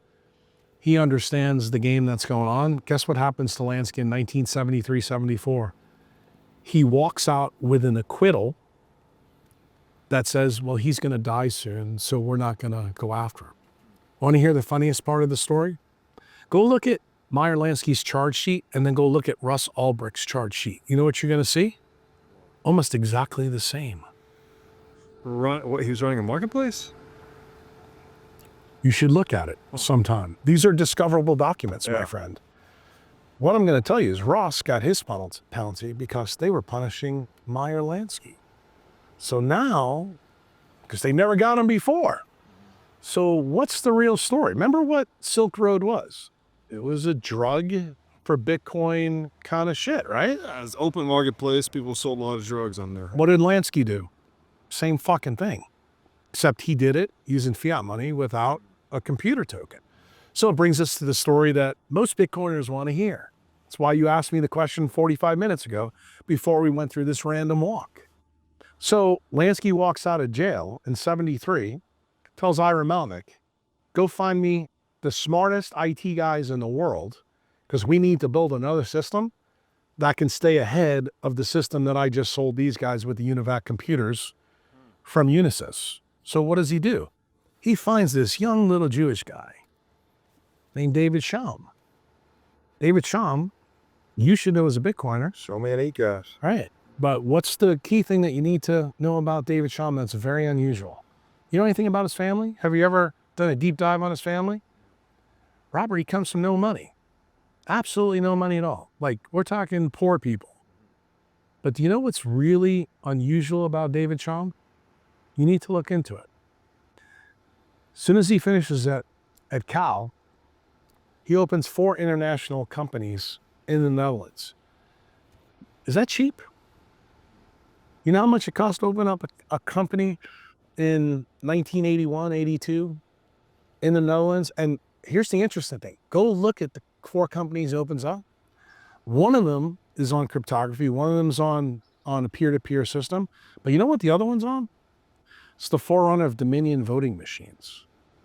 You think they may be trying to game the system even further to their advantage? So what does Chaum do? This is the part where I can skip through because I think most of the Bitcoiners know it. Chaum works from 1981 all the way through, I'd say 98. That's when his company, DigiCash, goes bankrupt.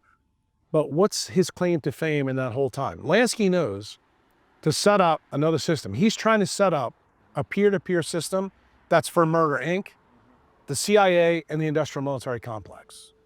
How did I get tuned into all this? I went back and read the Warren Commission, and I found the CIA and in the Warren Commission and Lansky have the same personal banker. His name's M. Pinsky. And I saw it in there, and I started to do the deep dive through there. That name Pinsky came up in a lot of Ira Melnick shell companies in Florida. So I started to realize what happened. Lansky made sure that Melnick held the money. All of that money went to David Chaum. Chaum is the one that set up all of this stuff.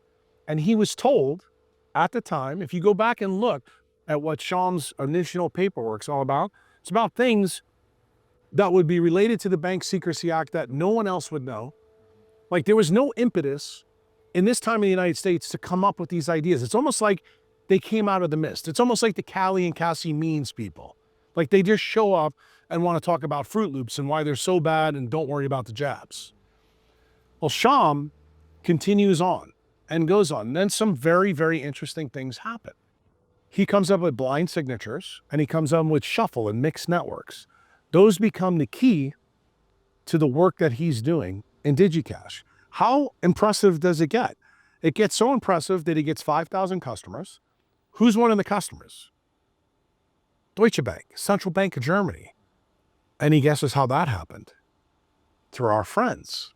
They're trying to keep tabs on what the hell's going on.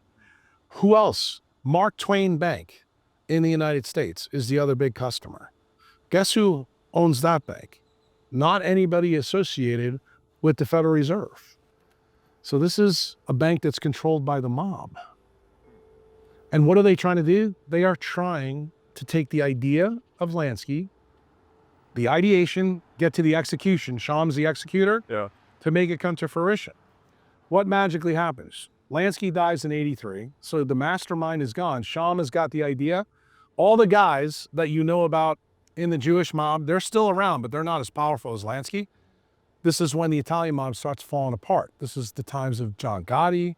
This is the times of money laundering. This is when they take out Paul Castellano.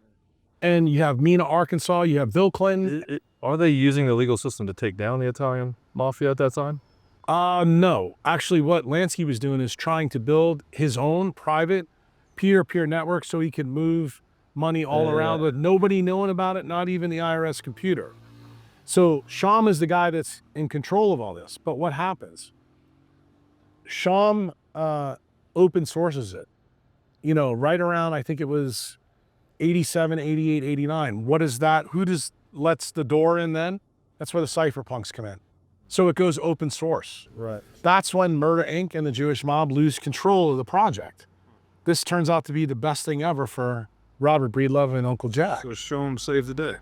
I wouldn't say he saved the day. It's kind of like... well, it would have never happened had he not open sourced it, right? Oh, yeah. Well, but he had to open source it because he didn't have the power that he needed from all the different people that were putting their 2 cents in. The most interesting part of the story is how DigiCash goes by the wayside. It's sold on the courthouse steps in 1998. You know who buys it? A guy named Naveen Jan. You know anything about Naveen Jan? Because we're getting ready to tie the General Groves bow in a knot here so you can see where it comes. Naveen Jan is part of a company named Infosys. Infosys was Google before Google was Google. Right. Okay? And they also are tied into search, surveillance, and algorithms. They're also tied to General Groves' friends in Silicon Valley. He knows that this is ultimately tied to what Meyer Lansky's plan is. Do you know why? You know where Naveen Jan comes from? India. And when he comes over, guess who's the first company he works for? Burroughs. Remember who Burroughs was? That merged with Remington Rand. Yeah. So he knew that the keys to General Groves' plan about setting up a private bank with peer-to-peer cash flows was buried in what Chaum was working in. But since it was being sold at the courthouse steps, he bought it all. But he had no idea how to deal with it. So who did Jan wind up working for later? Microsoft. Believe it or not, Bill Gates almost tried in 1994 to buy DigiCash because he also knew. Who else was involved with all this? Peter Thiel and the PayPal mafia, Elon Musk.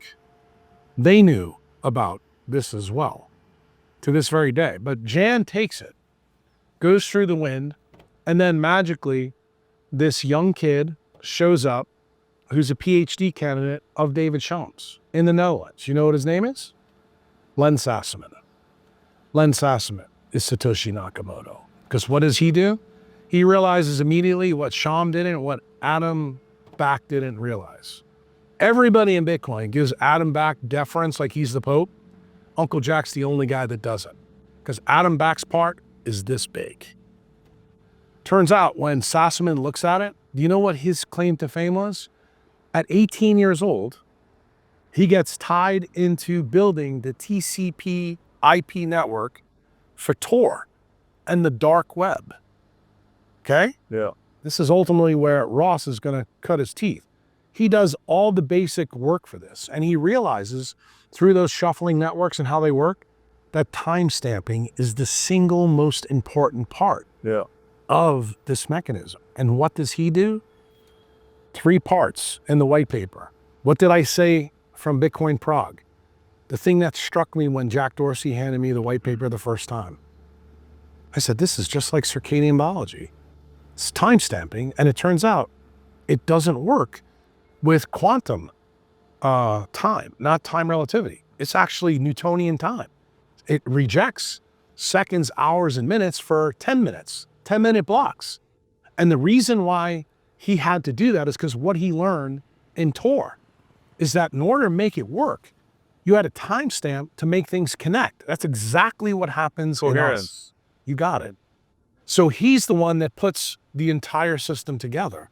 And then magically, what happens? Where does this tie in? And so he was then marrying Adam Back's proof of work to DigiCash. Correct. And applying timestamping is part of proof of work, though, right? It is, but not the way Sassaman does it. Okay. And the key is the most important part of Bitcoin isn't the proof of work mechanism. It's the timestamp. Right. Because guess what? If time is relative, you can't have an immutable ledger. The fact you that can't time have an immutable ledger without the expenditure of energy. Correct. They're both necessary. But remember, that's entropy. And entropy, everything that deals with a clock, all clocks are is flow meters of entropy. That's the brilliance of Len Sassaman. He figures that out, comes up with the white paper, and has a solution. The reason why... It's a universal flow meter for entropy. You got it. That's exactly what it is. And see, it made sense to me because here I am as the mitochondriac, which is the time machine in us. Bitcoin is the time machine in money. And the craziest part of the story is if it doesn't go open source and Sassaman isn't the PhD candidate of Chaum in Amsterdam or in Belgium, yeah, dude, this confluence never happens. And here's where it crashes back on me. How does Sassaman get taken out? Why does it make sense why he fell off the face of the earth? At 18 years old, since he's a tech abuser like Dorsey was, he gets horrible depression. The depression goes into other mental illness. He develops a functional neurologic deficit. That functional neurologic deficit is why he kills himself. So in other words, non-native EMF, the stuff that you asked me about earlier, this story is tied to Bitcoin. So now, when you ask me the story of Hal Finney, do you understand why I went to Bitcoin Prague and I said the things I said? Why? Because my understanding of Bitcoin is radically different than Saylor's, radically different than yours, radically different than everybody else. Why? Because it's the timing. That's the key. And if you know anything about physics, which I know Saylor does, but here's the thing that you and Saylor never talked about in your big time controls the flow of energy over matter. Yeah. Bitcoin is all about time. Well, then it's power, right? It's you got it. Per unit time. Right. So yeah, which money is power. Correct. So now that's fucking fantastic. So how do you get the evidence to support that conclusion? I mean, obviously you've painted a very brilliant narrative. Like, where did you find that? All the did you figure that out? All the homework that I did chasing down the Lansky story. And so why? Because this whole thing was tied. Yeah. Again, because we didn't get into this so far on the podcast. All of this was tied to my belief as a young man, young resident, that the United States doesn't get back on its feet until we put the people who killed JFK in jail. Right. And it turns out that Lansky and the Bitcoin story right. crash into this way. And it's my work on Lansky that brought me to Chaum. Like when you learned about Chaum, like when my friends in Bitcoin learned about Chaum, they knew about Chaum a different way. I didn't know anything about Chaum on the cryptography side. So is it fair to say then that Meyer Lansky's attempt to outsmart centralized money powers and stay one step ahead of them is the legacy that gave rise to the ideas that were precursor to Bitcoin and ultimately became Bitcoin? Because Bitcoin is this long sequence of ideas and trial and error, right? And then eventually all the pieces are put together properly. I'm gonna phrase it for you without the word salad you just gave. Meyer Lansky is the idiot. Steak, but I'm gonna say Meyer Lansky is the idiot savant of Bitcoin. Okay. And the reason why is, remember what I told you his claim to fame was? He was an accountant and he knew about math and money. He wasn't a cryptographer, but he knew where the answer lied, and he controlled people to actually get the answer. And the craziest part of the story is Lansky's able to do this from the grave. And actually Satoshi, Len Sassaman, I believe also lights that from the grave. And the reason why I think this story is important is because This is where I got my piece. I've always believed, because you heard what I said about COVID, that the people that killed JFK, I need their heads on a platter before I'd be okay with this. And it turns out, when I figured all this stuff out about Lansky, Sassaman, and Bitcoin, I realized that we had their heads. I realized that the people that needed to be penalized are now going to be penalized. And now when I see the current events that are unfolding right now, you can imagine how I see these things compared to how most other Bitcoiners see them, and why I'm kind of okay with the narrative that's there. Why? Because I may not get to see it, Robert, in my life, but the one nice thing about sharing this story with you as a young Bitcoiner, you're going to be alive and you're going to remember this day when you heard the story the first time. And you're going to check things off. This got fixed. This got fixed. This got fixed. All the things, because the greatest idea got open sourced and we got immutable money. We got money that you can't fuck with. This is what Meyer Lansky basically, in my head, I can envision him saying to the intelligence agencies when they had him on the subpoena, what he said to J. Edgar Hoover, what he said to Nixon's AG. Like, you think you're going to put me in jail after I helped you find Kurt Plotner and figure out who your enemies really were? That it wasn't Germany? It was really the fuckers that were running the bank? I mean, dude, I got to be honest with you. I don't know of a more satisfying ending. That's a fucking... Then What do you say about the difference between truth and fiction? Is that fiction has to make sense? Correct. And then this is... I told that to Bobby at our podcast because I think that one of the things that people don't understand, that's where the conspiracy thing comes up. Yeah. People think that the truth has to make sense, and it doesn't. It turns out that That would be an amazing movie. Everything you just laid out would be Rick Rubin has Bitcoin's said blockbuster moment. Well, Rick Rubin has said that he wants to do a project about this, but to be honest with you, the last 18 months, all the podcasts that I've done, I've not laid out the whole story. Like, even in what we've talked about so far today, we didn't get deep into the JFK part. We didn't get deep into, those parts. We're not done. Should we take a break and Yeah, that's fine. jump into JFK? It's fucking great, man. So that was a long, interesting explanation of who is Satoshi.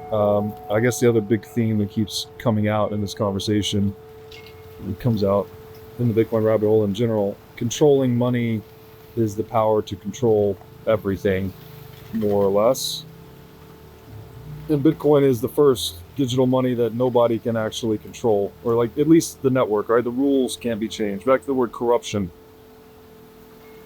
There's not going to be there might be a million different legal definitions for Bitcoin, but at the end of the day, Bitcoin's like above the law, and that it has its own law. I really like alludial title, because I think it really hammers the perfection of a alludial title. Right. Inviolate private property, one unified universal rule set, evenly applied to everyone. All people are equal in the eyes of Bitcoin. It's like that, equality in the eyes of the law, that old principle. So it gets that monkey off our back then, that there's not the threat or risk of monopolization and centralization of the money supply, at least in a Bitcoin world. Obviously, Bitcoin has a ways to go until it fulfills that promise, but it's the fastest growing asset in human history, and we've come a long way. So it's a control story, right? You're saying Meyer Lansky is all about control at the end of the day. And well, think about the root of the word government. If you go back to a Latin root, what does it mean? Mind control. Yeah.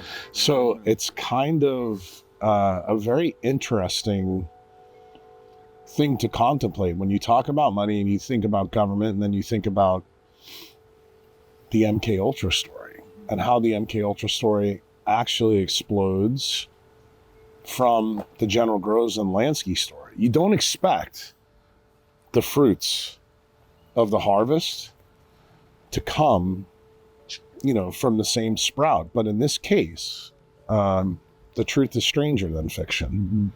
because it does happen. And when Mo Dalitz takes over, they kill one of his best friends, the Italian mob. The first thing he does is he does what any good businessman would do. He goes and talks to the customers that he's harvesting money from propaganda and marketing, kind of like what we talked about before. Mm-hmm. And that's when he finds out there's an issue tied to food. They also noticed that they weren't making as much money at night. Yep. So what do? They provide the food, but the craziest part of the story is they change the lights in the casino. And the way in which that comes up for Dalitz, I think, is kind of an interesting story, because he thought removing the clocks from the walls so that people couldn't tell time would do the trick. And it turned the out sun that was setting the time, right? Yeah. And that's when he was paying attention. Like, the mark of a good scientist is always, do you observe? And Dalitz, and I would say even Lansky, they were very acute observers of their environment and how they made money. And when they painted the windows, and everybody thought they were crazy, and then the coffers went up, they also knew that the food consumption went up, the alcohol consumption went up. Back then, they didn't have an idea that these things were actually all causally related. Yeah. Or probably a more accurate term is to make it probability related. Yeah. But it turns out it was. So what did they do? Just like any gambler would do, they doubled down. They said, well, what else can we do to bring, fake light in? And they found every time they brought fake light in, their profits went up. Great. So they were having lower takes at night because people were just attuned to the natural rhythm, and they would just get tired to go to bed. Correct. And so they needed to hack that. Keeping the lights on and feeding them and then giving them booze. They were like sequential steps. Wow. It's like Pavlovian style. Nobody likes to think about it like this, but, as a neurosurgeon, there's something that's from an evolutionary standpoint, I would call it the paleocortex. The older part of our brain is there. I mean, the two new parts are frontal lobes. That's actually where these reward tracks really are based. Yeah. But they were very successful in employing this. I mean, literally, if you read a lot of Dalitz's stuff from like the Las Vegas, what's the name of it? Examiner or something? Mm-hmm. There's so many books out there about Dalitz and in this time of his life. Lansky takes a step back in the Vegas part of the story because, he's behind the scenes, but Dalitz is the front guy. And Dalitz becomes a very successful businessman, but it all starts because of his unique perspective about light and how it hijacked, people's behavior. Mm-hmm. And it came together. And then when Lansky found Plotner, they immediately started to see, hey, these things are actually related. And then the guys that linked all of the story is the CIA. They said, why don't we start studying this? So the CIA goes, is there anything to this? Is this just, BS or not? And, the thing I think that most people know about with MK Ultra is it did start with drugs, but it quickly morphed into other things. So originally it was, back to that Latin root, trying to figure out how to control the human mind or manipulate the human mind. Correct. Yeah. That's what MK stood for, mind control. And they used the K for control. And they got that idea actually from the spy that they caught on the New York docks. And that's when, they actually took it serious. It's kind of amazing to me to see something like this, like fortuitous, fall into your lap. And they didn't blow it off. They actually thought this was a big idea because they said, well, if the Nazis are doing it, right, there must be something to it because of, the engineering. And the people in the States that actually were working with Kruse, they knew that the people that were back in Europe, they were the best engineers in the world. Yeah. I mean, these guys were spectacular. And you just don't expect two Jewish mobsters to be the guys that are more observant than, centralized doctors that we have during COVID, and they decide to do this. But that's actually how science begins. It usually starts with an interesting question, and then you try to falsify, the hypothesis. And that's actually what they did. And it's amazing that their laboratory is a casino floor. And, the outcome of the experiment is cash. Yeah, right. That's the really ironic part of the story. It's a good metaphor for the way the world works. Right? Well, kind of, in a way. I mean, we don't think about it like that, but when you actually talk about this story, I like it because this is actually where I get into talking a little bit of science. It's brain surgery without a scalpel. Like my day job, everybody that's known me my whole life, they always associate brain surgeons with, doing intricate, detailed surgery. And when I told them 20 years ago that I began to do brain surgery without a scalpel, and that was by far more impressive than what we can do with a scalpel, always in the back of my mind, before I ever talked about it, I always thought about Dallas and Lansky. Yeah. Because ultimately they're the ones that really figured this out. And then, I think the other fortuitous thing that happened to me, because I don't know how much of this story you really know, we all find out as Americans about MK Ultra in the Church Commission. Frank Church is a senator from Kentucky. And that's when we find out about the heart attack gun, where they bring it out. We believe that Roger Bannister, who was a handler for Oshner and also a handler for Lee Harvey Oswald, he was taken out by that gun.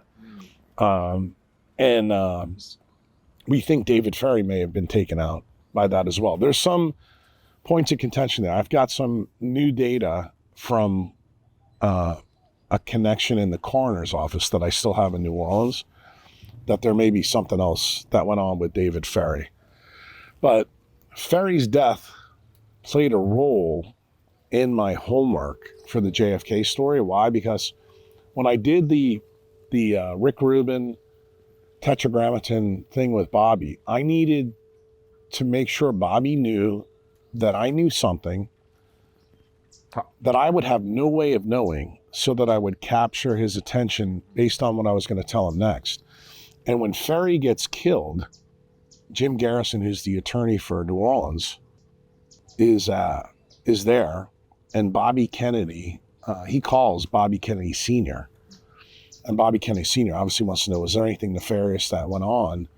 And it turns out Garrison talks to Bobby Kennedy Jr. No one would have any way of knowing that, but I did. And because I knew Garrison's daughter, Virginia, who was my ER nurse at Charity Hospital, and also we knew about it through the coroner's office, through a connection there named Nick Chetta. Bobby looked at me, and it was kind of a funny moment in the podcast. When he's like, you signing a message on the Bitcoin network. Exactly. Right? Yeah. It's kind of like that. And when he heard that, my goal there was to talk to him about, and by the way, SV40 just showed up 75 years. It's almost like it time traveled from the 1950s to now. But the real story that, Rick and I developed with Huberman, because Rick wanted me to teach him about the blue light stuff. Yeah.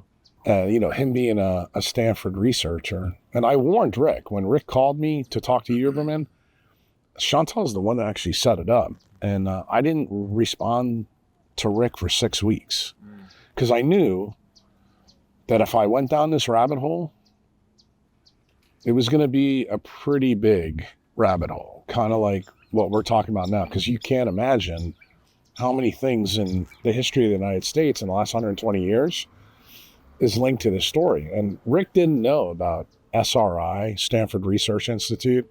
He didn't know that MK Ultra became studied in SRI. Many of the psychiatrists that were involved with MK Ultra also became intercalated into the SRI program. Right. And then in 2013, they graduate to what I would call MK Ultra 3.0, which is the Brain Health Initiative, which is Obama started in 2013. And that brings current events to guys like you, the guys that are here filming for you. Then you find out the real reason why they got rid of incandescent bulbs and why they went the LED route. Yeah, so it's hacking the circadian rhythm wasn't enough. I guess that was the clue, right? Is they figured, I would tell you that's the early clue. But the real reason that they went that way is they knew that when they had an LED bulb, not only could they hack you through frequencies, but they actually could make the bulbs tunable. Believe it or not, there's actually a way. They can make them do what? Tunable. Meaning, tunable. Gotcha. Meaning they can actually listen to you in a room. They can actually send other electromagnetic waves into the room while that bulb is there. You can't do that with an incandescent. And see, that's the other parts of the story that is tied to Google. It's tied to the 23andMe people. In other words, making your DNA tunable electrically and magnetically just by using light. And remember, the story that, I released after that church commission is we have a guy named Jose Delgado that gets hired. He does all the bull stuff. The bull stuff you can still find on YouTube. First he uses wires, and then he goes wireless, and then he goes the next big step. Can we do this wirelessly? And they find out they can do it wirelessly. Well, who's famously doing wireless stuff right now? Delgado does this wirelessly, and what I was saying, the guy that's doing the wireless stuff now that everybody knows about is Elon Musk. So Elon Musk is really taking a step back with Neuralink to what Delgado was really doing, in the two-lane neurology and two-lane neurosurgery area. Many people who will listen to this podcast don't know why mentioning two-lane is important. I went to LSU. Tulane and LSU are right next to each other. Charity hospitals in the middle of them. And when I went down this rabbit hole, of course, I was a young man when the Church Commission comes out. Some of the stuff that they published there just kind of blew my mind that you could do that stuff, because I didn't learn about that stuff, in AP biology and medical school or residency. And then when I get into neurosurgery and my mentor says, hey, I want you to do a report on Robert O. Becker and his work, dude, that's when all of a sudden bells and whistles started to go off. And I'm like, and I remember specifically reading one thing in his original book about the Moscow embassy issue. That's where Havana syndrome starts. And the Russian government, and this time it's the USSR. This is not, Putin's government. This is pre-Gorbachev. They shoot RF and microwaves at our embassy in Moscow to try to prove to the United States government that non-native EMF is a real problem. And if you go back and look at our history, because this is, again, you asked me to make things discoverable. We have 3 straight ambassadors to Russia who all come down with blood cancers during the radiation. And then magically, somebody gets the brilliant idea in the NIH, maybe we should line the inside of the Moscow embassy with tinfoil, which they do. That stops a lot of the sickness that's going on. And then when it really becomes discoverable, Henry Kissinger has to pay everybody hazard pay, which is 30% higher pay, and it gets published in the Federal Register. So I'm reading this, and I'm reading Becker's accounts, and I'm going, this is crazy. And then magically, one day I get the idea after I'm doing this report on bone metabolism from my neurosurgery mentor. I'm thinking about all the things I learned in the Church Commission, and I'm looking at the light bulbs. I'm like, could blue light affect wound healing? Could blue light be the reason why people are getting osteoporosis? So then I go down to the medical records office at Charity Hospital. Charity Hospital is the oldest continuous care hospital in the United States until 2005. What takes it out? Katrina. And we have this amazing records office. Goes all the way back to like 1753. Now the place is a train wreck. You have to navigate through it. So I went down and talked to the ladies in the room. And I said, look, do you have any things that are dated to some of the stuff that was done at two-lane neurology in the primate lab in the 50s and 60s? And they threw a box at me. I went through that box, didn't find really anything there. I just found out some of the names and stuff that were associated with this that I had already known from the Church Commission testimony. But then the lady told me something very interesting. She said, you know that there's a pathway that connects the basement of Charity Hospital to Tulane.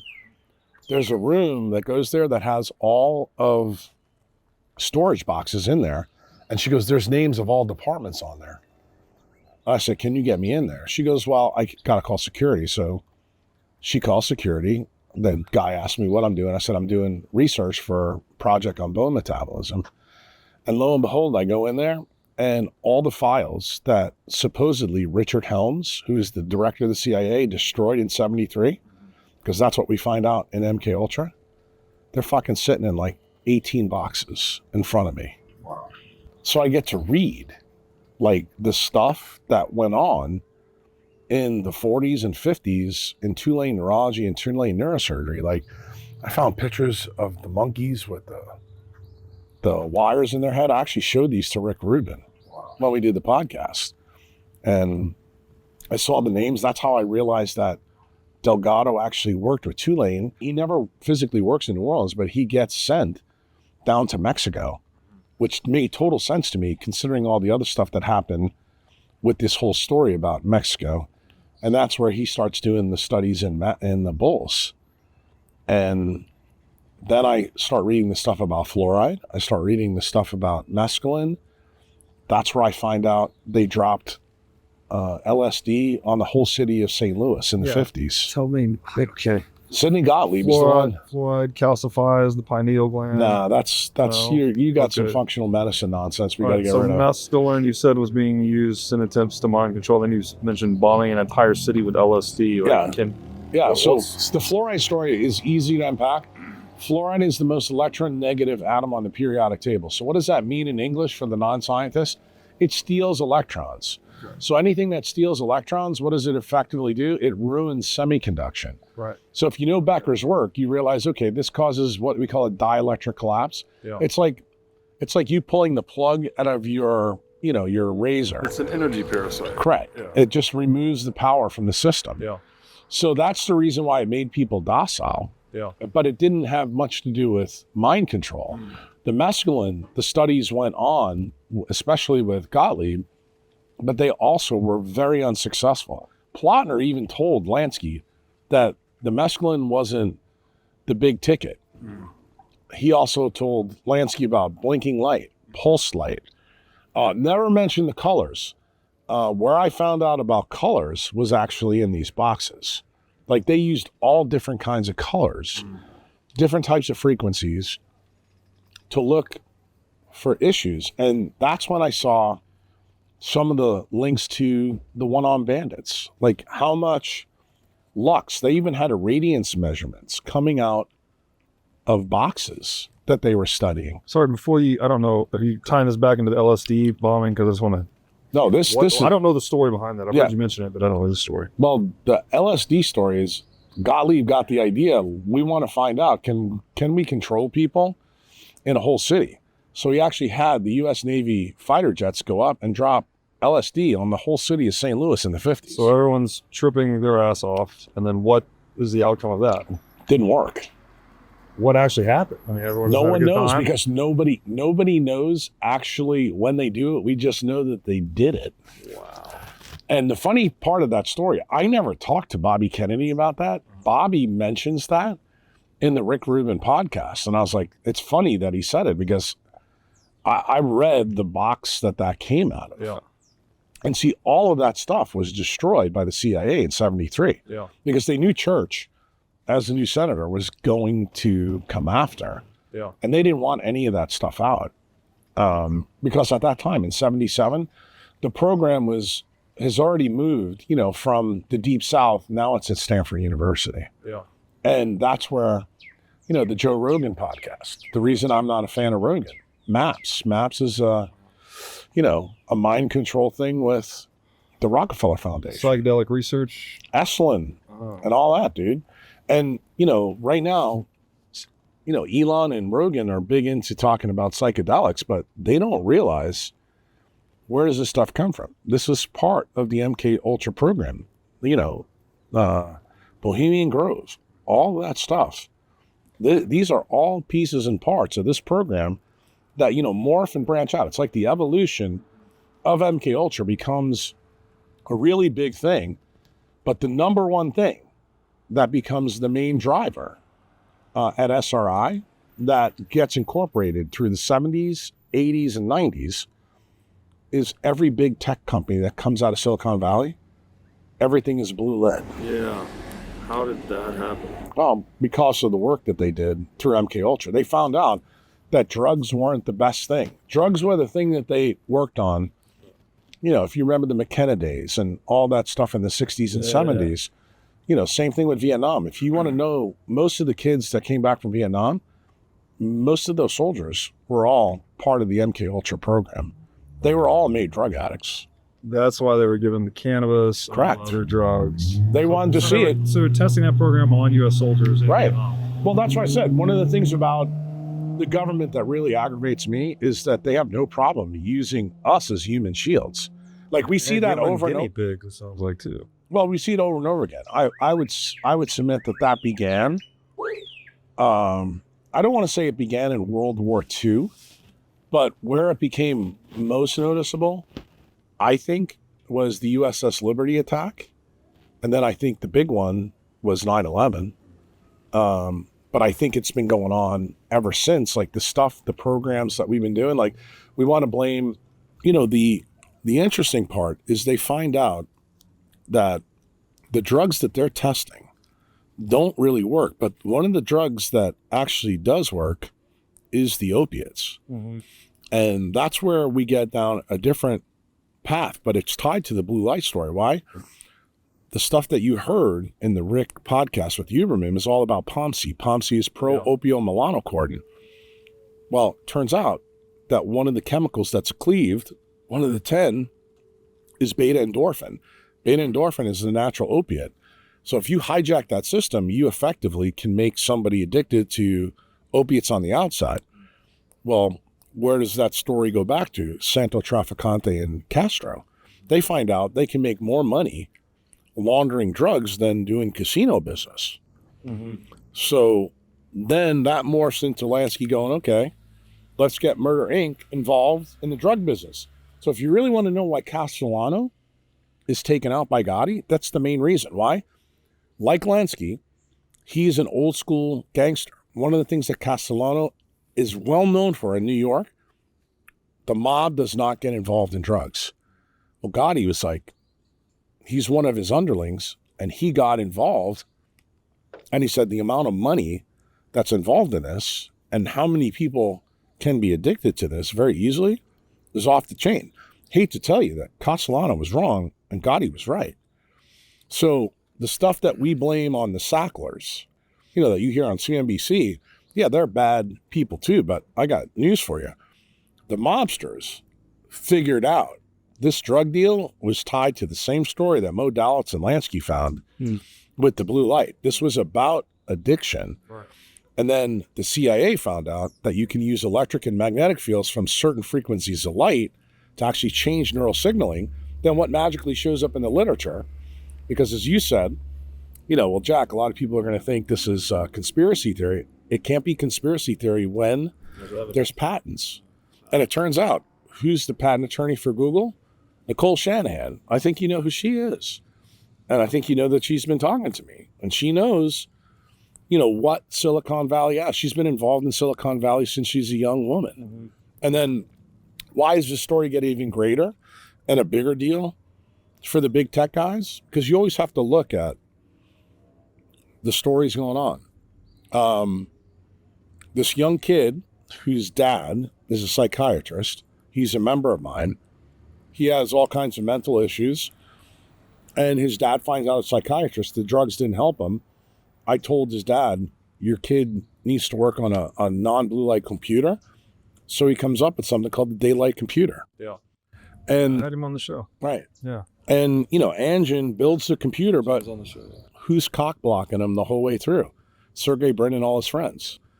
So they don't want that franchise. This would be like you going into Vegas Yeah. and telling Mo Dallas, we're not going to run one-armed bandits. We're not going to run blue light. We're going to turn all the casino into a red light parlor. Yeah. Something non-addictive. Correct. And that, So does addiction then become the primary means by which all these mind control experiments, and it's the best point of success they found is get people addicted? that was the first. Good. That was the first part of success they found, because they found out people who are compromised can be controlled through healthcare. Because when you make somebody addicted, they will crave and they will do whatever you want them to do for you to give them the hit that they want.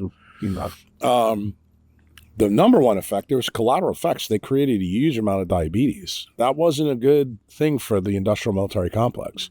Why? Because it turns out to be sick. It's a good control method, but it's a very expensive in the United States system. So that was a downside. But then when they put the physics to it, when they realized that they can control firing in neurons, like on different circuits, then that's where you heard me use the term the first couple of hours we talked, tunable. Mm-hmm. They use electric and magnetic fields to make tunable changes to get you to do things. And all they have to do, and I'll try to give you an analogy for you to understand this, it's like BlackRock. BlackRock doesn't need to own all of Philip Morris to control Philip Morris. They only have to own 5% of the stock. As long as they're the dominant shareholder, they can get anything through that they want through. Right. That's how it works. Well, it turns out the same thing is true in neural firing. It's like the butterfly effect. If you are able to control the right neurons in the brain, then you can set off a cascade that leads to other issues. You don't need to control the whole brain. You just need to control the right circuits. So they became master manipulators of the leptin melanocortin pathway, which is tied to POMC. And I know this is going to be a centerpiece to tomorrow's conversation. We'll go deep on the science, but could you just tell people what that is, the melanocortin pathway? Let's just break it down. What is leptin? Leptin is the single most important hormone in your body. It's like an accountant for electrons in your body. Is it also a name of a molecule? Isn't it an No, it is. type of lepton? No. Yeah. Well, no, that's lepton. Oh, lepton is different than lepton. Right. That's actually part of physics, but Yeah. leptin is IN, lepton is ON. Okay. And the leptin, the hormone, is discovered in 1994 at Rockefeller University in New York by a guy named Alan Friedman. And what's unique about this molecule? Unique that it's found in fat, subcutaneous fat, and it talks to your hypothalamus only at night. And this confused people for the longest time because they're like, how can the master hormone in the body be located under the fat? Well, the answer to guys like me was pretty obvious right away. It was like, it had to be the sun. And then I looked up the absorption spectra of leptin, and I found it was 220 nanometer light. And then I looked in my book in physics. I'm like, NASA says that light doesn't fall to Earth from the sun. And then I knew right away there was a disconnect. And that's where I started to realize guys like Ray Peat, they didn't know their ass from their elbow because they were asking the wrong questions. They were following biochemistry, but they weren't following the absorption and emission spectra of chemicals in the body. So what did I try to do? I started to follow this light story because I was turned on to it by the blue light story. At this time, you have to realize, while I'm going down this whole rabbit hole, there's no blue light detector yet found in humans. That magically happens, later on. It's way after my residency. And that's when we discover melanopsin. And if you listen carefully to the Huberman podcast, I think this is one of the most comical parts of the podcast that really outs Huberman as being completely clueless about evolution. He said, yeah, my friend Nicholas Burson came to a meeting and told us that we have amphibian blue light detectors in our retina, and we all thought he was crazy. And I looked at Huberman when he said it. I said, why? I said, it makes total sense. And he goes, well, how can we have frog stuff in our retina? And I didn't say it in the podcast, but he doesn't seem to know that mammalian evolution comes from amphibians. So it makes total sense that this would happen on that time scale. Yeah. And the mistake that I made at that time, remember how I told you I go back every year and I look at what I don't believe to be true anymore? For the first, I'd say from probably 90 to about 98, I thought the other part of this light story was going to be a rhodopsin story, another opsin in there. I didn't realize there was going to be another one. But as soon as I found out about the melanopsin story in the retina, I was like, this is it. This is a blue light detector. And then when I found out that that blue light detector wires directly to the clock in our eye, which is the superior chiasmatic nucleus that controls the circadian rhythm, then some of the things that Dalitz and Lansky found and the CIA studied made sense. And then when I went back to the neurosurgery literature, I also found out that this central retinal pathway had first-order neurons that not only went to the SEM, but it also went to the habenular nucleus.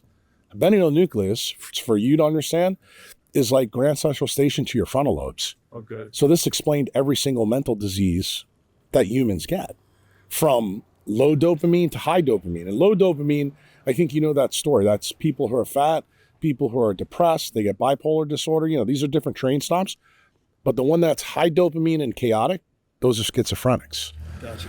So the interesting thing is then I was able to understand why psychiatry, you know, all the stuff that was linked all the way through was bullshit that I learned in medical school.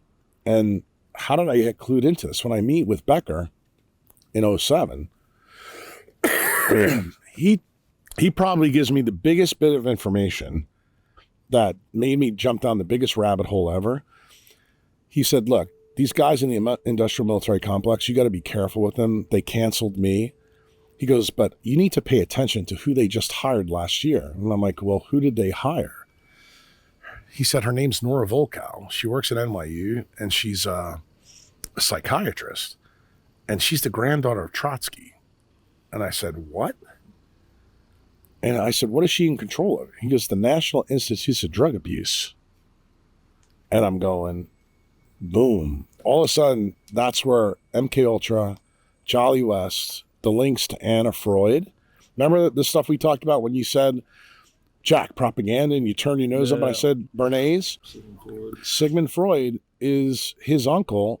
Anna Freud, in case you don't know, becomes a psychiatrist. It's his daughter. Do you know she's the one that actually takes care of Marilyn Monroe?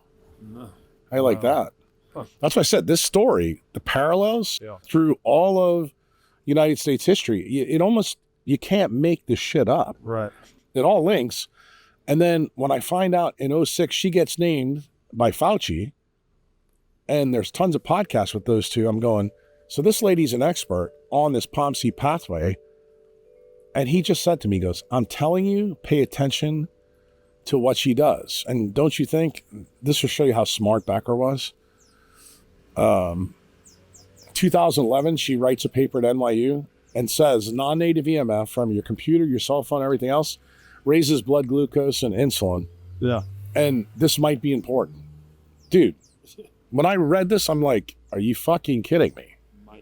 Yeah, I'm going, like, this is the biggest story ever. Why? Because it then proves my belief. Like, back in the day, I used to get chided by the paleo guys, who were the precursors to the carnivore people, that it's always about food and exercise. I'm like, dude, it's not. There's nothing in my research that leads me to believe that light is always more important. And it was obvious to me that light was more important because all food is tied to the photosynthetic webs. Like, you don't have food without photosynthesis. Yeah. Now, that's not true now. You know that we can create food in a lab in Denver, just like we can create weed in a lab in Denver. But the point is every food web on this planet links to the sun. The crazy part is then she basically linked Becker's work right to where I was, where it actually controls glucose and insulin. That means you add blue light to the mix, dude, you can control a lot more circuits than you want to know. So hacking the entire metabolism. That's it. That's what light does. There's now papers out, Robert, that actually say high intensity light actually controls your metabolism. So when somebody tells you, you know, that, oh, you need to worry about seed oils and this and that, I got news for you. Seed oils are important, but they're like fourth or fifth or sixth on the list. The light that you live under, the light you work out under, is by far the single most important part of the story. Yeah. And unfortunately, because this science all came up in clandestine fashion from MK Ultra to now. Guy like you, young guy, you don't know this stuff. Like when I talked to Kevin McKiernan about SV40, like when he found it, he didn't know about where it came from in the polio vaccine. He said, bro, when I heard your talk, my head blew up, because they didn't understand it. And then when they hear it, they go like, what we say about the Dunning-Kruger effect, when you find out something and it turns out it's the most important part of the story, like all the collateral effects, all the things you believe, you have to start going. And that's what I said to Rick and to Huberman. I said, you have no light controls in any study ever done in humans. So when he brought up the thing about Eddie Chang, the neurosurgeon from UCSF, saying it was 50%, that's bullshit in the literature. You heard what I said to him. I'm like, how about 100%? Wow. Because there's no light controls in anything. Yeah. In fact, the only guy that I know of that did light controls and didn't know that he was doing light controls is Western A. Price, who used to be a dentist. And I know about him because I used to be a dentist. And I learned about him a long, long time ago. And even he and his followers have made mistakes because they believe it's about ancestral foods and things like that. But if you open up his book of Western diseases, you'll notice that every person that he takes a photo of is people that live outside, that eat outside. They don't eat under, light like that shit up there. Yeah. So we're in Las Vegas. Mafia's controlling the casinos, trying to figure out a way to eke out more profit, basically, right? So they figure out we need to hack the circadian rhythm of people, which then leads to the extension of that idea into Addicts. blue light Yeah. to get people to entrain people to be addicted to slot machines or whatever it may be. And then that entire idea is co-opted by the state, the US state.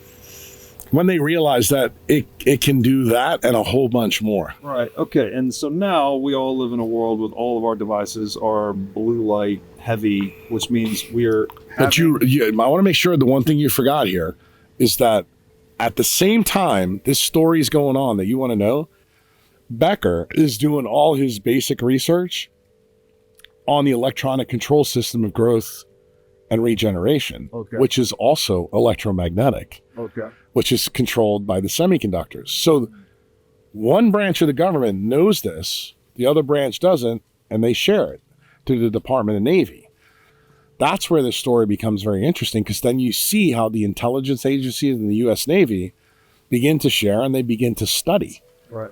And that's when they hire Becker to come in and say, look, we know about this story about light. And remember, when you and I say light, we think about light like the light we live under. But when I say light, I'm talking about the entire electromagnetic spectrum. All EMF. Right. And you have to realize that goes from RF all the way up to gamma waves. Right.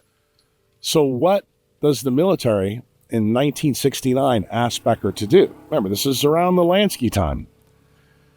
They noticed that every Navy pilot at Pensacola gets high cholesterol and high triglycerides, yet all of them eat a clean diet. Becker finds out that all the avionics in the plane, the non-native EMF, is what causes it. And what else does he find? Their vitamin D levels drop. He didn't know about POMC, but we now know. Yeah. POMC drops, so that means you have less melanin in your skin. You remember in the podcast that you heard Rick say, every time he gets on the plane from Costa Rica to Malibu, he loses a tan. Yeah, I noticed that too, actually. Right, so guess what? That is a function of that. So the story that I told you about Vocal, every time your blood glucose goes up or your insulin goes up, guess what it does to melanin? Destroys it. So it makes you more sensitive to electromagnetic radiation. Interesting. So is it harvesting the melanin then? No, it's not harvesting. It destroys it. Because you cannot, not only does it I destroy thought it. the melanin was like stored energy. No, it is, Okay. but you have to make it from the gene it comes from. Oh, okay. Guess what translates it? UV light. And what's the light that the dermatologists and ophthalmologists have blocked you from? Wow. Got it? Okay. So this is like the giant. Holy shit. Yeah, right. This is like the casino game that's going on in you, and they're playing the house with your biology, and you don't realize it. They got you believing it's Fruit Loops and bananas. So what? So It's good because your face now tells me that you're beginning to understand the magnitude of this problem. We're living through another one of these giant situations of unforeseen consequences. Correct. But now, I mean, these devices, everyone's attached to them. Not everyone, but No, they made sure through the MK Ultra program that we all be addicted to them. Now, I will tell you, here's some good news. Too, I still think you can use technology to do the things like we're doing now, doing a podcast, having cameras around us. yeah, I have now a red light filter on my software maps. We can use technology smartly, but that's not popular. It's not out there. Like, in the last 3 or 4 years, people are finally starting to wake up to the red light stuff. That red light is an antidote to blue. Yeah. But it turns out you really need UV and red light to offset. Ratio. But this explains to you now why Obama put the ban in for incandescents, because what did incandescents have? UV and red. Yeah, so what is the play there? They want people that are docile, addicted, good consumers, fiat good guys. taxpayers. It's exactly what they want. They want you want to know what they want? They want downtown San Francisco. They want people to take shits on the sidewalks and do whatever Nancy Pelosi tells them to do. That entire desire is so deeply ignorant of economics, though, because you actually want really competent, energized, vitalized people. Time out. We've been talking all day. Who did I tell you these people were loyal to? Globalists. Yeah. What are globalists all about? Communism. Yeah. About one world government. Yeah. Council of Foreign Relations. Dude, this totally fits. Yeah. You know what the problem is? Your viewpoint about government and what it's supposed to be isn't their viewpoint. And that is My point is they are the perpetrators of the economic dark ages in which we live. You're absolutely correct. And that's why I told you before, they are worse than Satan. Yeah, they are worse than Satan. You would actually want a very healthy, vitalized society that's engaging in a lot of free trade, because that creates a ton of wealth. Well, that's what happened after the Dark Ages and the Renaissance. Think about it. That's where Michelangelo comes from. That's where, it's reflected. Our lack of blue light, our nature is reflected in our artwork, is reflected in our statues. I'll give you an example. Look at my house as a perfect example. My house was made by an architect that won a Pritzker Award. When I bought this house, I hated it because the inside had no color. It's all minimalist. That is a low dopamine house that's created. So what did I do? You walk through my house. I put fucking color everywhere. Why? That's the rainbows of the sun back in the house. Why? Yeah. It's the same moniker or analogy I'm trying to teach you now about. You can still have some badness in your life if you add the goodness back. Right. So all of that, I mean, it's a very high vibrational environment. You get a lot of colorful art, Christmas decorations in December, obviously. And so is that a form of therapy too then? It is. You're not just getting red light and the infrared sauna. Well, I'll give you another one, because we're talking about the science of blue light. I don't know if you know this, because I know you live in Miami. Do you know that if you have a picture of a seascape in your house, that it can raise your dopamine levels just by looking at the picture? Well, I have one sitting in my bedroom. So there you go. Yeah. So you can do it. So yes, artwork actually can also alter. That's part of the MK Ultra story. But this is the reason why, like, if you go to Prague next time, I want you to take a good walk around the city and look. Right, you look at the statues that are built on the side of the buildings and realize this is pre-communist, but that says something. Look at what the communists have built. It's like this house. It's devoid of life. And that's the reason why, when you said before, Jack, I can't believe that these people are doing that. And I'm like, no, I want to destroy your illusion that these people are like me and you, because they're not. Intergenerational sociopathy. Yes. And not only that, you said this with Luke right around that time frame.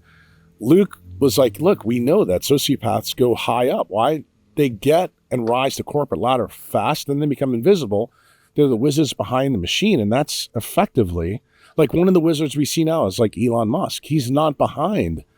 Soon he'll be behind that machine when they need him to be behind. I'll give you an example of a guy who is behind the machine. Right. Peter Thiel. Right. Yeah. Totally behind. She's totally behind the candidacy for Senate for J.D. Vance, now the vice president. We don't know. Is it going to be a utopian situation, or is it going to turn to a dystopian situation? Yeah. Kind of like, how I described how we decided to use nuclear weapons. We could have went the thorium route after World War II, but no, we went the uranium route. Why? Because General Gross said we need to make plutonium to make bombs. Right. Well, if the most energy dense atom on the periodic table is thorium, if we're really about energy, we should be using thorium fusion. You know, liquid molten fluoride. Those reactors are the size of 20-foot canisters on the front of my house. Yeah. That, in fact, the lady that I met at Adopting Bitcoin, her name is Meyer. She's running for president. She wants to put thorium reactors all over her country to actually mine Bitcoin. And that's what we should be doing. Yeah. We should actually be hooking it up. Why? Because that's the most energy-dense atom on the periodic table to make electricity. Electricity is what powers our system, Right. our decentralized system. And the crazy thing is, getting back to the science story, what did Becker find? What controls our system? A DC electric current. See, the problem is Bitcoin is controlled by an AC electric current. So I would tell you the miners in Bitcoin are the people that I worry about. Like I have a friend on Clubhouse. Well, so the solar powered would be DC, right? No, the solar power has to have a transducer. Oh. And guess what it does? It emits, right. Oh, okay. And it's a problem. You don't want any solar panels anywhere around you. Correct. They're a nightmare because they make huge amounts of magnetic flux. That's, electro pollution. But I'll tell you something else you'd be surprised at. Everybody knows not to put the laptop on your lap when you plug it in. Do you know that when you plug a light into the power grid, that you're emitting other frequencies of light just from doing that? Like if you had a Geiger counter for light, you would measure RF, you would measure different colors. If you plug a cathode ray TV in, your grandmother was right. It emits cathode rays. So when you're plugging it in and applying it emits, you're close to... Electrons are getting stolen? Well, it can. Oh. But remember, each part of the electromagnetic spectrum has a different effect on our biology. Okay. So, for example, you know that microwaves, it makes water molecules vibrate faster. That's why water heats up. Well, what happens with UV light? It knocks electrons out. Oh. And what does cosmic rays do? Does the same thing, except it blows everything apart. Okay, this one, someone told me the other day, every time you fly now, commercially, you get absolutely baked in these cosmic rays. Totally. I feel like shit, honestly, when I fly now. Well, you know what? I almost hate to tell you this. You're becoming an old man like me. Now you're beginning to realize the older I get, and I'll make this simple for you because I know you like eating steak like I do. When you take a steak and put it in a microwave oven and you cook it and you don't wrap it with a paper towel, it tastes like shoe leather. Why? Because the water has been dehydrated. Yeah. When you get on a plane, you're the steak. That's why you feel like shit. And turns out, guess what? Water is actually how you collect electromagnetic energy. Yeah. It's not just melanin. It's a water story. Right.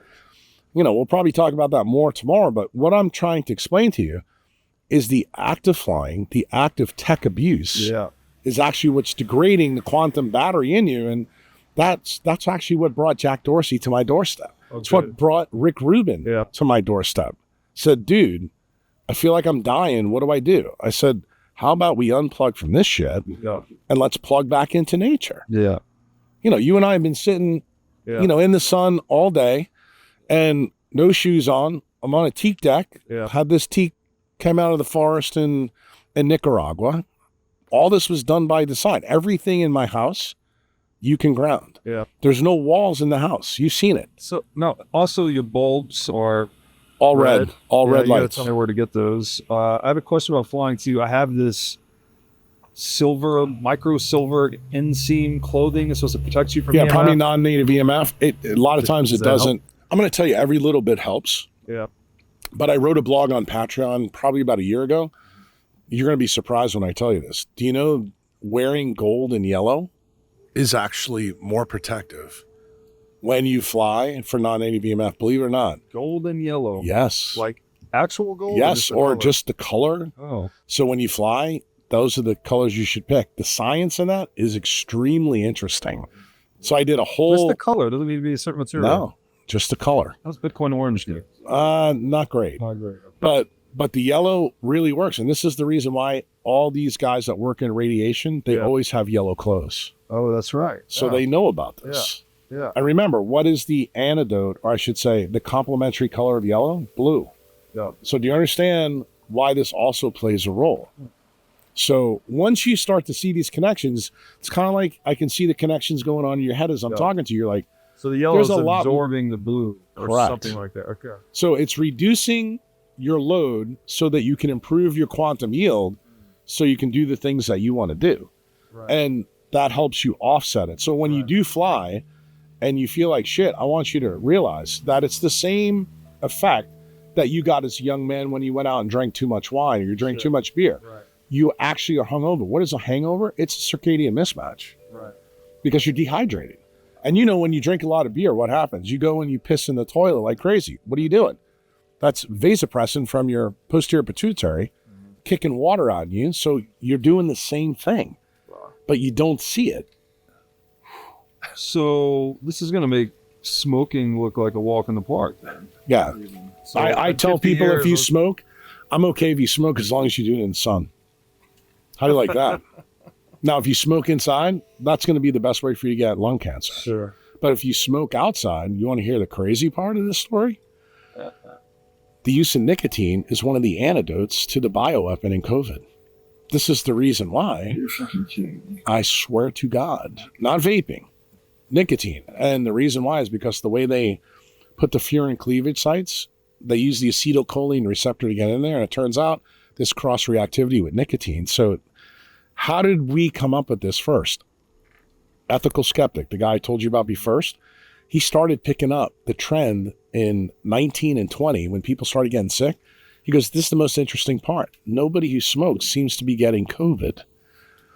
And that's when I did the deep dive. And I actually sent some emails off to a guy you may have heard of, Luc Montagnier, who's now dead.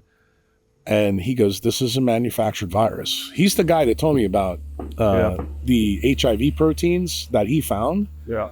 He said, if you do enough PCR, you can actually turn out to get a positive HIV test from this virus. And I'm like, you got to be kidding me. So, sorry, let me, this light story is so massive. So in 50 years from now, we're going to be talking about, you use the term electropollution. Huh? That's, in your view, going to become a very important part of how we structure our lives, our health. How about if I told you that Becker's the one that coined that term in the 1970s? Okay. So it's And I just now, stole it. Yeah. So here we are now, And 50 years later. What I was thinking, too, is that what we're really catching up here with is E equals MC squared. Correct. We're still shedding the snake skin of the Newtonian view of the universe, that it's little billiard balls flying around here. It's not. Realizing that it's energy, frequency, and vibration. Correct. But we haven't fully taken into account the implications of that. No. So what? My And question here's is, the thing, though. The government doesn't want you to understand this. Why? Because if you did, the state is always interested in stasis, it seems like. that's right. Yeah. And I mean, I think the more you get, just think about the FUD that we dealt with in Bitcoin about electricity. Do you understand now why that FUD comes? Because if you get too far down this rabbit hole where you are with me right now, I'm sitting here smiling because I can see on your face as we talk. Yeah. You're getting it. You're starting to really wake up. It's getting bigger for me. And by the way, and I say this as someone that's already consumed a lot of your work. I read a book called Vibrational Medicine 15 years ago, so I was bought into vibrational reality in the biological sense. But since I've been adding more sunlight to my routine than ever, and it's helping. It's improving things a lot. Doing a lot of grounding. Also cut out the seed oils and all that. Right. But what the question I want to ask is, like, I say all of this as someone who's already subscribed. People that are just now hearing this and like, oh shit, I work in a cubicle, I commute an hour, I live in a Fluorescent condo, lights. I'm under fluorescent lights, I'm in a building I sit in with front of a 3,000 computer all day. Wi-Fi. Yeah, I work in IT. Like, what are the biggest needle movers they can start to do immediately to move their life into a more quantum biological healthy? It's the simplest thing ever. Just remember the Sphinx. Make like the Sphinx. See the sunrise every day. You and Luke mentioned to you the word Pareto's principle. Yeah. 80-20, right? If you get 80% right, Yeah. don't miss a sunrise the rest of your life. Try not to miss a sunset, kind of like we got going on back here. Yeah. But the sunrise is my non-negotiable. Right. You have to see it Got it. every day. Now, it No doesn't mean you matter- have to actually look directly at it. Right. You just have to be outside, allowing your supercosmetic nucleus to know, Like, okay, it's 1600 nanometer, I should say 1600 Kelvin light. Therefore, it's now sunrise, and the next 4 hours, my body needs to do A, B, C, D. tuning your whole metabolism to You got- properly. You got proper it. circadian rhythm. You got it. That is the That's the 80%. right. And then obviously grounded. You don't have shoes on. I don't. You're in a teak chair. You're on a teak deck. Yeah. This teak deck goes straight down with poles into the ground, and it's right into volcanic land. Right. And just so you know, volcanic land has more free electrons than your land back in So that's Miami. what grounding is doing there? Yeah. Grounding is giving, Well, think about- enriching it with electrons. Think about the question that you should be asking yourself. Why do all humans wear socks? Because we have sweat glands on our feet. Robert, did you know that our nearest cousins, the gorillas and chimps, they don't have sweat glands on our feet, but we do. So guess what? Some of the hair that was on their legs became our apocrine glands on our feet. Why? Because when you sweat, you make a better connection electrically. How about your palms of your hand when you get nervous? You know, your palms are sweating. So this is, got it? yeah. That's the reason why. So what did I say? Make like the Sphinx. All grounded in the sun. And next question you're gonna ask me, how long? Tell me what your problems are and I'll tell you how long. The longer your list of problems, the longer I need you to do it. The longer the better. You got it. And then you don't have to do it. Like if you're a tech abuser, like that person you said in the cubicle, then I need you to get it. Yeah. But then there's other things. Then I got to teach you about the things in your eyes, the things in your skin. Yeah. That's where we jump down the hole that I think you said you want to go down tomorrow. But I want people to know that the simple take home is sunrise. Like that, you cannot Get up for fuck sunrise. that up. Early to bed, early to rise, healthy roll, do Like, when I started this whole thing and started teaching people decentralized medicine 20 years ago, I used to use the acronym, make like the Sphinx and eat like a great white shark. Yeah. So that's protein and fat. And then when you fix everything in that leptin melanocortin pathway, you come to the 13th latitude, then you can add carbs in all you want.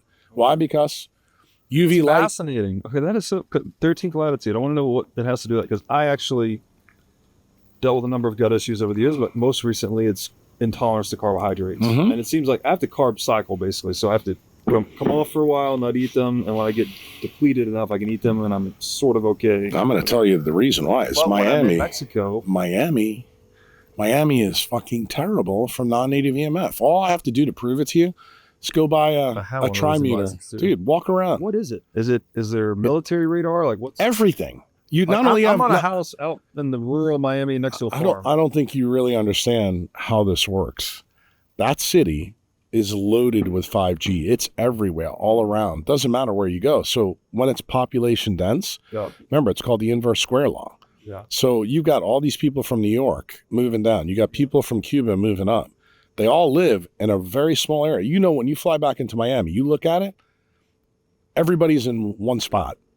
Dude, it's one of the worst places for you to live. It used to be okay. Yeah. Because the sun would offset it, but it's not.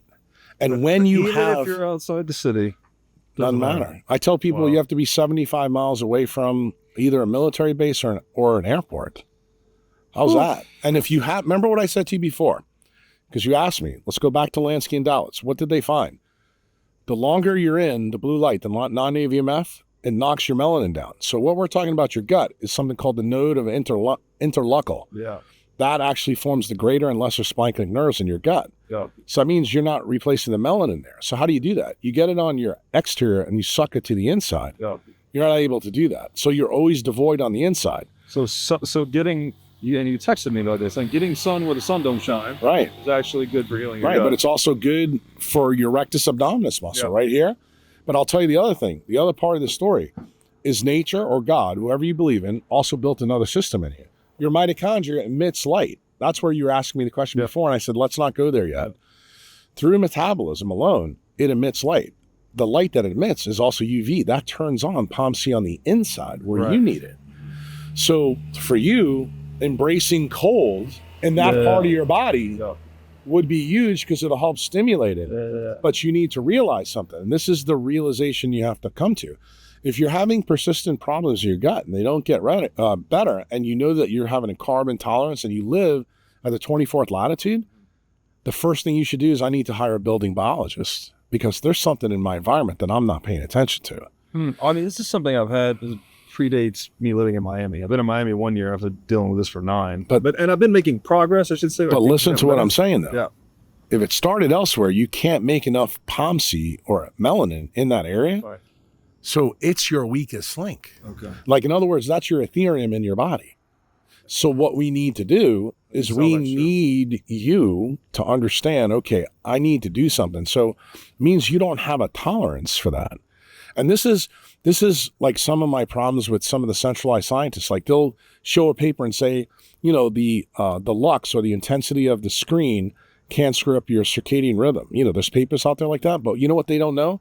They don't know that the intensity in your eye and your skin goes down when melanin's gone. So is it really, can weak light still cause this problem? If you have no melanin, the answer is yes. See, in other words, they think it's just measuring this, Right. but they Also forget your about defense you. mechanism. Right, exactly. Right. And really, when you think about melanin is kind of like your Star Trek shield. Okay. And the force field. Band. right, Yeah. and you don't just have it on your exterior, because most Right. people, they only think about the exterior, Yeah. but it's your interior. Okay. Yeah. And I need you to think about that. If it's your interior, then you say, okay, I need to do something a little bit differently than I'm doing before. But I would tell you, if you've done everything right and you're still having that issue, then I think you got to hire a building biologist and find out, is it my car? Is it my office? Is it the podcast material? I mean, I'll tell you the craziest story that I found and because you brought it up, and I think it's an important thing for you to hear. I have a member who's a doctor. He's actually married to a doctor from Stanford. And he came as a farm member to talk to me. And he was really concerned about his highly sensitive CRP being elevated for a long period of time. And he couldn't get it down. He was doing, it's a C-reactive protein. Okay. It's a measure of inflammation. Too Okay. many protons to electrons. He was having all kinds of problems. And, you know, since he's a doctor and he's a male, he's probably not going to tell me the truth about the next question I had. So I wanted to know how hard his dick got. So that's kind of a tough discussion to have with somebody who's a colleague. You can imagine that. So I sent Chantel in to talk to his wife. And his wife's a doctor. And I said, ask her, is he as hard as he used to be? And the answer was no. Yeah. So what did I do? I sent him for a specific test called the calcium index score. Yeah. And it turns out I probably saved his life because his calcium index score came back with a 99% occlusion in his left anterior descending artery. So you're probably going, wait a minute. You're asking about his erection and his power? And right. And it turns out that when you have this melanopsin damage in your cardiac arteries, you know where it came from? This is where you're going to be shocked. He didn't know where it was coming from. His solar panel's on the roof of his house. Oh, EMF. So the EMF guy came out and found it. It was off the chain. Yeah. And it came right from the converter of where it went from AC to DC. So that's the reason before I mentioned this to you, that I don't want you, a young guy like you, to have it anywhere close to you, because this is not like hyperbole. Like Uncle Jack has seen this in many patients. Yeah. And I knew about this for this specific physician. At the time, he's 50 years old and he had 3 young boys. Yeah. So we don't want him dropping dead of a heart attack. Yeah. Sure. And this is like 10 years ago. Wow. Okay. So even if you're doing the infrared sauna, the cold plunging, the Saunas are a waste of time. If you want to know the truth. infrared sauna? Yeah. The infrared light on you? Total garbage. Not enough power. Wait a minute. You guys have the panels in your home. Yeah, but not the sauna. Oh, the sauna. Okay. So you're saying Sauna, if you do sauna, what I want you to do is I want you to build a geothermal pool in your backyard. Do it the right way. Well, I basically just use it for the infrared. I mean, the sauna doesn't need Well, you can just use the light to do that. Yeah, okay. So I'm doing the light. Let's just say the infrared, the cold plunging.